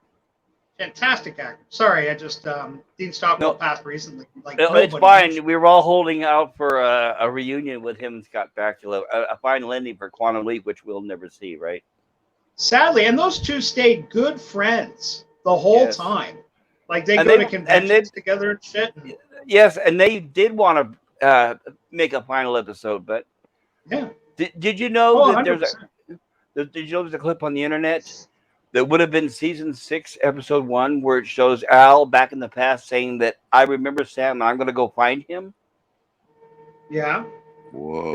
They filmed that scene, and it's choppy and it's low res, but yeah, I found it a couple of weeks ago. But they had originally planned for a season 6 before the network canceled it, and they had shot the first couple of scenes, which were Al back in the past telling his wife, saying, I know Sam's out there and I'm going to go find him. And that was going to be the plot of season 6, was that Al was going to do the leaping and go searching for Sam. That would have been interesting. My one Yes. beef with the show Enterprise, well, I had several beefs, but one was that they really Vic Armstrong made a great admiral. Not Kirk, sorry, Archer's boss, Scott Bakula's boss. Did either of you guys watch Enterprise? I've Not me. I just tried. started watching it. I can only get hold of season 4, so I'm starting at the end. They say Well, that's where it started getting good. So you're probably picked the right Oh, decision, yeah, perfect. Captain. season It's 3, just it's what season they 4, had in they the store. really picked up. Yeah. See, what I did is It's I was sorry, I was really just going to excited. say it gets a lot of hate, but you know what? It is a good series. It'll be frustrating to you if you're Compared a to hardcore Discovery, Star it's Trek got to be fan. a. Compared to Discovery, it's fucking Shakespeare, I dare say. Yeah, yeah. No, you can't compare it to Discovery. That's Well, unfair. that's But the best thing about New Trek, or as anti-derivative Jill calls it, the filth, as does Clobby and but basically, and Professor Raquel Briggs. The only good thing about it's like Disney Star Wars. It makes the Blandalorian look good. So in a way, the Star Trek Discovery is kind of like the sequel tragedy in Star Wars, and the Blandalorian is kind of like Enterprise, where it's not that good, but compared to the other shit, it's a lot better. Maybe, kind of. yeah, that's an interesting way to put it to a Star Wars mentality. But yeah, that's pretty darn close. It's I not Yeah, agree. perfect, but you know, it's when not you look at quite because the Blandalorian was made later and Enterprise was made yeah, earlier, but certainly yeah. just looks better because they cut because yeah, it's objectively well. I've seen neither, but it seems that the Enterprise is way better. I've seen about 3 episodes of Enterprise altogether and 3 episodes of Discovery, and yeah, Enterprise wins it every time. Apart from that shitty fucking theme at the beginning, but I can mute that. Yeah, yeah, Yeah, I tried yeah. watching. Tone down. I remember when. Here's how old I am. Okay, I was a Star Trek fan since the old days, and I used to go to the conventions. When Quantum Leap was canceled, this best friend of mine, rest his soul, he's now passed away. He was my Star Trek friend. We spoke of him. Well, wouldn't that be great? I mean, we were like friends, just chilling out, saying, "Wouldn't that be great if he was going to be in Star Trek? They should hire him for Star Trek. He'd be like a wonderful captain in Star Trek." And we went on and on and on. And next, Hmm. we heard the announcement that he was announced for Enterprise, and my excitement went through the roof. I was Called it. so excited. Yeah, I was like, "Oh yeah, our dreams came true." It's almost like they heard me. And then I could not sit through the first episode. I didn't Really? make it to the end of the first episode. That's right. And Oh, that's a shame. yeah, it was There is so bad. I have, and I've had people in the past since then say, "Well, go back and start from season 3 or 4 and go from there." And it's like I can't believe. I mean, even now to this day, who sits and watches a show for season after season waiting for it to get good? Who the hell does that? What is Yeah, the okay, but point? one thing you gotta dig about Star Trek, and I'm talking as a hardcore fucking Trekkie from I've seen every single thing of Star Trek there is out there. I'm telling you, boys. With the exception of Star Trek the original series. Every single iteration needed its Oh, I'm the first two. opposite there. I'm the opposite. I've seen the original series and I tuned out after that. Go ahead. I'm just saying, there is a lot of greatness in Star Trek, but very little of it came from any of the series' first seasons. The nucleus was there, the core of it was there. That's why it survived. But they all needed to shake off that first season to get, to find their footing. Not the first. Star Trek Not the. famously has, you've heard the term jump the shark? yeah. Famously, Star Trek has grow the beard. Star Trek The Next Generation started to get good when Riker grew his beard. Star Trek Deep Space Nine started to get good when Avery Brooks grew his goatee. It's not that there Oh, was bad episodes. It's just that they were really having a hard time finding their own place. I know You there's know? a thing about shows not finding their feet until the second or so. But I didn't know that was the phrase, grow the beard. Thank you. I've learned something. So that the opposite of jumping the shark then is growing the beard. That's getting into it. Yes. Yeah, exactly. That's when it's Ah, just really getting good. okay. Grew the Hey, beard. guys, I'm going to quit while I'm ahead. I'm going to slink back into the chat because it has been quite a crazy day. You just got me so Okay. pumped on the time travel. But I'm staying in the chat, so I'm still here. But yeah, let's do a couple of watch parties, either your place or mine, but sooner or later, like in a matter of days or weeks maximum, Back to the Future watch party. Once we get 8 or 10 of us, it's gonna fucking happen. I'm gonna put this to bed, and then I'm gonna do the book, and then everyone can shut the fuck up. Okay. Thank you for joining us. All right, thank Always you. a I'll pleasure. see you back. I'll see you back in the chat, guys. Cheers. Thanks for having Absolutely. me on. Cheers, mate. Ciao. Cheers. Stay strong. Depending on how long I'll be streaming tonight. But I have to recommend Son of a Red Shirt. Here's where it, in my opinion, it differs. The original series found its footing in the second episode, not the second season.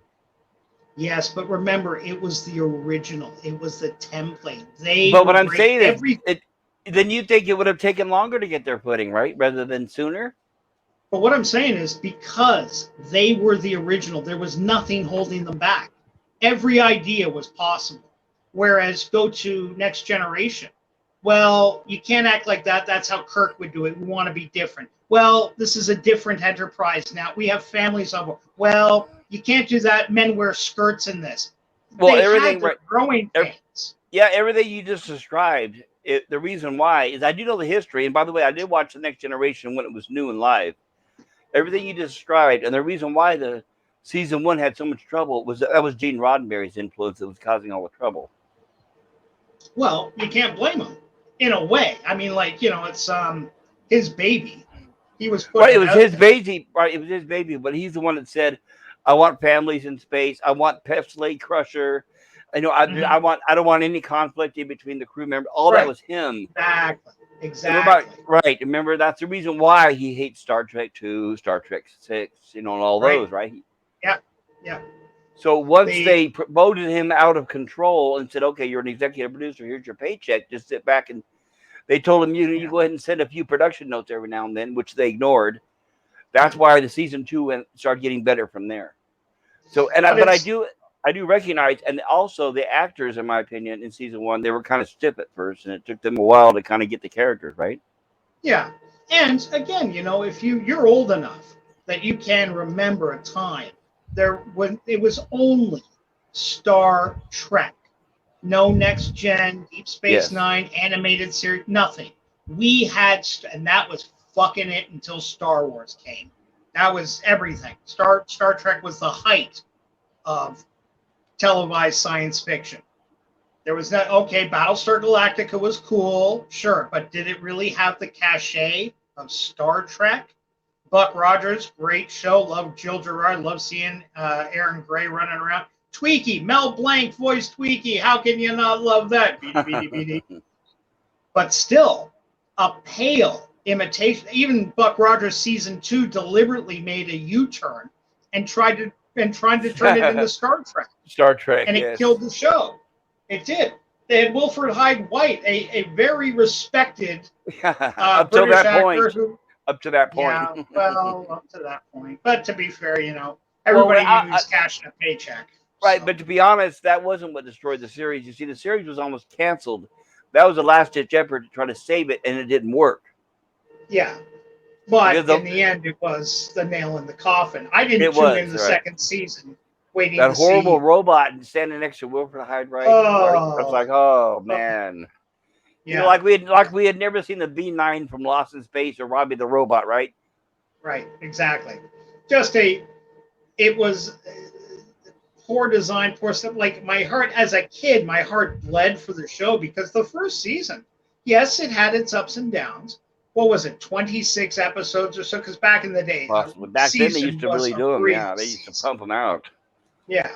So you had some great episodes in there. The only thing I really liked out of the second season was Hawk, when they brought in the character of Hawk. Yeah. Buck's buddy. And okay, that's cool. They gave him an cool alien friend that had a badass ship, you know. And feathers and all that, like a head or whatever. Yeah, like he was a legitimate alien. Reminded me a little too much of the chick from Space 1999 in their second season. I have a little bit of trivia for you now. You bring it up. Maya, the lady on Space 1999, the one we're both talking about who could shapeshift? Right. She's in the new Monsters movie being produced by Rob Zombie. Is she? She's not playing the grandmother, is she? No, well, they haven't explained, but it just showed, I saw a clip just recently. He's been posting images of the behind-the-scenes shooting of the movie.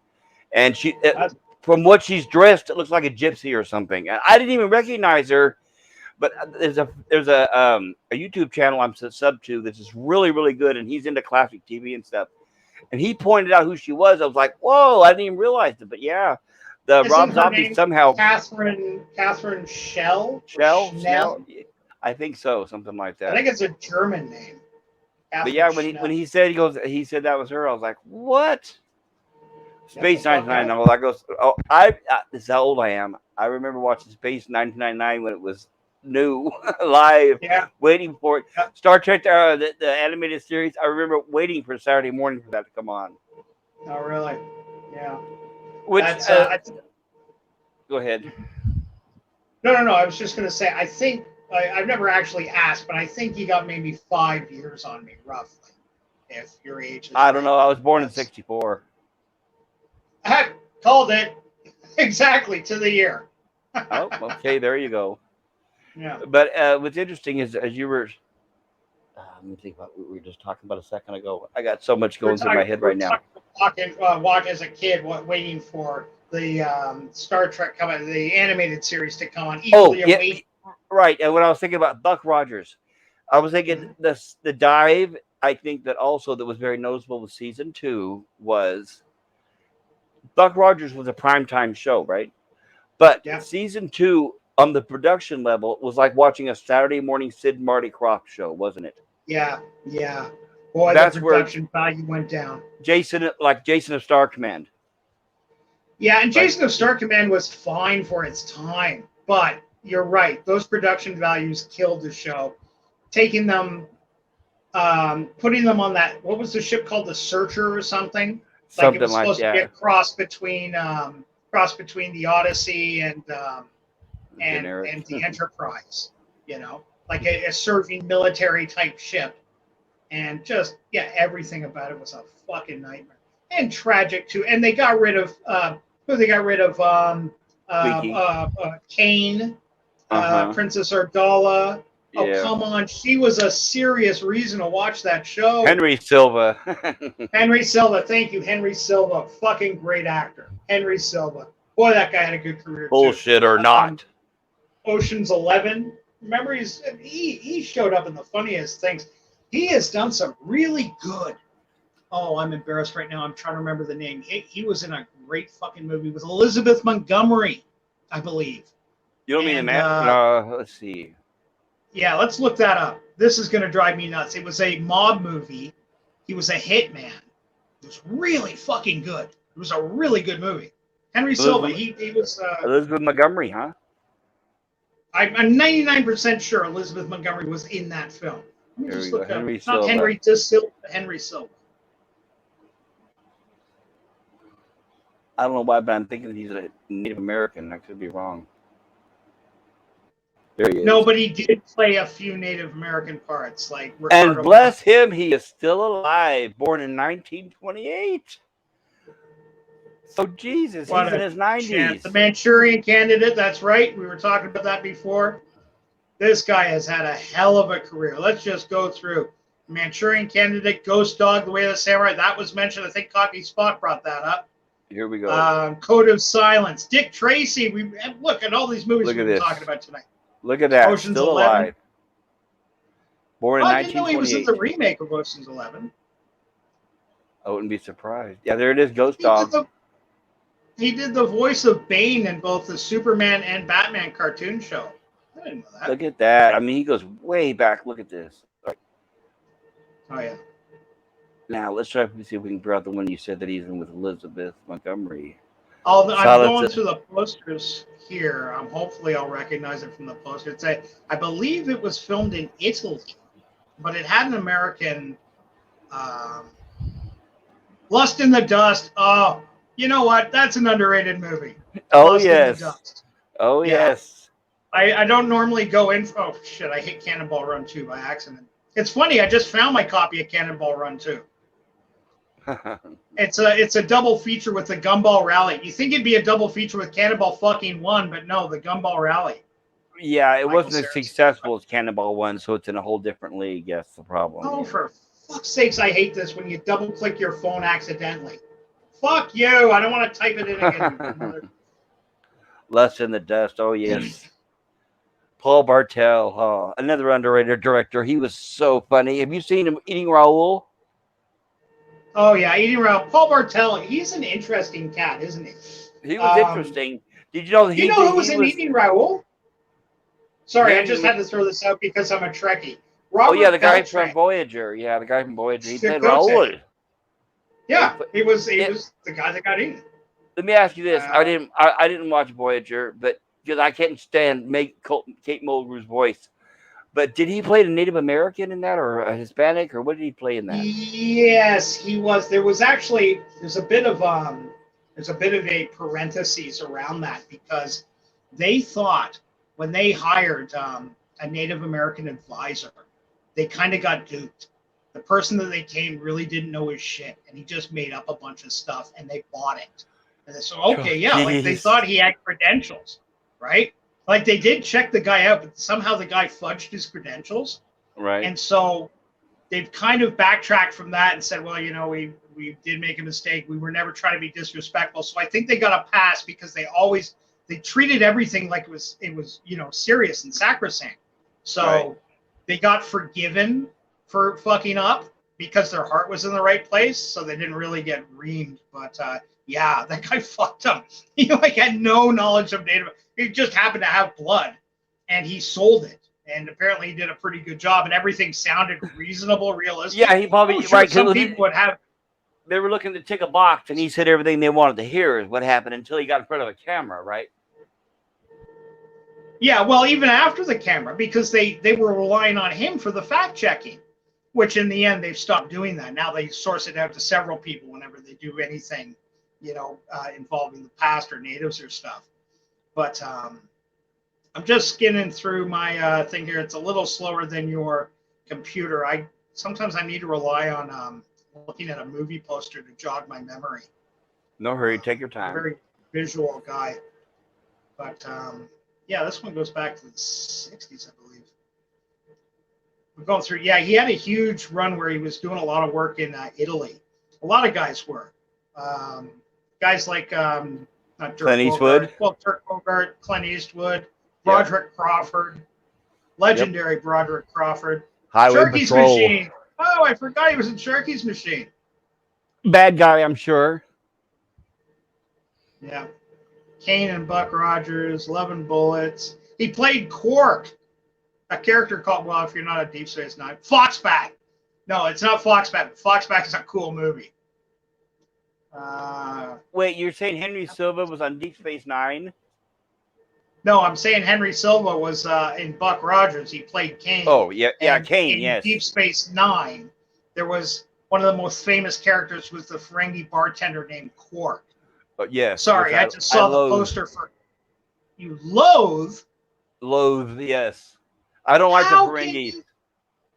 Oh! Yeah, I know that's what I Culture know that's what everybody says. curator. Sorry, I can't stand the Ferengis. Buddy, Yeah. I gotta turn you around on this. I do. I love you, pal, but you are on the wrong page here. Cry of a Prostitute? No, it wasn't that. I'm getting there. The Boss? Oh, he did a couple. Was it The Boss? The Boss, the Italian Connection. Oh, shit. Because all these movie posters are in Italian, but they got the English name underneath. Shit. I thought it was done in the 60s, too. I'm just going back a little more to be sure. It could have been the 70s. That's fine. No hurry.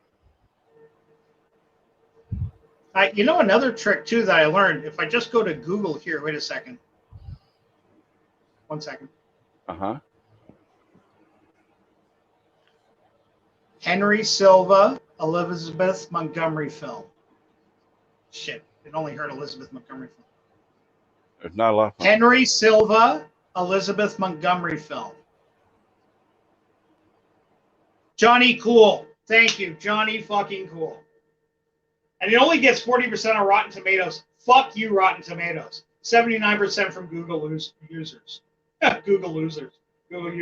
A Sicilian hitman is sent to Los Angeles by an exiled American gangster to take revenge on the men who orchestrated his downfall. Directed by William Asher. You remember that name. Sammy Yeah, that Davis was Jr. That's right. William Joey Asher was Bishop, Elizabeth. Right, William Asher Telly was the Savalas. producer. William Yeah, Asher was the look at the producer on cast Bewitched. list. Yep, look at the cast list on this. Johnny Cool. This is a good movie. I'm pulling it in now. Let's see here. There we go. Yeah. Johnny Cool. William Asher was Elizabeth Montgomery's husband and the producer and the director on many episodes of Bewitched. And I don't know if you're aware of this or not, but unfortunately, I have to say, he was chosen to direct I Dream of Jeannie 15 years later. And that's why that movie sucked so bad. Yeah. Here we go. Exiled American gangster Collini sent his protege killer Giordano to the USA to eliminate Collini's mob enemies.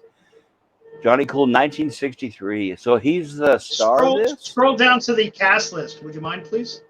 Oh, look at that. Yeah, he's the star. Richard Anderson, Oscar Goldman himself. Yep. Jim Backus. Jim Backus. Wow. Thurston Howell III. Yes. Kojak. A great cast. John MacGyver. Yeah. Joey Bishop. Wow. Yeah. Joey Bishop and wow. Telly Savalas, Sammy Davis Jr. Jeez. Yeah. And yeah, the cast list on this is fucking there you rocks. go. Director William Asher. Elijah Cook Jr. Elijah motherfucking Cook Jr. Straight from the Maltese fucking Falcon, baby. Yeah, this movie's got props. Fucking 43%. What do you know? Well, like I said, you have people from Dave who are voting on this who don't deserve to be, right? Yeah, they don't know what they're talking about. I'm looking to see if it's available. I want to see it. And yes, no. No, dude, I can put you onto a really good free site. Johnny Cool is available. I'm looking at it right now. I'll be checking that out here soon. Thank you for bringing that up, because I know it's one that I've definitely not heard of, especially with Elizabeth Montgomery. So even she did Bewitched and before she was even pregnant for the first time. Mm-hmm. There's pictures there. There they go. Let's see. Let's check this out. Boy, she was hot. Gorgeous. Absolutely gorgeous. And like right in her prime too, 1963. Remember that episode of The Twilight Zone she did with Charles Bronson? Charles Bronson, yes. They were like the last two survivors from opposite sides. Right, from the two opposing sides, but they never really made clear what country or what sides. Yeah, exactly. I don't know why this picture reminds me of the Avengers. Oh, I used to love the Avengers. Well, yeah, it's got that definite 60s style to it. The way they're posing together like that. Oh, wow. See, this is her. Yeah, brunette. There she is with Joey Bishop.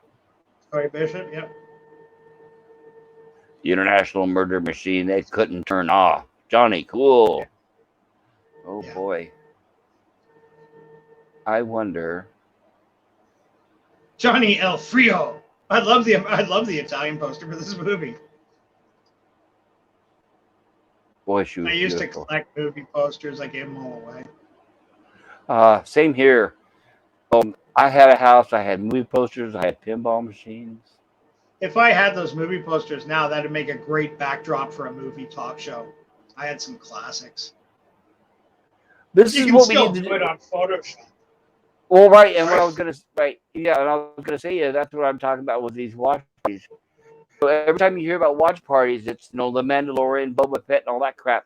Let's do a watch party with the classics. Let's be the few out there that are people that are doing something good for a change, right? 100%.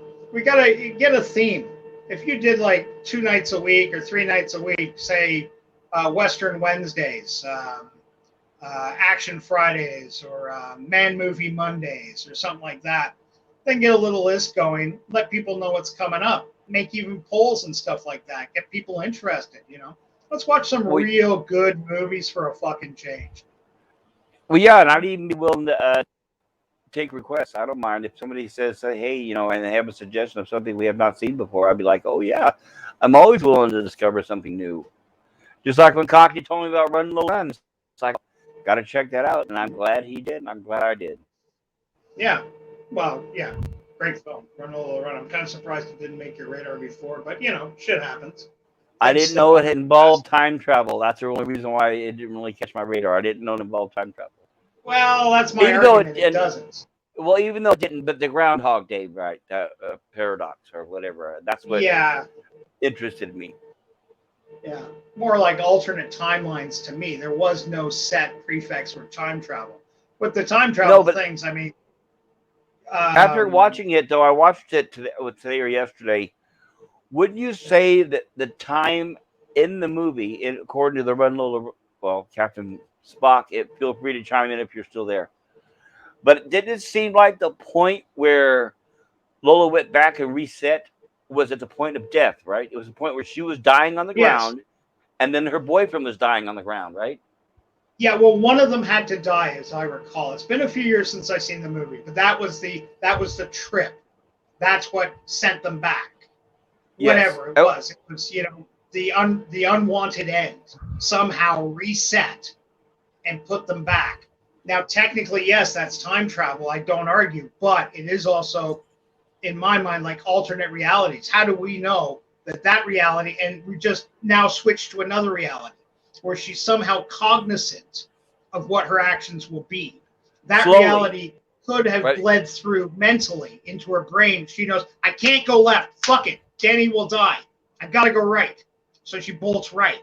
Well, Danny's still there. I gotta go straight. I gotta go. No, I gotta go see Dad. I gotta go try to rip. We're gonna go rip off the grocery store. We're gonna She tries all these different ways until Yes. she finally gets what she wants.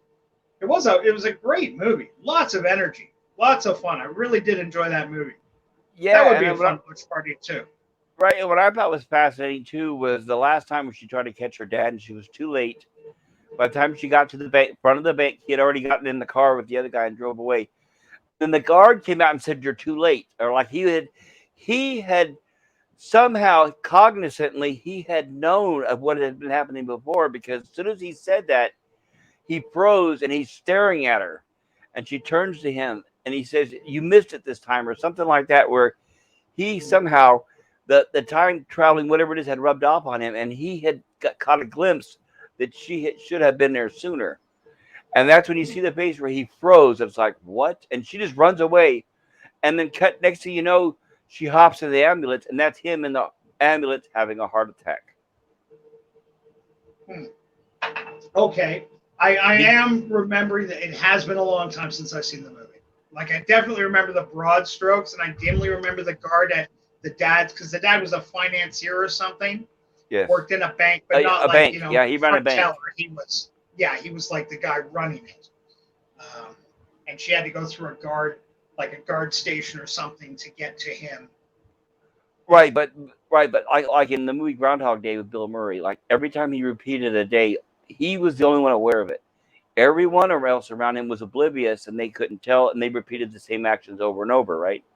Right, but it also precepts two things: the end of the day, or when he like fell asleep or died. Right, but I'm Right? saying that the other people around him were not aware of what was happening. Only him. No, no, no. Right. Yeah, exactly. Yes, yes, yes. But in Absolutely. Run Lola Absolutely. Run, what she was doing was affecting the other people as well. Hmm. Okay. I That's what I don't meant. remember that part as well, but you know what? You're absolutely right. Yeah, I really do want to treat myself to watching that movie Well, again. right, It's I been recommend it because that's what I was talking about. Where the third time that she went to try to catch her dad, she was too late.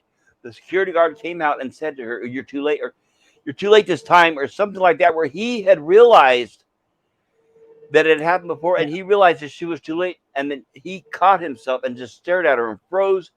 She ran off, and you forget about him. The movie continues and goes on and on. And then next thing you yeah, know, this reoccurring ambulance that she had been seeing the entire time, he was in the back of it right. Yeah, yeah, because he had realized it was okay. The way I get it to him, it was like deja vu, right? yeah. Hmm. But somehow Okay. that security guard definitely remembered her from the previous attempts because the third time when she runs up and she's too late, I can't remember the exact words. I'm going to go back and look. But he basically, what he said was, "You're too late this time," or something like that. But then he even caught it. He was like, "What?" And then apparently off camera, he had the heart attack. Then the ambulance picked him up. The ambulance is continuing. She hops in the ambulance. He's having a heart attack. The guy trying to give him CPR. She says she recognizes him. She says, "I got this." She takes his hand. He sees her. He calms down, and his heart returns to normal.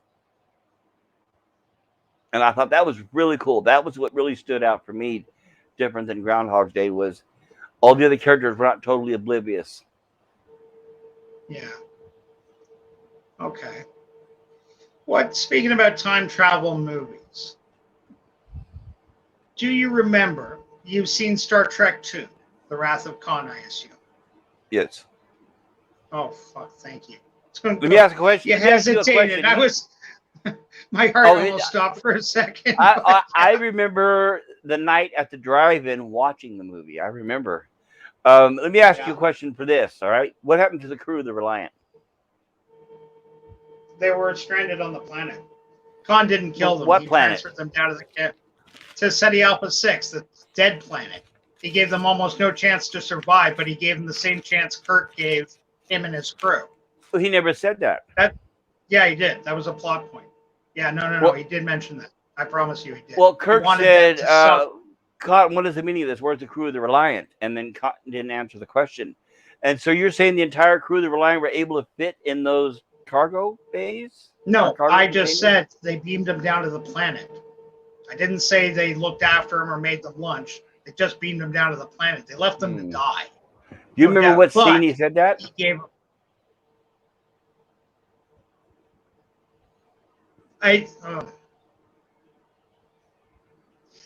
He didn't. Captain Tyrell did. Captain Tyrell did when they found him on the with Chekhov. Regular One. With Chekhov on Regular One. Yeah, he beamed them down. He beamed them all down. So yeah, like he was kind of rambling. Well, I remember he said that he was describing that him killing all the people on Regular One. He slit their throats. You know, he went mad. I don't remember him discussing the crew of the Reliant, but I could be wrong. Now, you know what? It's possible. Like, I've seen that movie. I could be having a Mandela effect right now. To be frank, I could be. Where I believe I'm seeing something that didn't happen. But I'm 99% sure that it was just a mention. He never saw it happen. But I really remember that. Like, he wanted to punish them. And he put them where Kirk left him. Gave him the same chance. Now, he didn't. Kirk left him on a green, beautiful planet. He didn't know the orbit was going to shift. But it was... yeah, what he actually did was he described what happened to the scientists aboard the Regular One. Right. Why I was bringing that up was... yeah, go ahead, continue. The director, Nicholas Meyer, uh-huh.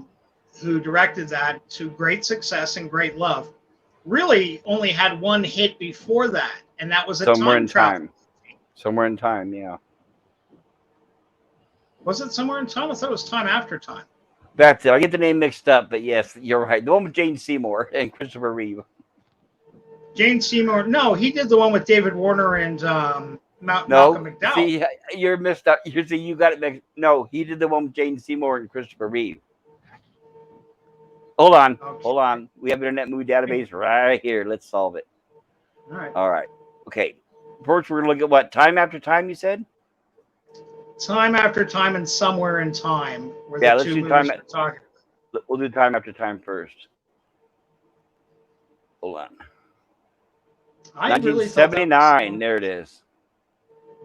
Time After Time, 1979. Okay, this is the one with Malcolm McDowell. Yeah, Malcolm McDowell, David Warner, director Nicholas Meyer. Yeah, you're right. Yeah.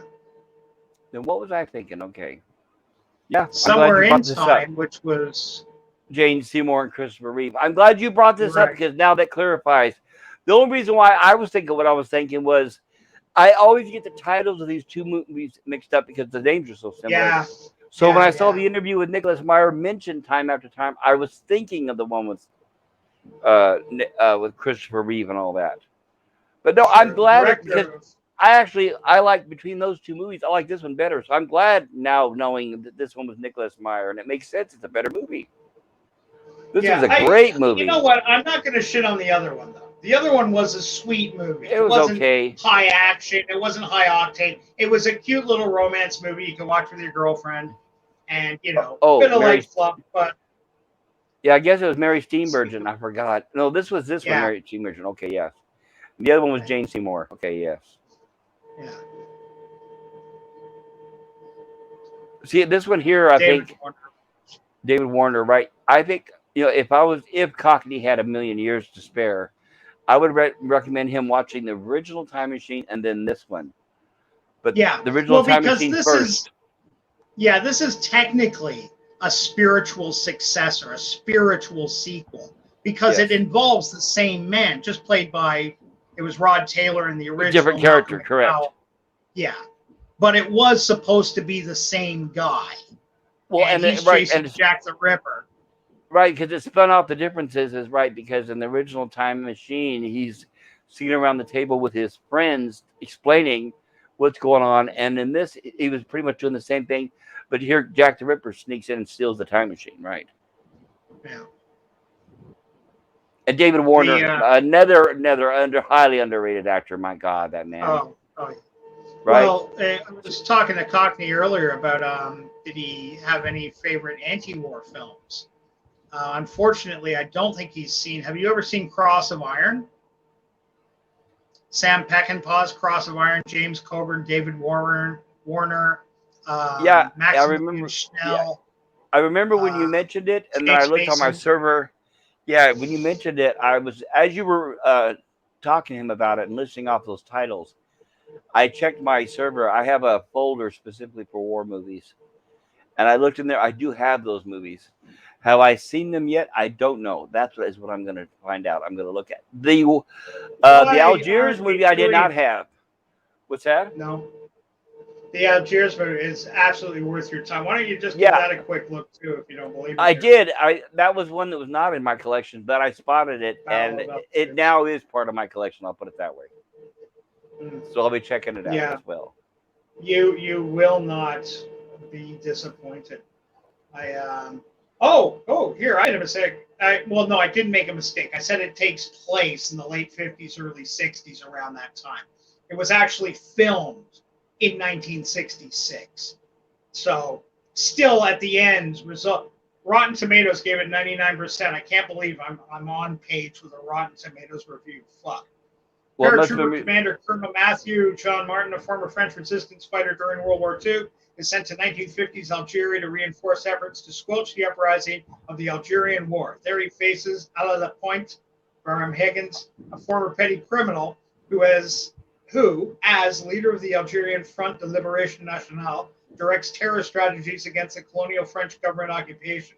As each side resorts to ever-increasing brutality, no violent act is too unthinkable. This is a fucking awesome movie. Music by Ennio Morricone.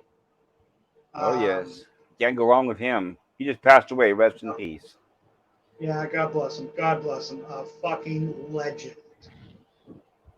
Wasn't that great that Quentin Tarantino was able to get him back for the Hateful Eight? I mean, that was like fantastic move. Yeah. I just happened to read here a bit of trivia. It said people also ask, is the Battle of Algiers a true story? In fact, the Battle of Algiers was based on the memoirs of Sadi Yassov, one of the leaders of the FLN, who also starred in the film as the character modeled off his real-life role in the opposition movement. Yeah, this movie is just so authentic. Everything about it. It's how this isn't more in the consciousness as one of the great films of all time is beyond me. It's easily my favorite film regarding terrorism. It's fucking stunning. Like, you watch this, you feel you really went through an experience. Magnificent film. Do not hesitate to recommend it for 1 second. You definitely have my interest. It does look good. I think the reason why some of these older movies that do honestly have good Rotten Tomato ratings is this is back in the day when Rotten Tomatoes used to hire real reviewers. Unlike now, you don't have a Mm-hmm. Twitter. Now, that was before you had Twitter crowds rating things, right? It's funny, when I look on Google for a movie, like IMDb is my go-to, granted, but sometimes I just want a quick name or I get a cast member or something. I don't want to open up IMDb and go through all that shit. I just type the name in Google. And the Google reviews, because you'll have IMDb score, Rotten Tomato score, and the Google user review. Invariably, not invariably. In this case, I actually lean towards Rotten Tomatoes, a rare one, but I do. Right. They gave it 92, Google users. Google users are generally pretty sharp. I gotta say, they don't. When you look at a movie and it gets a good score on Google users, give it a look, because I don't know. Just out of all the 3 rating systems, that seems to be the most reliable. In this case, I'm handing it to Rotten Tomatoes. IMDb gives it an 8.1, which isn't a bad score, not at all. That is definitely noteworthy. Yeah, 8.1. But here, just for shits and giggles, why don't you type in, just so I can see that you've seen it, not Passive Glory, sorry, Cross of Iron. And I assume you've seen All Quiet on the Western Front. Absolutely. Which one? The Lumière's classic. The Lumière's, the original, of course. Yes, the original. Now, have you seen, which version did you see, though? Did you see the talkie or did you see the silent? I think I saw the talkie one with Lumière's. He wasn't in the silent one, was he? Yeah, he was. They filmed them both back to back. I told you it was filmed the same time. I told you I met Lumière's. Met Lumière's?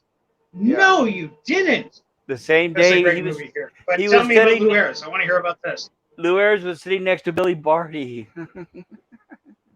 Oh, you know what, Pop? I'm sorry. I am sorry. You told me this story. You didn't. I remember being very impressed at the time. You met Lumière's. That is a fucking... You know, nobody was time in an internment camp. Yeah, nobody was standing. All these celebrities, and nobody was standing in line for his autograph. I felt so horrible. He was like all lonely by himself. I was like, oh my god. Yeah, that's sad. German Commander Hauptmann Stransky, Maximilian Schnell, places a squad in extreme danger after Sergeant Rolf Steiner, James Coburn, refuses to lie for him. This whole thing is about some prick officer who wants to earn the Iron Cross. What a great cast. Another great cast. David Warner again, of course. Jeez, what a surprise. Yeah. Yeah, just look. James Mason, James Coburn, Maximilian Schnell. You ever see Judgment at Nuremberg? Oh, absolutely, yeah. Yeah. I think I've seen almost... I'm not going to swear to all of them, but I've tried to check out most of Stanley Kramer's work. Stanley Kramer, yeah, he's a legend. Senta Berger. What was she? She was in the Clint Eastwood, Richard Burton, Where Eagles Dare. She was the hot redhead. Oh yeah, she was good looking. Oh, she's gorgeous. She's probably no longer with us, I'm sure. Well, she died pretty recently, but she got famous doing Hammer films. Still alive. Did a lot of Hammer horror films, I believe. Very cool. Yeah. Yeah. Still alive. Bless her for that. Look at that. She's got pre-production stuff going on right now. Oh, wonderful, wonderful. Very cool. Maybe I was thinking of Ingrid. No, I was thinking of Ingrid Pitt. Sorry. But no. She was in it too. Oh, the Ambushers. But I was thinking Ingrid. I confused her and Ingrid Pitt. Yeah, she was in a Matt Helm movie, the Ambushers. Oh yeah, Dean Martin. I loved his Matt Helm. Dean Martin when he wanted to be a spy. I mean, in like Flint, we're talking about James Coburn a second ago. In like Flint was probably the template for funny spy movies, but the Matt Helm one, you always got to laugh with Dino, no doubt. Yeah, I think they made 3 or 4 of those. I have them in my collection. It's called the Matt Helm Lounge. Oh, the Matt Helm Lounge. I love it. That's fucking great. 60s lounge. Dean Martin, talk about a ladies' man. Did you know that the drunken acting was all a shtick? You know that, right? He really didn't drink. Oh yeah. No. Yeah, it was apple juice. So all that time he acted drunk on his show, on the Dean Martin roast. All that was part of the act. Yeah, really. Oh, another one too. I knew that, but yeah, here's another one too that might surprise you. Are you aware of W.C. Fields? Of course. You heard about the legendary about how he was a drunk, supposedly, right? Yes. When I was a kid, I distinctly remember my mother telling me there were rumors that when he died, they found bottles of booze hidden all over his house.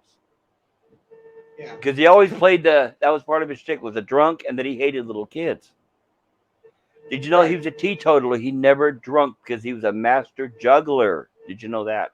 Oh, no, that I didn't know. Okay, The I didn't think so. So let's see what we can do about that. Can I do? I wonder if I could, because he has a video on YouTube where he's doing a juggling act, and it will blow you away. It's like, oh my god, I never yeah, knew he was that talented. But yeah, he was a master juggler. I saw an interview with his son saying, "Oh no, he never drank. That was just part of his shtick. He always kept yeah. his senses 100% keen so that he could A juggle." lot of those old school guys, they built up a mystique, or they built up a persona, and they still do it today. Nobody's Yes, saying they don't. But those that guys try. like, if you go way back to, let me see, not so much Boris Karloff was more accessible, but I'm thinking, but who was Dracula? Help me out Christopher here. Lee, No. The first Dracula. Bela Todd Lugosi. Browning's Dracula. Bela Lugosi, thank you. Bela Lugosi, and I know they he Max had Shrek. that kind of mystique around for years. Matt Schreck was a different kettle of fish. He was a German Oh actor. He yes, wasn't really the American side of things. Um, that's I love Max Schreck, Nosferatu. Definitely, everybody should watch that. But they should also watch what was the one with William Dafoe Shadow of and a Vampire, excellent Shadow of the movie. Vampire. Thank you. Yeah, Shadow of the Yes, that Vampire. was a great movie. Yes, Willem Dafoe and John Malkovich, right? If I John remember right. Malkovich. Right, John Malkovich. Absolutely. Yeah, Oh, wonderful. which reminds me, by the way, you like that, right? That movie? Hmm. Okay, Yeah, of course. I'm right. I'm going to show you something here. You see Internet Movie Database? Yeah. All right. That Shadow of the Vampire, I loved it when it came out. I loved it immediately because it has a very unique directing style. Hmm. So there's another movie Who here was that I was that? Elias I, Mirhitch. I'm not sure how to pronounce his name, but I'll show you right now. After I saw that, I was able to locate this little movie I'm going to show you right now, also made by him. That is very, very, very hard to find, and you won't find anybody who has seen it besides me. I have it as part of my collection. Maybe one of these days we can do a watch party, but here it is. And there it is. I Look at think that. Bill played that last year. Yeah, I showed Bill this. I was trying to explain it because Bill likes horror movies, but he's never seen this. Right. This movie is like reminds me of a racer hit. It's like watching a nightmare. Yeah. It's like watching Yeah, a I know nightmare. this movie. Yeah, it's an absolute fucking nightmare film. Yes, I don't mean that as far as nightmare, as far as it's a Isn't this bad like movie. isn't there a scene where like a guy goes out, he's with his mother, or like he's just birthed from his mother or something, and he grows and he kills his mother, and then I don't know, it's something to do with mothers and shit like this. I remember it's a fucked up movie. If this wasn't YouTube, Fucked I would up. play the trailer. Right, I like right now. I won't play the trailer because that would I this my whole channel would be banned. Yeah, sure. But this is a movie I highly recommend. We could do it one of these days on a watch party where that way it's playing on Cosme or something, right? Yeah. But I have it part of my collection, so we'll make like unrated, of course. What a shocker there, deservedly so. But that is that, as they say. All right, now how do I We hide were this? I remember earlier we were talking about more funny movies, Airplane, Hot Shots, Naked Gun, shit like that. Can I ask Have you a you ever question? seen? Go ahead. Sure, of course. No, I'll let you finish first. I'll remember. Okay, have I ever seen what? Have you ever seen the Dana Andrews film 0 Hour? Yes, Okay, that's you've the one that actually seen Airplane the was based movie. on. Yes. Yeah. On That, YouTube, some creative soul, God bless him, you can see scene for scene, side by yes. side. The guy put them up. Robert Hayes and Dana Andrews Yes. going back and forth. It's brilliant. If Even you've some of never the seen it, dialogue, yes. yeah, yeah, oh yeah, word for word, some of the dialogue. And Dana Andrews, who had an incredible career that spanned decades, movies like Laura, film noir classics like Night of Laura, the Demon, Tobacco Road, yes. Night of the Demon, what a classic! Actually named in Rocky Horror the Picture Rocky Show. Horror Picture Show song. Yeah. Best Years of Our Lives. Still to this day, my favorite coming home from war film. Guys, I don't know how many of you are out there, but if you ever get a chance, 1946, Best Years of Our Lives, Dana Andrews, Frederick March, Myrna Loy. The young kid was a actual Canadian who ended up serving in the American Navy, and he got both his hands burnt off in an electrical accident when his ship got hit. True story. And they brought him in to play a returning World War II vet, crippled, and what he's coming home to. He left when he was like 18, came back at 22 without his hands. And, you know, the girl next door still wants to marry him. Like, it is, yes, okay, it's a simple story, but it is a beautiful story. It is a beautiful, beautiful movie. If you get a chance, the best years of our lives. Absolutely, I agree.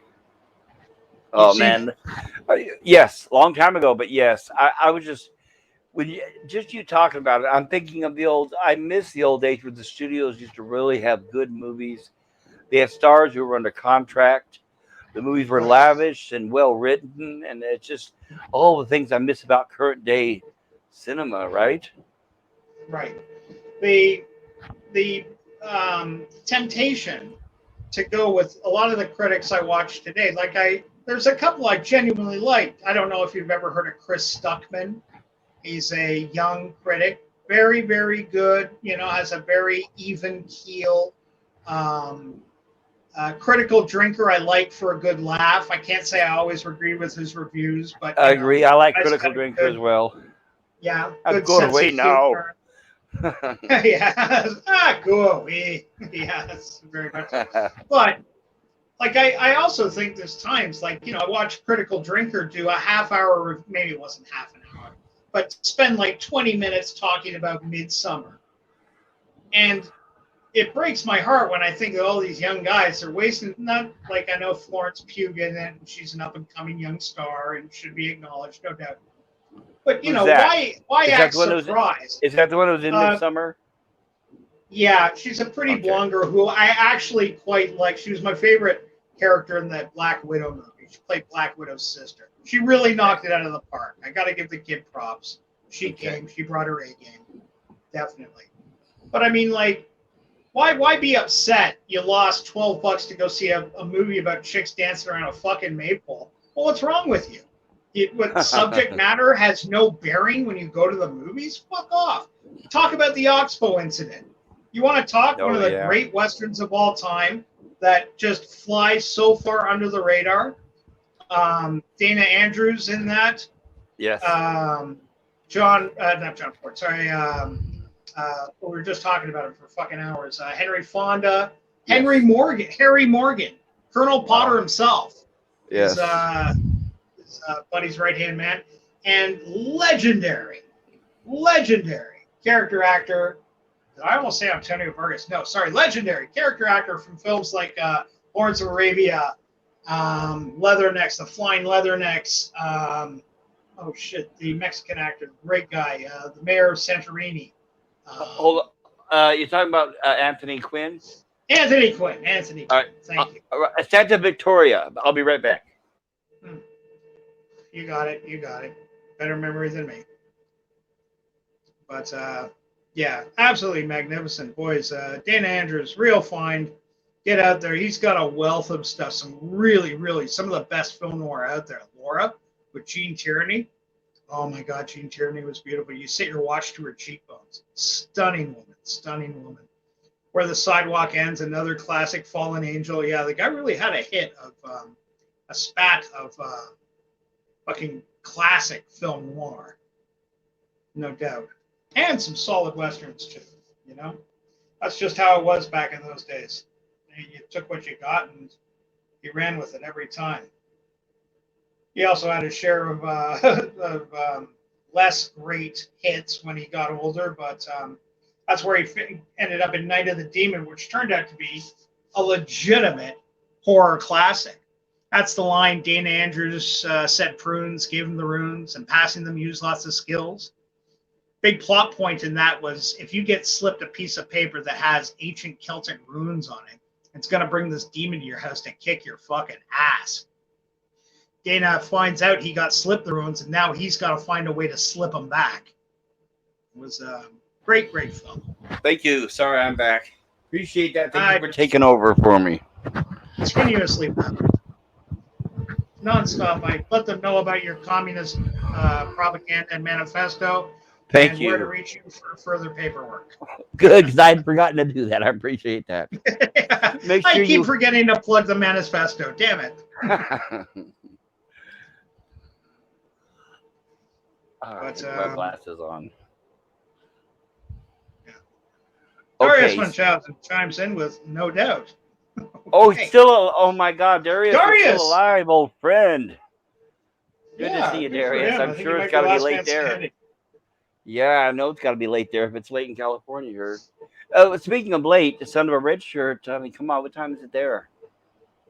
It's 10 to 5. Wow. 10 to 5 a.m.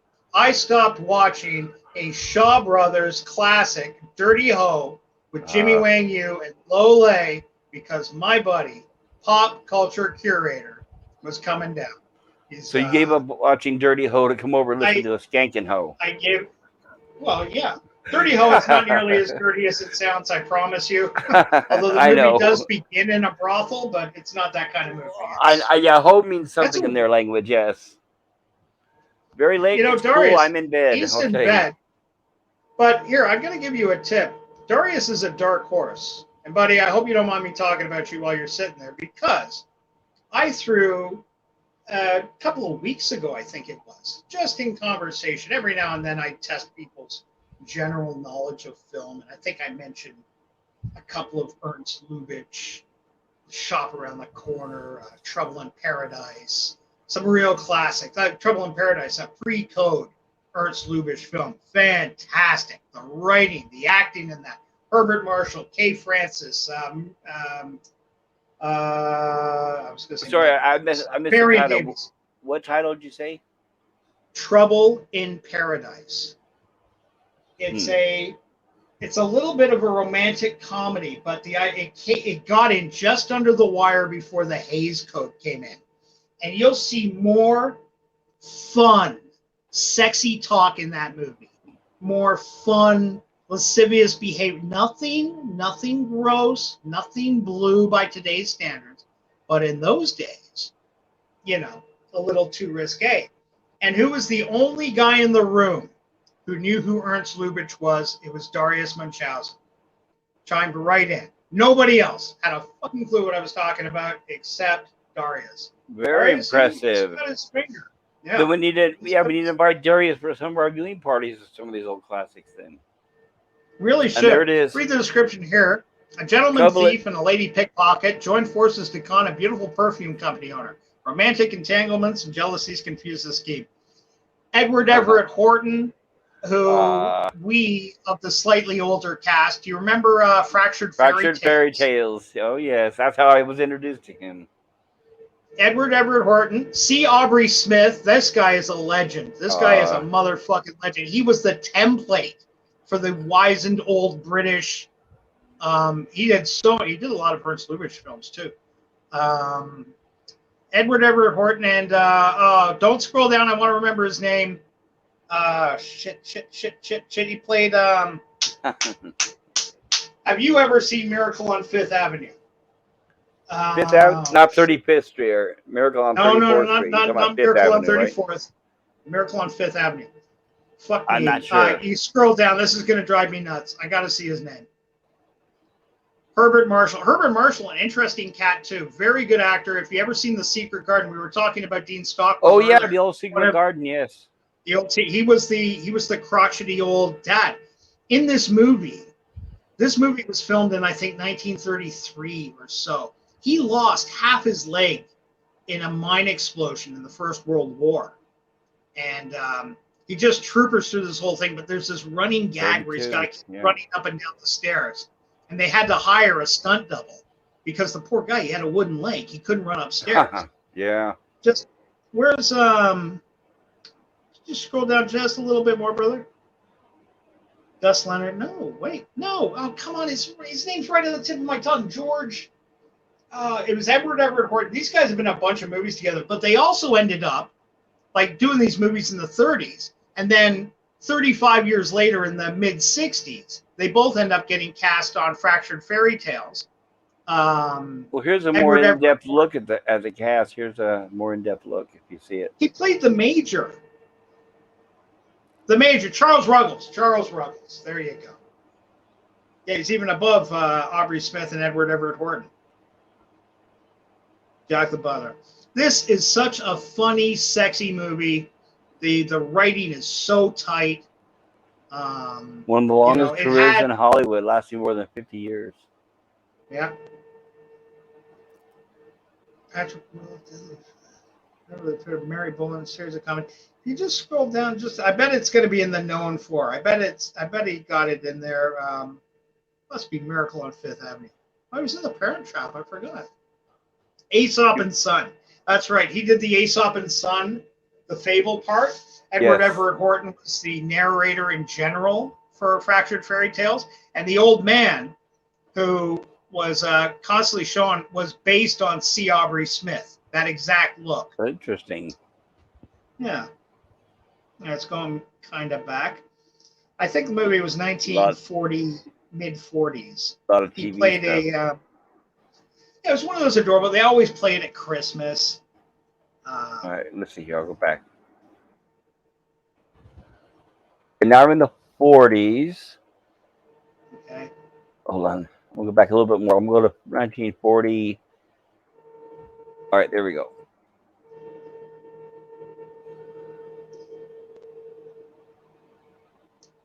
Oh, by mistake. No West Young Lady. Wow, he goes way back. Here's the 30s. Okay.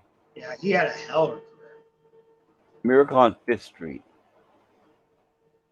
Miracle on Fifth Street or Fifth Avenue. I think it was Fifth Avenue. Okay, well, I'll do a search. Sorry, I'm sorry.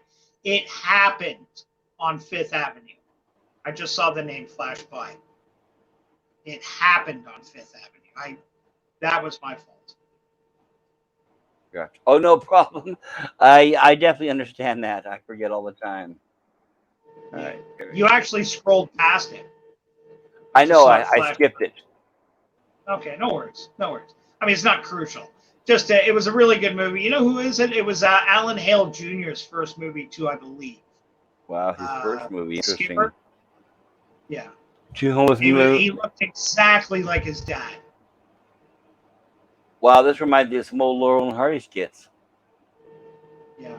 Two homeless men move into a mansion while toners are wintering in the South. Yeah, that's a skit right out of Laurel and Hardy.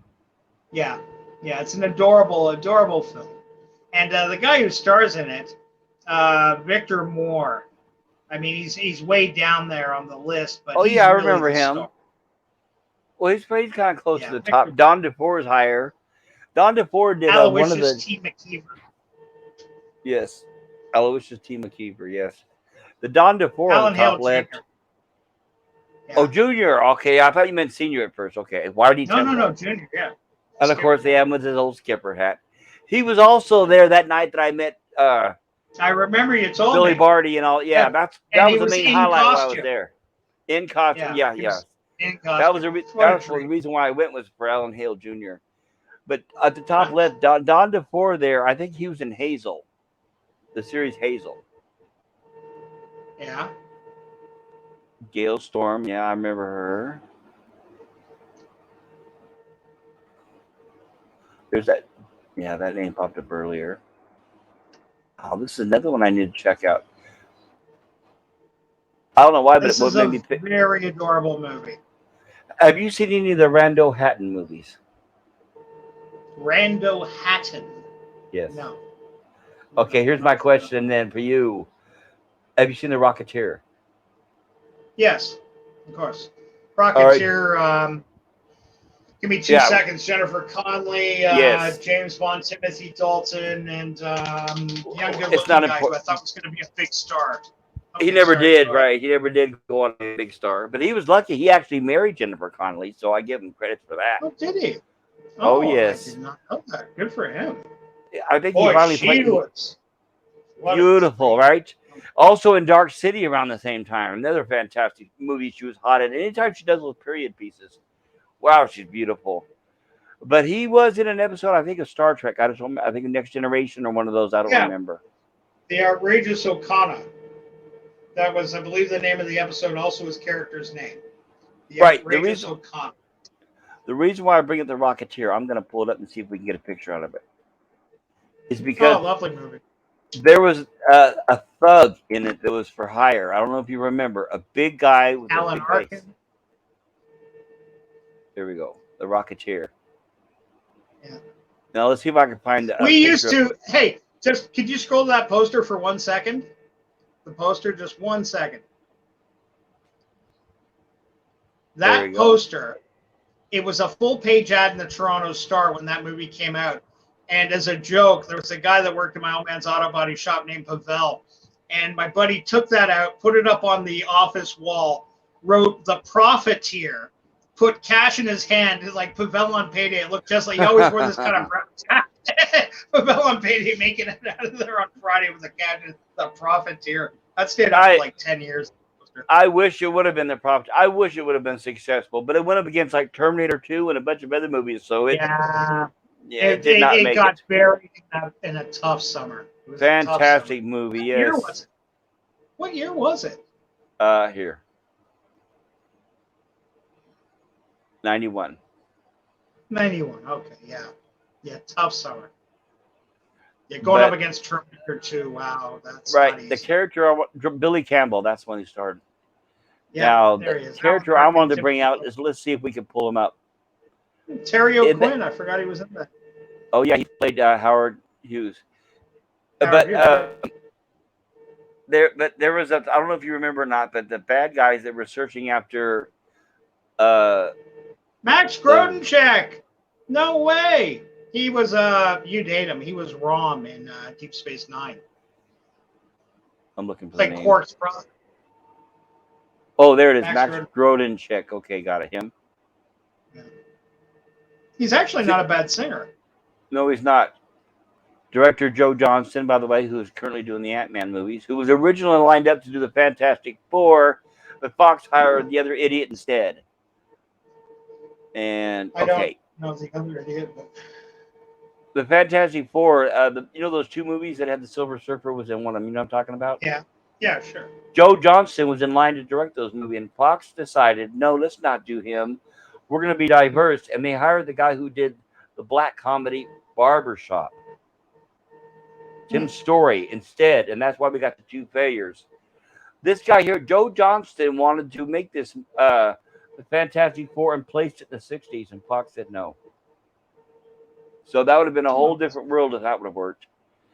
But there was a character in The Rocketeer here where there was a big a thug, a shadow man in this movie that he was like a hitman, and he was trying to hunt down the Billy Campbell character. You remember that, who I'm talking about, or no?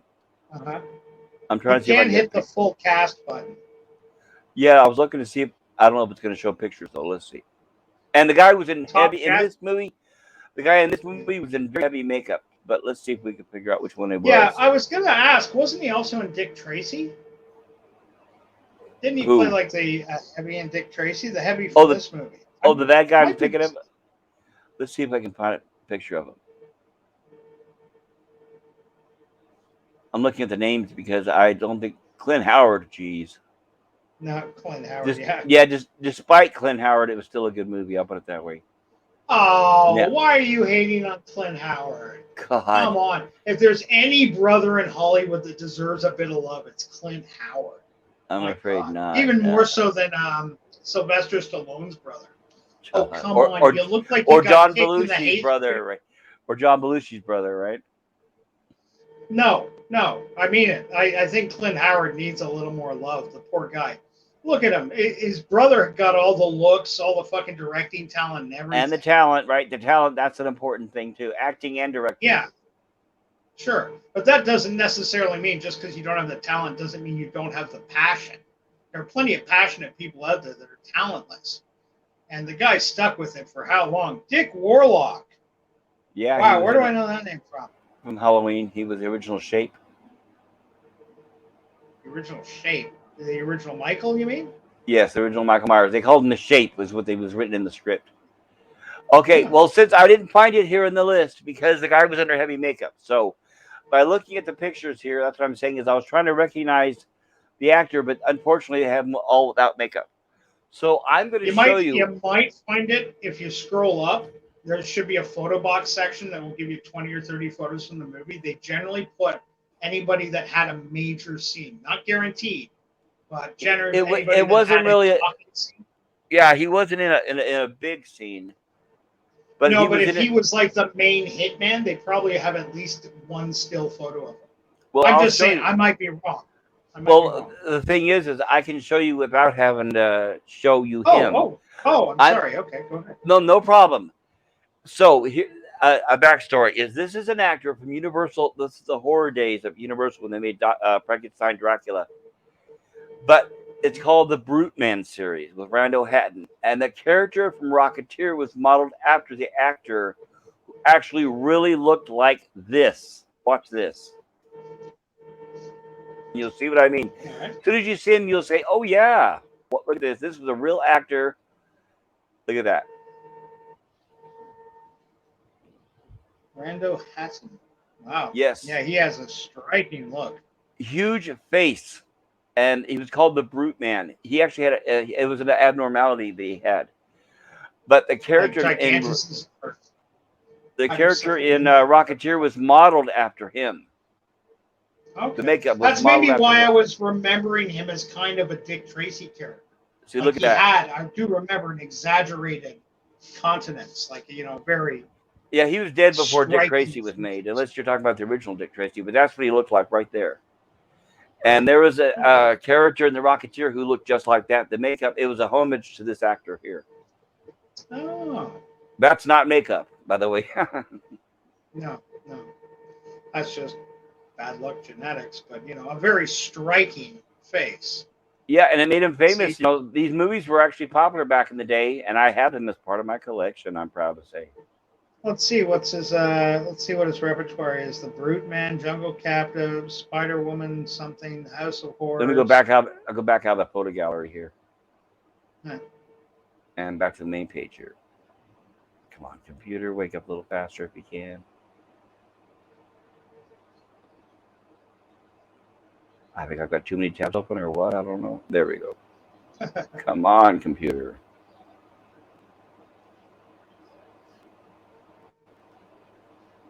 There we go. Died 1946. Yeah, see, he died long time ago. There's his listing of credits. And he always Man, House of Horrors, Spider-Woman Strikes Back, Royal Mounted Rides. Isn't that a Royal Mounted Rides again? Isn't that an old Randall Scott film? Jungle Captive, Pearl of Death, Johnny Doesn't Live Here Anymore, Sleepy Lagoon, The Black Swan, the Ox. Oh, he was in the Oxbow incident, uncredited, but he was in the Oxbow incident. Great film. Great movie. We were talking about it 5 minutes ago. I wonder why. I wish there was a way so I could show you the comparison of what he looked like compared to the bad guy in The Rocketeer. Because I think it's incredible that The Rocketeer actually thought of that and modeled the bad guy after this character. Yeah. I mean, good on them. I love it when people do that, pay a little homage, pay a little respect, show some remembrance. That's key. And considering he died in 1946, that's why a lot of us haven't heard of him, right? Mm-hmm. Yeah, fair Sleepy Lagoon, all scary movies. You said the Royal Mounted Rides again. Let's see what that is. Bull Andrews. I might be mistaken because I think I just recently saw a Shirley Temple movie with Randolph Scott, and it was Canadian Mounted or something like that. Who stars in that? George Dolan's. I wonder any relation to Mickey or Amy, Mickey, I don't know. There's Robert Armstrong from King Kong. right? Oh yeah, yeah. Great, great movie. Wow, all this talent.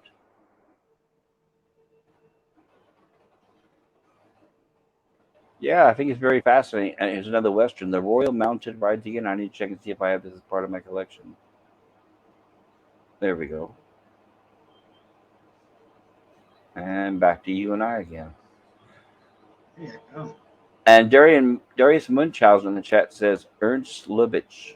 Yeah, that's what you guys were talking about. You know what just showed up? I was flipping through my recommends. You're not going to believe this. You know what's sitting? This scares me. I think YouTube is hunting me. You know what I'm looking at in my recommended? I What's Still that? Dream of Jeannie, 1991, the full movie on YouTube. Well, the monitor, Just got recommended. the microphones do pick us up what we're saying. That is a fact, not a That's right. conspiracy theory. Now, if that was true, you'd think it'd be full of get-rich-quick schemes, videos on YouTube. There's a How to video beat on the bank YouTube in where Monte Carlo. right there's a video on YouTube where a guy proves it. He says, I remember I'll eventually find it. It's been a while since I've seen it, but he proved the theory where in the video he says, he explains like I just said. He says the microphones are monitoring what you say Right. in order to uh, let's say basically to push advertisements in order to customize the advertisements they're going to push towards you. So what he Right. did was he said he showed his history and all his recommendations on his computer, and then he said, now watch this. He said, I'm going to mention things verbally that I don't usually look up. I've never looked up, but you're going to find out that they'll influence my search history or my recommendations. So here's what he said. He goes, dog collar, dog flea spray, dog medicine, puppies, leashes, all that kind of stuff. And then he opened up his computer recommendations and it listed everything, all these different sales and recommendations for pet websites. Uh-huh. So they Yeah. do, your microphone does listen and recommend. And I had a friend, my friend Manny, a couple of years ago, when he bought his house, him and I were on the phone and he was talking about furniture. He was ordering furniture. I said, oh, nice. Where'd you get the furniture from? I'm not going to say the name of the furniture company because I don't want this to happen again. But I asked him, I said, so where'd you get the where'd you get the furniture from? And it's a national chain. And he said the name of the furniture. This is on the phone. Him and I are talking. He said the name of the furniture company. I was inundated with ads from that company on my computer and on my phone for weeks. So it's a sad thing, but it actually is true. Which is another reason why I don't trust Alexa or any of that other stuff. I don't want anything listening to me constantly if I can control it. But it would work. I mean, theoretically speaking, if you're just sitting in front of your computer and you have your microphone, just pick a topic that you've never discussed before, like I don't know, baby rattlers, something you've never discussed, and just go up in detail about it. Baby rattlers. I'm interested in baby rattlers. Baby birthday party. Rattle, toy, gift, birthday party. And then you'll see your recommendations will change and adapt as you're speaking, which is sad, Huh. but that's Yeah. unfortunately the way it is. That's the spy type world we live in, brother. What can you say? That is creepy. That's scary Right. too. And I guarantee you, Random if stuff Pickles, like that. right, if Pickles was here, he'd be saying, yeah, what else? Yeah, don't you know that already? Are you stupid? Well, he's like I said, Pickle's a good guy. It sounded like I was slagging on him earlier. I really like the guy, I do, 100%. I meant what I said though. Sometimes he's a bit too smart for his own good, and he gets on one track mind, and he doesn't see a bigger picture. Only tiny criticism I got about that. Right, and he's way ahead of us on a lot of things that he's talking about. Oh, when he starts talking about YouTube and algorithms and all that, I gotta say, slow down now. Yeah. I respect that he knows what he's talking about, but it's like trying to explain the theory of space travel to a 5-year-old. It's like, okay, hold on now. Well, yeah. He's like I say, he gets on a track. And he's not necessarily wrong. He just hasn't looked at the whole picture. Yes. Well, Again, yeah, it's a tiny right. observation. I'm not trying to be critical. He's a great guy. He's never No, said he a is. bad word. He is, and he's very knowledgeable. Yes, he's very smart. That's a good thing about us being part of the geek community, right? Is at least most of us are fairly intelligent, right? Okay, sure. Why not? Or at least Yes, we of try to course. hope. We have to be. Well, I don't. We have I to be don't. by our nature. No hatred towards anybody out there, but my point is, if this was a sports stream and we had a sports group of friends, I don't think we would be talking about space, time travel, and things like that. Is what I'm saying. No, but we could be talking about how many yards Bo Jackson ran in 1993 versus how many yards. I mean, it's not that. Yeah, Bo We got a Jackson. more creative. Right. Got a more creative slant than the linearness of sports talk. Not that there's anything wrong with sports talk. I'm not a big sports guy, but I'm not hating on it. I just know that there are passionate geeks in sports too, passionate nerds that can quote statistics in years. We've all known that guy that's memorized box scores from baseball games and shit that go Yes. back 15 Yes. years. Right. And I can tell you the reason why. Actually, I have a specific reason why when it comes to sports and myself. When I was young, I used to like sports. Baseball. I played. I'm not physically big enough to do football, but I enjoyed it, and I did baseball. I liked things like that and soccer, and when I was young, kickball, things like that. But unfortunately, my mother decided to get a drunken, abusive boyfriend and brought him home, and he lived with us for years, unfortunately. And what he would do is he would watch every football game possible, every baseball game possible, and we would have to watch it with him so he could take out his anger on us whenever his teams lost. Right. So he would Yeah. watch a football game, and we would be cringing, waiting for him to throw his boot at us or to punch one of us if one of his teams would lose a point or anything like that happened. And that's what turned me off towards sports altogether. 100% Yeah. against it, Sure. because then I immediately, even to this day, I associate sports with bullies. So it's just not my thing. No. And I'm sorry you had to go through that. Sadly, what can you say? That's in the Kids. past. At least I'm not a crazy lunatic, drug addict, murderer. So I can, got There you past it. go. It's in the past, and I do understand that. When I kick my kids, it's because they deserve it. God damn it. I wish I had a kid. Well, Those of you that do have kids out there, bless you. You're lucky. Sure, why not? Hey, you're lucky too, pal. Don't say you're not. You're alive. You're kicking. Yep, You're I'm hanging here out talking at to you YouTube guys. at 5 o'clock in the fucking morning on a Tuesday. I know. That tells me either something's really wrong or going really right. It's one or the other. I know, and I know I need to call this quits. We're coming up on the 5 hour mark, and I know it's late for you. And what's interesting for me is it's 2:15 in the morning, and I actually have a few chores I need to do here before I go to bed. I haven't eaten dinner yet. I need to block. I got a bot in the channel. It's okay. I get busy. I don't eat. I tried to crush it, but I don't got a wrench, so all I can do is report it. I'm not asking for a wrench. I've never asked anybody for a wrench. I'm just saying. Wait, hold on.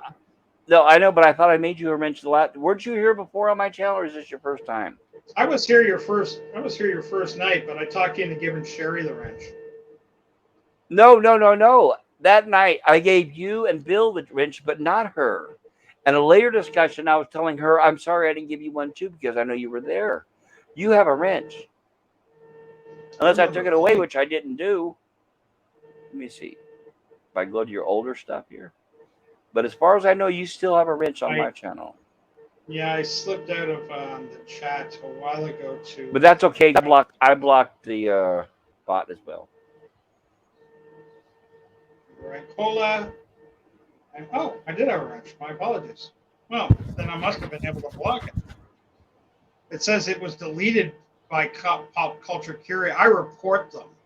I didn't know deleting was I blocked. For me, it gives me the option of blocking. Reporting doesn't do any good because it's automated from the computer. So the choice it gives me is mute or block, and I choose block. Right. You don't have your channel set to a minute subscriber, do you? No, not yet. And I know what that is. I've seen Bill do it. I just haven't done it yet because at this point, with so few subscribers, everybody I come is new. Everybody that comes here to visit is relatively new, and I don't want to scare them off, I guess. No, I understand that, but I think it's starting to become an understood necessity of doing business in this YouTube community. That just to clear out the bots. I don't think it. I think people get that 1 second. It'd be different if you said it, in one day or 1 week. No, that's a chore. One Oh, right. 1 minute. Okay, I can understand. Yeah. Can't get in if I'm a bot. Yeah, I So think Bill has it set for like a minute or two, right? yeah, that's it. That's it. I just assumed you got bored talking movies with me and you're gonna go hang out live with Sci-Fi Nation Hangout. Oh, Random yeah. late night hangout, you and your buddy Sci-Fi. Is he drunk enough by now, hopefully? Yeah. I'm ready for It's that one, aren't I? 5 in the morning where I am, so I'm gonna assume he's had a couple. Sci-Fi, he's not bad people, and it's not my place to say, but Pop, I know you well enough now that I can honestly say, if you were privy to a conversation I had with him regarding the real life shit he's dealing with his family and the pain stemming from that, No reason to I blame it on somebody honestly, else or take it out on other people. It doesn't matter. Because believe me, I can. When it comes to horror stories about their lives, I can match them, but I never take it out on somebody else. That's the I'm problem. sure you can, I buddy, would but never can you live through a life. honestly? Here's the point: is I have met many people who claim a, hey, I have a hard life, and b, I have a good reason to take it out on other people because I have a hard life. So there, and both of those, it makes no sense. Eagle I Rider does that. She goes out there and starts yelling at people and cussing and screaming at them, and they say, "Calm down, you don't do it." Well, I had a bad day. No, those are people who are lifelong abusers and bullies who do that, using that excuse that it's okay. I can take it on to the people because I had a this or I had that. No, that I don't subscribe to that. I've had Rosetta's horrible problems, but occasional. Sorry, mate. I was just gonna say, if anybody's had a hard life, it's me. I have horror stories up the yin yang. I could go on forever, but I've I never don't taken doubt it it. out on I someone don't else. doubt it. Well, because like But I said, I grew up sometimes, under such abuse. That's the reason why. Is I grew up. Here, let me explain this. Okay, you know how I told you that my mother had this drunken boyfriend, right? Okay, mhm, he would beat us all. He would get drunk, drinking his Coors beer, and he would beat us, right? Even drawing blood. Still have a scar above my eye where he smashed my head into the bathroom sink. Okay, so anyway, I was getting bullied at home and abused. So my only escape was to hopefully go to school. But my mother was constantly moving us around. At least once a year, we were moving to different schools. So every time we moved, we were challenged. You know how kids are. Every time we went to a new school, we were challenged by everybody to fights. So it got to we were being bullied at home. I was being bullied at school, and I keenly see a bully a mile away, and they all have the same excuse. They all have an excuse that something is going on in their lives, and they have a good because of that. That's a good reason to take it out on you. And mhm. I will never subscribe to that, and I'll never agree to it because I am the opposite. Of that I had so much bullying and hatred put down on me that if I turn around and use it on other people, I would have no friends, no family. I wouldn't be here right now. I wouldn't have my sanity. I'm sure I'd be in jail and a heroin addict right now if I was like that. But the last thing, if you knew my friends, people who I know personally, the first thing they'll tell you is I never take anything out on anybody else. Even if I'm having a bad day, a horrible day, I could talk to you and everything. And the most you might see is or notice, you might say you're sounding kind of down or whatever. And I will tell you, oh yeah, if I feel like sharing it, which I don't usually share my problems. I know a lot of people like to share their problems constantly. That's all they do.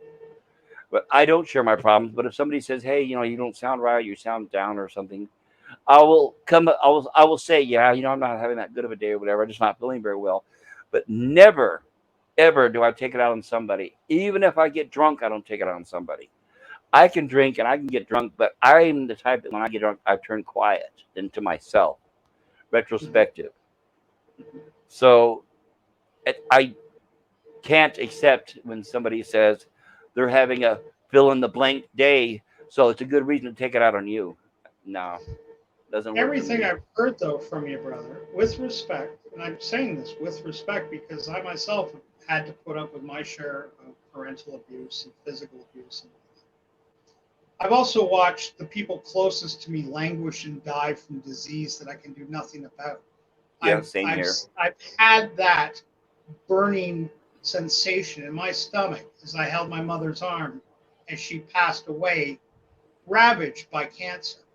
Uh-huh. Sometimes your excuses for hurting yourself, sometimes your sometimes what you need, the medicine you need to just make it has nothing to do with anything being done to you.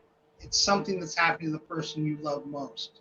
And if you've Okay. got somebody in a situation that daily is getting closer to the end of her journey, someone that you thought you'd be going down a much longer path with, Right. I got to admit, I can find a little room for forgiveness and understanding and acceptance and tolerance in that. I agree 100%. That gives Well, no can one I a clarify? Wait, license to no, bully in yeah, any I way. could. Yeah, if you can clarify, are you talking about sympathy for somebody who is dying, or sympathy for a bully who is dying, and No, forgiveness? Is that what sympathy you're for talking about? someone who's dying. Sympathy for someone being the caregiver, the primary care, a primary care where you had to leave your job and now devote yourself full time to watching the person you love most on the end of their journey. But no, yeah, I've been there and done that. But are you talking And about what I'm if that saying, if person you lashes have out been at there me, and or done that, if you uh-huh. have been there and done that, then I'm sure, just in the periphery of what I've known you, I do believe you're a good person. This is why I'm here. I like you. I want to see you succeed on your channel and do more. This is why I stopped what I was doing and came over, because I believe you're good people. And I'm just saying, I'm not in any way trying to guilt you into an action or a thought process. I promise you. I didn't I'm think just you were. saying, I didn't think you were. I'm all I am saying is that sometimes some of us in the community, we got problems that go a little deeper than what an obvious reactionary bully you would think would have, you know? And it took me a little while to learn that from a couple of specific people in here. So yes, I detest drunks like nobody else. I do. I can't stand. God love him, Billy. I haven't been going to his channel because he's had a couple showing up regularly. I can't talk with him. After a while, I just want to yell at them. Why the fuck are you hammered on a Tuesday night? What the fuck is wrong with it? Because it gets on my nerves. You can't have a decent conversation. Right. But again, for one or two people, a guy who, and I give him more credit because I wrote him off early, and then one night we just had a heart to heart, just out of the blue, and I was like, you know what? Maybe he's not as big a jerk as I thought, and maybe I shouldn't. Maybe I should be a little more kinder. Well, My, maybe he should try showing that side before showing his drunken yeah, side first, right? possibly.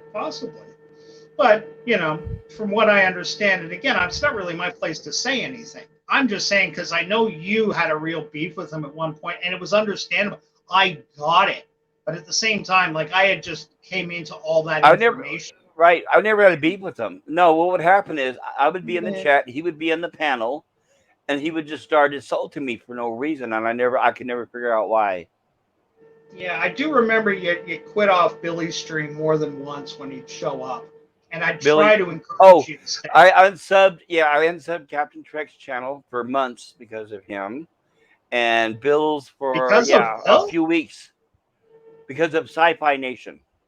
Oh, Because yeah. it seemed like every time I went on one of those, he would pop up and would go right after me like a target. I never figured out why. I never addressed him or talked to him, but he went after me every time, especially when my name was Super Blubberpuss. That was another reason, one of the Yeah. reasons why I changed my name. Well, I do actually remember trying to write you a little bit of friendly advice and say, don't take anybody's shit. Stand up for yourself. You want to be called whatever you want. be called whatever I the fuck couldn't. you I want. couldn't. Every single time I've tried to defend myself, they muted me. Right. And and you know Well, me, I don't cuss, I don't shout. I would try no. to politely, using words, say, try to call and say, "Can you explain to me, please, why you're doing this? I don't know you. You don't know me." I would talk like Yes. that. They would block me, and then just Yeah. continue No, and attacking and attacking and attacking. And I remember I was like, "What is this?" And Captain Trek blocks me when I was trying to defend myself. And then what Captain Trek said, "Well, yeah, super blubberbus can be kind of negative." I will never forget that, and that was when I unsubbed. All I was trying to do was defend myself, and Captain Trek yeah. said I was a negative person because of that. Yeah, well, to be honest, I was a regular in Captain Trek's show for a while till he lost his shit on me for talking about Star Trek on a channel called Captain Trek. Like, just lost his shit on me in front of like all his friends and everything. He He literally appears, to, told me to shut the fuck up. yeah, he Never appeared to went be back. unstable a bit. Yes, I've noticed. Hey, he's got his pain. I know. You want to hear pain? Go to one of Yeah, his there's sympathy another one, streams. right? How about Yeah. this? How about this? We'll make it simple for everybody, huh? How about everybody who's going through pain? Put that in the headline of their channel. I'm going through pain, so please come and log in so I can attack you and use you as a punching bag. It makes me feel a whole lot better, people. And by the way, like and subscribe. Yeah. I mean, on the surface, I don't think he's a bad person, and No, I but do believe he I goes would through a be lot of pain. right. My channel would be opposite. My channel would be if you're having pain, if you're having a rough Yeah. life, come to my channel and we'll talk about it, but without taking it out on others. That's a novel Okay. idea nobody ever seemed to think about, right? Yeah, exactly. I Uh, I really have a low tolerancy for people that are ratty, people that are selfish, people that are mean spirited. If you sit there, pop culture, and I can't see your avatar, and I'm talking about Ernst Lubitsch films, and you're sitting there going and shaking your fist at the screen, and I don't hear any of this. If you're slapping your forehead again and again and I can't hear you do this, I don't know what those sounds are. I think you're right, just being polite and letting me talk. right. I think you're letting me make my point. And if you shut me down by going, shut the fuck up. You don't stop talking. What? I'm talking about Star Trek first. The guy before me, 45 minutes, talked about being in the army and shining boots. Are you kidding Oh me? yeah, and be geek with his endless rants. Oh, tell me about it. Another reason why I'm subbed. I can't believe you got him right off the bat, but yeah, I like NB What an Geek. He's a asshole he nice is. guy. He Oh, is a he can be a fucker. friendly dude, but he Oh does man. he He's does another have a reason why I point when he unsubbed from talks. Bills twice because of him. I unsubbed from Jedi Bills. Yeah, well, that's the thing. Like if you're my pal, I won't unsub. I never I unsub from I Captain had Trek. right. I had a discussion with Captain Trek about this the other day. By the way, Captain Trek and I wanted to bring this up. We are in the middle of mending fences. I've I'm been glad to speaking to hear him it. lately. Yeah, because I know he didn't really. The problem is he's just like Pickles, and Hmm. sometimes God bless him, Cockney. They're too eager to please all their people on the panel. They need to start stopping the pleasing and start defending people who are being attacked. So I kind of had a discussion with Captain Trek saying, let's try to mend fences because I didn't really, I don't like what you said about me being negative because me myself, you may perceive me as negative even though you don't know me. I don't consider myself negative, so I think we should give it a second chance. I said the main reason why I left your channel, and I told him specifically, was Eagle Rider and NB Geek and Sci-Fi Nation. Sci-Fi Nation gets drunk, attacks people for no reason, even people he doesn't know. And Yeah. NB Geek and Eagle Rider, what they do is they shout, they interrupt, they interject themselves into every single conversation. I tried to tell a story about. We were talking about the movie Freaks, and I said, Okay. "Okay, can you guys?" I even asked them, "Can you guys give me a minute?" And they said, "Sure." I said, "Okay, great." When I was in the Air Force, I actually visited a freak show, one of the old days before they shut them down. I said this was a day where they had, like the thin man and the two-headed man and the bearded lady, and she immediately interjected herself into the conversation, shouted at me, "Well, nobody listens to me. Can I talk?" And then everybody in the room, "Oh no, no, it's okay, Rosetta. You can talk. You're lovely. We love you. We love you." And I'm watching her on the camera, and she's stroking her hair and she's soaking all this attention in. I never got past 2 sentences in that damn fucking story. And excuse my, I don't like to cuss. But No, I every get you. time you try to have a conversation, they interject. They always find, and by the way, there was another person in Darius's chat today that was doing that. That's why I got out of Darius's chat.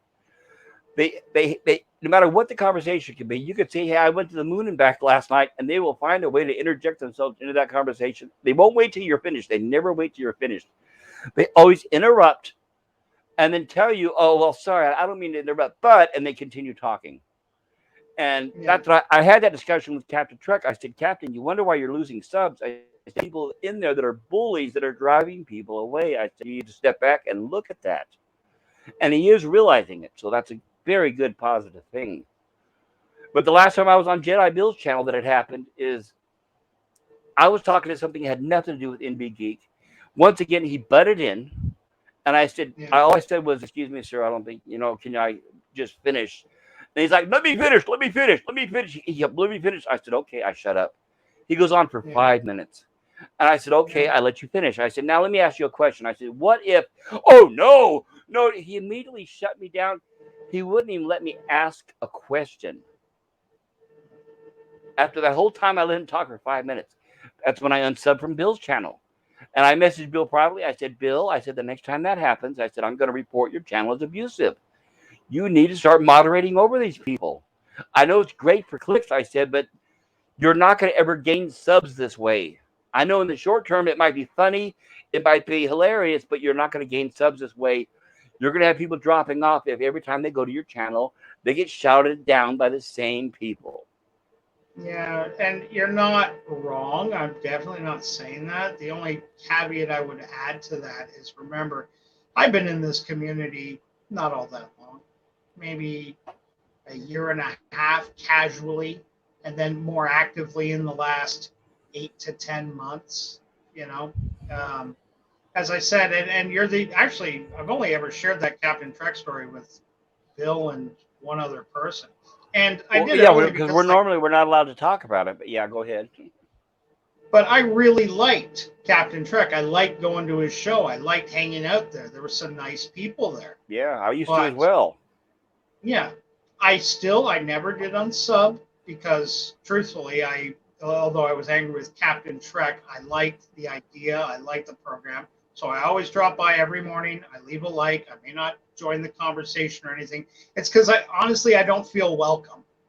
Same here. Yeah, exactly. But it doesn't mean I won't support the guy. Just, he doesn't personally like me. Okay, fine. Nobody has to personally like me. I get I'm an oddball. Jedi Bill himself has confirmed to me on numerous occasions that he feels I bring his channel down when I'm there. When I start talking about movies and stuff, he's told me in the past, you're not really popular. Okay, fine. You don't really see me on Jedi Bill's channel that much. I'm not going to go anywhere I bring shit down. I came by tonight knowing that I might bring your channel down, but you you did not. I think you're a positive influence on my channel. And from what you're saying, if it was me, I would just say, well, Bill, if there's anything I'm saying that you're not interested in, let me know and we can change the subject. Right? Yeah, but the thing is, Billy and I were different people. And you know what? I'm an odd duck in this community. I really do get it. The shit everybody loves, I'm kind of meh about. And the shit I really love, people are meh about.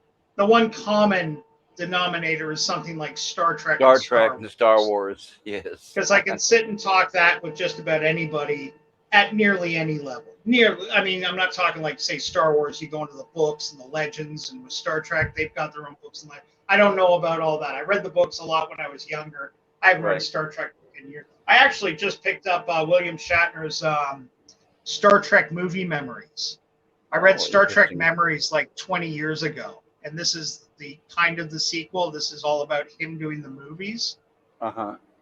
Yeah, an interesting little. I've just started it, but interesting little read. But yeah, I get it. I'm a little there. Also, I'm Canadian, which I don't know if it helps or hurts. I know there's some Canadians in the community get along with everybody, but I've never had any problem with any Canadians. And then, as Yeah, you already discovered, I love John Biner.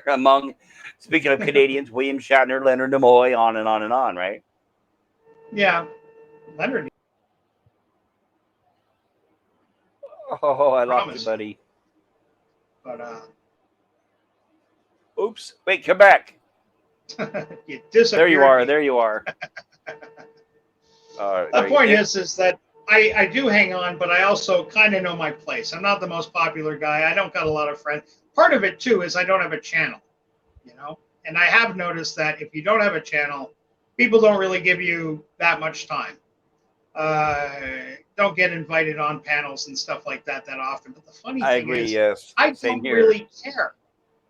I don't. I go where I feel like I'm wanted. And I used to go to Bill's channel because for a long time he made me feel he was wanted. He used to tell me I was his co-host. But I don't have a computer. I do everything off a phone and a tablet. I can't be very helpful. Darius Munchausen, who's the master wrench guy, I hope he's asleep by now at least. Um, he can do all this stuff in a blink of an eye. I couldn't, when I try to censor a bot or something, I'm not sure if I'm doing it right. Right. So I'm kind of useless to have around. Except I Well, know movies. I I would know argue movies that back in. point. I would argue that point. You're not useless to have around, but okay, go ahead.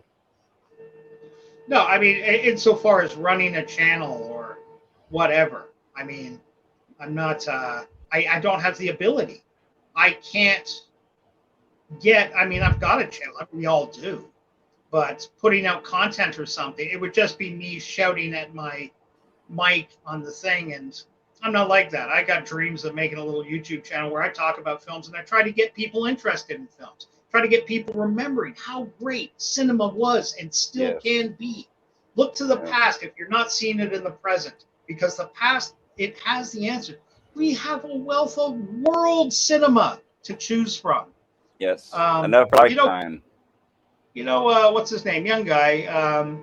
Pleasant enough guy. I don't want to sound like I'm shitting on him. I don't really know him. Kai MFS, MBS or something, MSA. I'm not sure. He's kind of pleasant stoner kid. He's balding, Okay. but he has a mohawk. It's kind of funny. All He's right. got the most random channel I've ever seen. But props to him. He's got a great little opening. It looks like he's seen 4 movies in his life, and that's it. Again, I'm not being shitty. It's just he picked 4 good movies and culled parts from them as an intro to his thing. But I was looking, I go, wow, this is great, buddy. But fuck me, open up your movie catalog. Look, there's a Yeah. lot of great movies you could have picked from there. Again, Yeah. that's just. I'm not trying to be shitty. I'm not trying to be shitty at all. He's got a slick little opening. But he does bizarre things like mildly racist ASMR jokes and teaches women how to punch men in the throat and just the most random shit when I come to his channel, like he's in the middle of talking about. I can last for about a minute and then, okay, I gotta go. This is just way too strange. It's a good thing he But, can last on YouTube. I give him credit. Yeah, but it's a slick little show, and I was trying to talk Bill into something like that. Sadly, Bill doesn't. He's not really that big a movie guy, but I'd love to get a little movie channel going. Even though I don't think it would do, based on my experiences with the people in the community. I don't think it would go anywhere. But maybe this isn't the community for me. Maybe I got to find a different community for my specific channel and just hang out here when I want to talk Star Trek and Star Wars. Well, I was talking to Pickles about that the other day, and see, that's the thing is, I can be just as interested in Star Trek and Star Wars as the rest of them, like Jedi Bill and all them. But on the other hand, I'm also just as much interested, if not more so, in classic movies and things like you and I have been talking about. And at the same time, I'm interested in paranormal, ghosts, Bigfoot, UFOs, and I'm also interested in space travel. So I'm gonna and Pickles. What Pickles recommended was if I put all those into one channel, I'm probably not going to have anybody interested because you're not going to find everyone who wants all those things. So he's saying Yeah. I should create a channel with each of those is a theme based around that channel. So that's what I'm thinking about doing. So I'll have a channel where we'll talk about Star Trek and Star Wars, whatever you want to talk about here. Then we'll have another channel where we're going to talk about movies, classic movies, and all that kind of stuff, all dating back all the way back to silent. And then I'll have Yeah. another channel where here's paranormal. We're going to talk about space travel. We're going to talk about ghosts and Right. UFOs. So that's another thing. I need to. My channel needs to really. I need to spend more time working on my channel and creating more channels. So when you go to my channel and you can, and there's different subjects of what I need to do. So, and speaking of intro, like you said, that gentleman has. I need to come up with an intro of some sort as well. Right. Oh But yeah, definitely. I Pop spend culture so much. curator is, if you forgive my saying, Super Blubberpuss was never a bad name, but buddy, no. Pop culture curator is a much, much, much better name. This has authority. This has respect. Frankly, Super Blubberpuss sounded like you're ready to cry. And that's cute. It's cute if that's your shtick, but that's, you're a grown man. So Well, pop it's culture funny. All the curator, different that those words "super blubberpuss" meant a lot of different things to many people. So I enjoyed that description. yeah. And like I say, it was a cute name. It was a very friendly name. It was a disarming name. You don't expect a guy named Super Blubberpuss to come at you balls out and ready to kill you. No, Right. you're gonna, shoot the shit. But pop culture curator has a dignity to it that, frankly, I don't think you achieved with Super Blubberpuss. Pop Well, culture curator suggests to me a man of intelligence and a man of refinement. You are a curator. You're a curator of pop, very specific pop, not just culture curator, which isn't a bad name, but pop culture curator. You are, in essence, you've crystallized what someone like Doomcock has been screaming to the rafters for the last 4 or 5 years. yes, the He, Midnight's in Edge. his soul, is the pop culture curator in his soul, but he has Right. never crystallized that. You have. I love that name, pop culture curator. It's a great name for a channel. Yeah, I was really The surprised that it hadn't been taken. So I'm the first, I guess. Yeah, well, you must be, I guess. Although somebody once told me you can have multiple names. I don't believe it, but they swear you can. I don't know. I Like, don't think so on YouTube. I don't think so. You start adding numbers, right? Like Jedi Bill yeah. 797.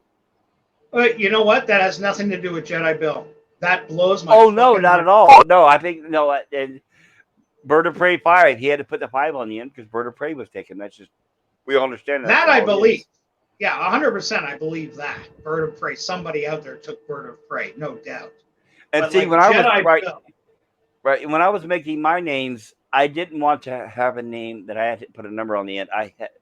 Wanted to make sure that it was something unique. Super Yeah. Blubberpuss. I'll tell you the history behind that one is, and this is going to be very obscure.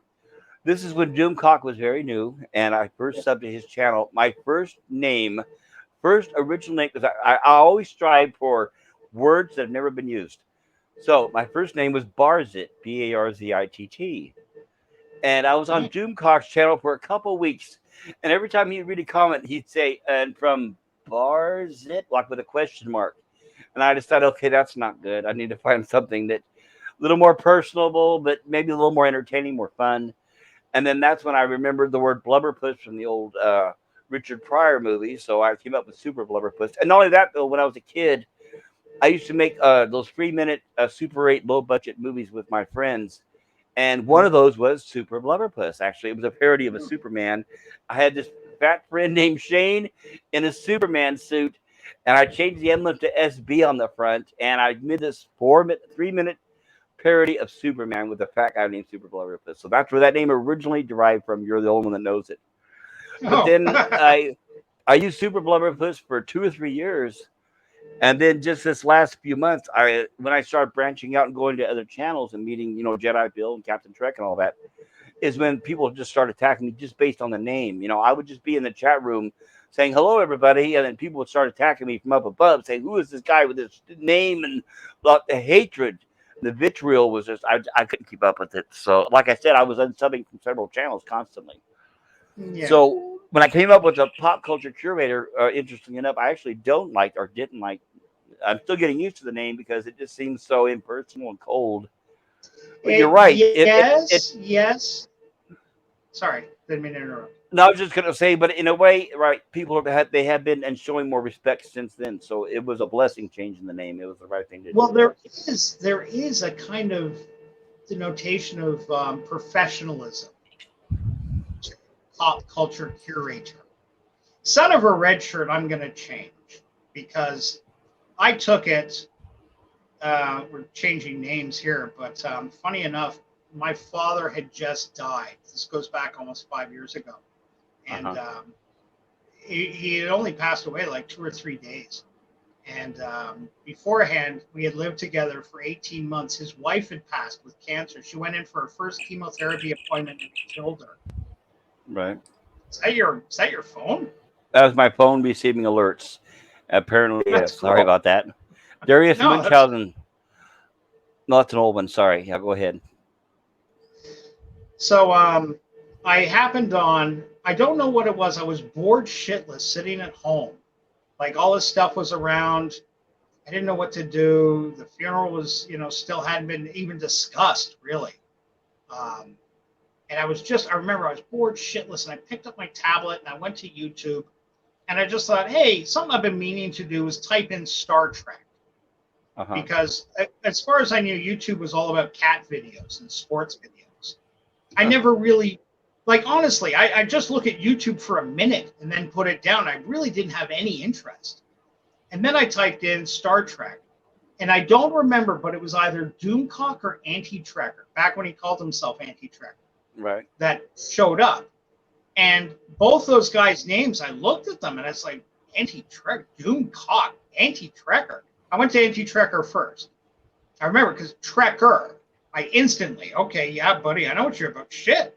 It never occurred to me you could put a fake name in YouTube. Like, honestly, that's how naive I was. Really had no idea. And when I went there, it was like my eyes were opened. I'm looking at all these people with these, kind of weird, funny, genre-specific names. Yes. Bird of Prey 5, and shit like, and just like a kid in a candy store. My eyes were open, going, holy shit, there's a whole culture of people. I had no idea. Yes. I went from feeling as alone as I've ever felt, sitting on my couch in that home I had a kick-ass apartment in downtown Toronto. It was a house I was renting, but I had split it with a young couple on the first floor. It just wasn't big enough for the two of us, so I left it all behind. I went to this place out in Rexdale. I didn't want to live out there. I was pissed, but I was grateful that I got to spend that year and a half with my dad. And this was only like 2 or 3 days after he passed. And I'm full, and I want to join the conversation. I think I did once or twice, and then I was like, no, I want a secret name. I never said secret name, but you know what I mean. Like I Individual, want my own right? And yeah, and I'm thinking, it's got to be a Star Trek name.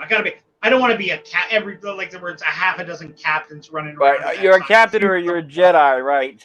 Yeah, and it just seemed too ostentatious. Same here. I thought about that too. Yeah, I wasn't going to do that. Self-congratulatory. And if I was going to do it, I'd have to do something obnoxious like Overlord God Emperor or something. Like, fuck it, nobody's in charge of me. So you know what? I figured go the other way. In a way, I did it to honor my father. He had just passed. Red shirts. Everybody knows what a red shirt is if you're a real Trekkie. That's an identifier right away. Star Wars guy might know it, but a Trekkie definitely would know it. Right. Hey, and at least you're not son of a red shirt number 5,668, right? Exactly. So, son of a red shirt, there was no qualms about it. I just hit key. Then about 8 weeks later, I'm getting to know people on the shit and stuff like this. I get a letter from my lawyer. Hey, who the fuck is son of a red shirt? I go, what? I changed my Google account. All my names and everything had been going out with son of a red shirt instead of my name. Yes. What an idiot. I had no idea. I'm sending government shit away and stuff like that. Yes. No wonder I'm not getting responses. Yeah, you should have seen that. Right, you should have seen the look on the faces. I didn't know that either. I did the same thing. I also used my Google account to order fast food through a drive-thru. So the look on their faces at a Burger King when I walked through, Or I went through the Burger King drive-through. I used the Burger King app and ordered through Google Pay, and they said, "Blah, are you blah?" The lady trying to pronounce the name, and I was like, "Oh no, I didn't know they were going to use that name." Oh, Oh, that's so adorable. Yeah. but that's So how that you works. feel my pain. So But yeah. I'll tell you this. I'll make a proposition for you. As I'm relatively good with coming up with unique names. So how about you and I work together to come up with a new name? It doesn't Well, I've necessarily have to actually be put right some now. thought on that. I Right. did That's put what I'm some thought saying. on that, though. Yeah, it But doesn't have to be right now. This, at least you have an idea, but it doesn't have to be immediately right now. Give yourself time to think about it if necessary. But yeah, yeah. we can always come up with a new name, something individual, something that will get attention, but something that won't draw attention, right? Well, a little bit from column A, a little bit from column B. I want to focus on what I do. What I really want to do is movie reviews, but and yes, I do want to do current movie reviews, but I really want Right. to review older films. I really want to push people towards some classics that are out there, that are at their fingertips, that they're Right. unaware of. You But know? we don't. But we want them to know that you're not versed on only those things. That's part of your repertoire, right? Well, I'm just going to throw the cards on the table. The name I'm working on so far is Redbeard Reviews, because Okay. I had an idea for a site called Redbeard the Movie Pirate, cross out pirate and put reviewer, or Redbeard Well, the Movie Critic, cross out pirate, put critic. Redbeard was a famous pirate in the Mediterranean 1,000 years yes, ago. correct. He actually existed. Movie piracy is something I will say I'm familiar with. I'm not proud of it, but I am. I've lived a life that's a little unusual. Let's just say financial challenges abound for me. So I can't afford, like when I listen to Cockney Spock doing another box opening, I don't hate the guy, but I find it hard to watch that, a grown man can buy himself so many presents. Lucky It man, blows huh? my mind. Yeah. And again, there's no hate there, but it is kind of hard to watch, a guy that's obviously he's done well for himself or whatever he's doing. He's got the money. He can just call up eBay whenever the fuck I suggest a movie to him. I can't tell you how many times we've been talking about a movie. It's like, before I finish the sentence, I just ordered it from eBay. What? Fuck Nice. off. Seriously. What are you, rich? How can you afford it? But, I mean, I say well off. I'm not saying he's rich Well, or anything, have but, you looked it up? I'm he's looking it up now. The Redbeard reviews. That name is available. There's a Redbeard videos that's out there, but not Redbeard reviews. So right. the important thing is if you can come up with a name that's unique, grab it before somebody else does.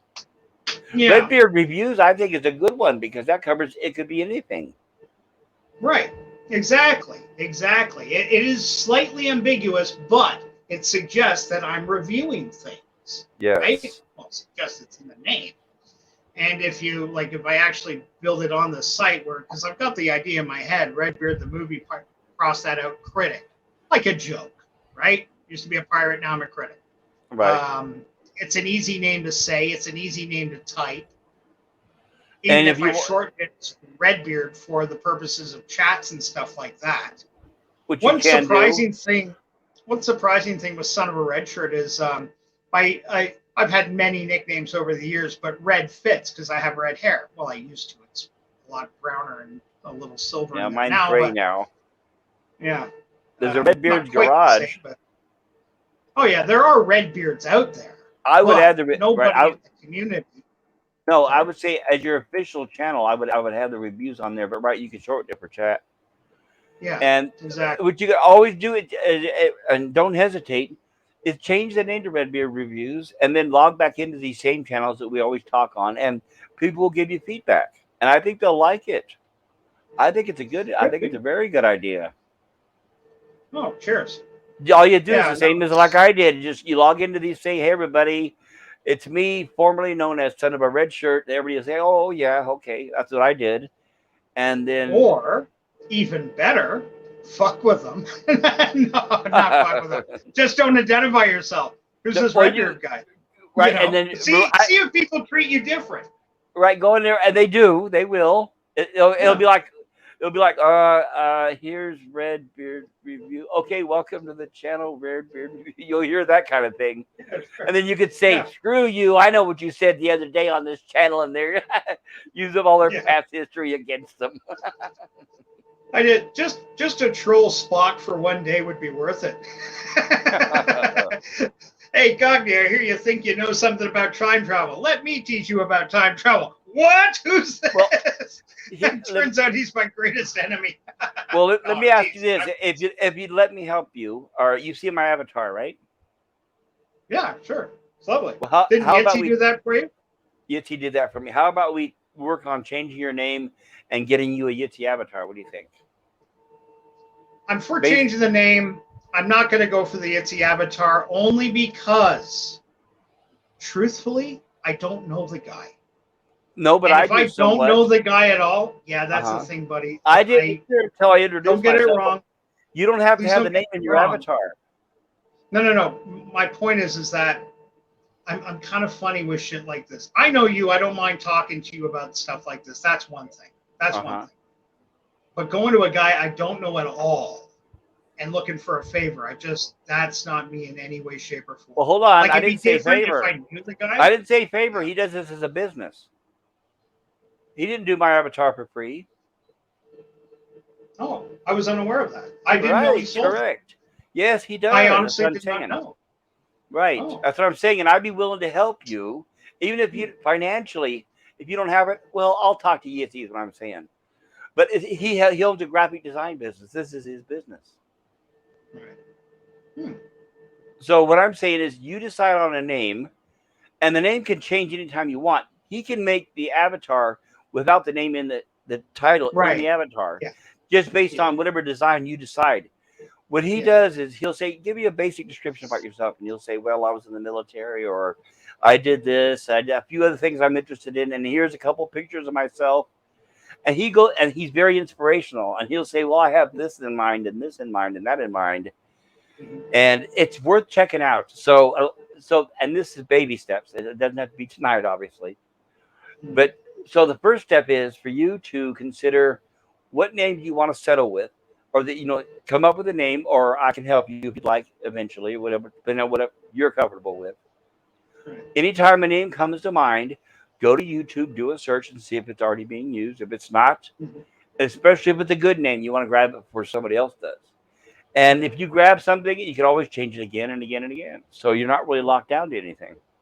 The only thing is of course, every time you change it, you've got to reintroduce yourself to everybody, right? So.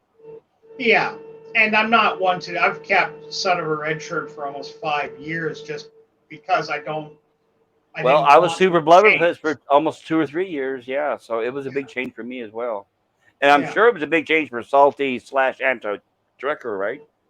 Yeah, that was a good one though. Like Salty Trekker, that fits him well. It does, and he said people kept hitting him up saying, you must hate Star Trek because Anti-Trekker. He's like, no, it's just the opposite. But it's so funny because he kept saying that's the one thing. As soon as I read his name, I thought I understood it 100%. And I think to this day I did. I never did hear his explanation, but to me, Anti-Trekker spoke to me as a guy that rebels against what the new current idea of Star Trek is. I'm not a Trekker, I'm a Trekkie. And I'm fucking proud to be a Trekkie. Don't call me Trekker. That's somebody else. Those are the younger kids. I am old school. I was a Star Trek fan when it wasn't cool to be a Star Trek fan. I wore it on my fucking sleeve. I've earned the name Trekker. That's why I love the guy. Because like he took the name. He embraced it. I had a t-shirt made for Gay Pride called Trekkie and Proud. It got huge laughs walking down Gay Pride because everybody's wearing gay and proud, Trekkie and Proud. Well, at least it was some variety for a change, right? Yeah. Not gay, but I am a Trekkie. So there's some allyship there for you. It's all good. Star Trek appeals to everybody of all kinds, so that's. Oh, sure. And it only got laughs. No one person gave you a hard time. It only got laughs. Right. Unlike the current idiots saying, well, only now is it diverse. Only now is it made for everybody. Bull, BS, and garbage. Oh, you know what? I can't listen to talk like that. It doesn't even register to me because I No, know yeah, it's Star. the shallow idiots that are just, the Yeah, SJW and garbage and, yeah, yeah. message, right? But do that though. Think about a name that you might want to consider, and I will see if I can help you. And I have a laptop here, and when I have time, maybe I can help you. We can get together and work a little bit on your channel and getting it customized. Well, that's really sweet of you, buddy. I mean, you've opened up some ideas that I wasn't even considering before. Well, I'm So thank still you doing very that with much. mine, so I'm still doing that with mine, so maybe we can kind of grow together. Who knows? You're at how many subscribers you got? I think 30, I you and think I last time are I checked. Not very much. 31. Yeah, exactly. I looked at you like a Oh, week ago. I think you were 24. I gained another subscriber today. I think it was 30 this morning. Right on. Ooh, and Thanks I to became a Darius, white I'm nipple. sure. Yeah, I think it came to Darius. Thanks to Darius. I think it's probably because he recommended from his stream. But Ah, that's sweet. I unfortunately, I do have to unfortunately close the. Oh no, don't feel bad, buddy. It's 6:04 in the morning. Uh, I thought I was going to join in for like a half hour, an hour just to say hi because I keep five missing all your hours live later. streams. Yeah, 5 hour live stream. Well, that's me. You get me talking about movies. I don't shut the fuck up. That's Same why. here. Right. If I didn't have anything else to do, I would. I could go on forever. I could. That's one of these days. I will do one of those Jedi Bill 48-hour streams or 60 or whatever it is.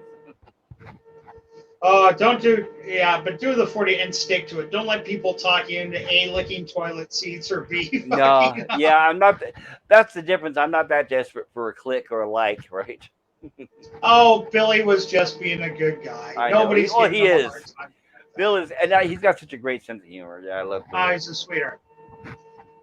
He's But an absolute sweetheart. work on it if you get a chance. Work on a name and try to come up with something. Like I said, something you think is kind of catchy, draws attention without drawing the wrong attention, and maybe we could see about. And then like I said, I can contact Yitzy and get you two connected, and because it's very simple getting the avatar done. And like I said, he practically mass produces them.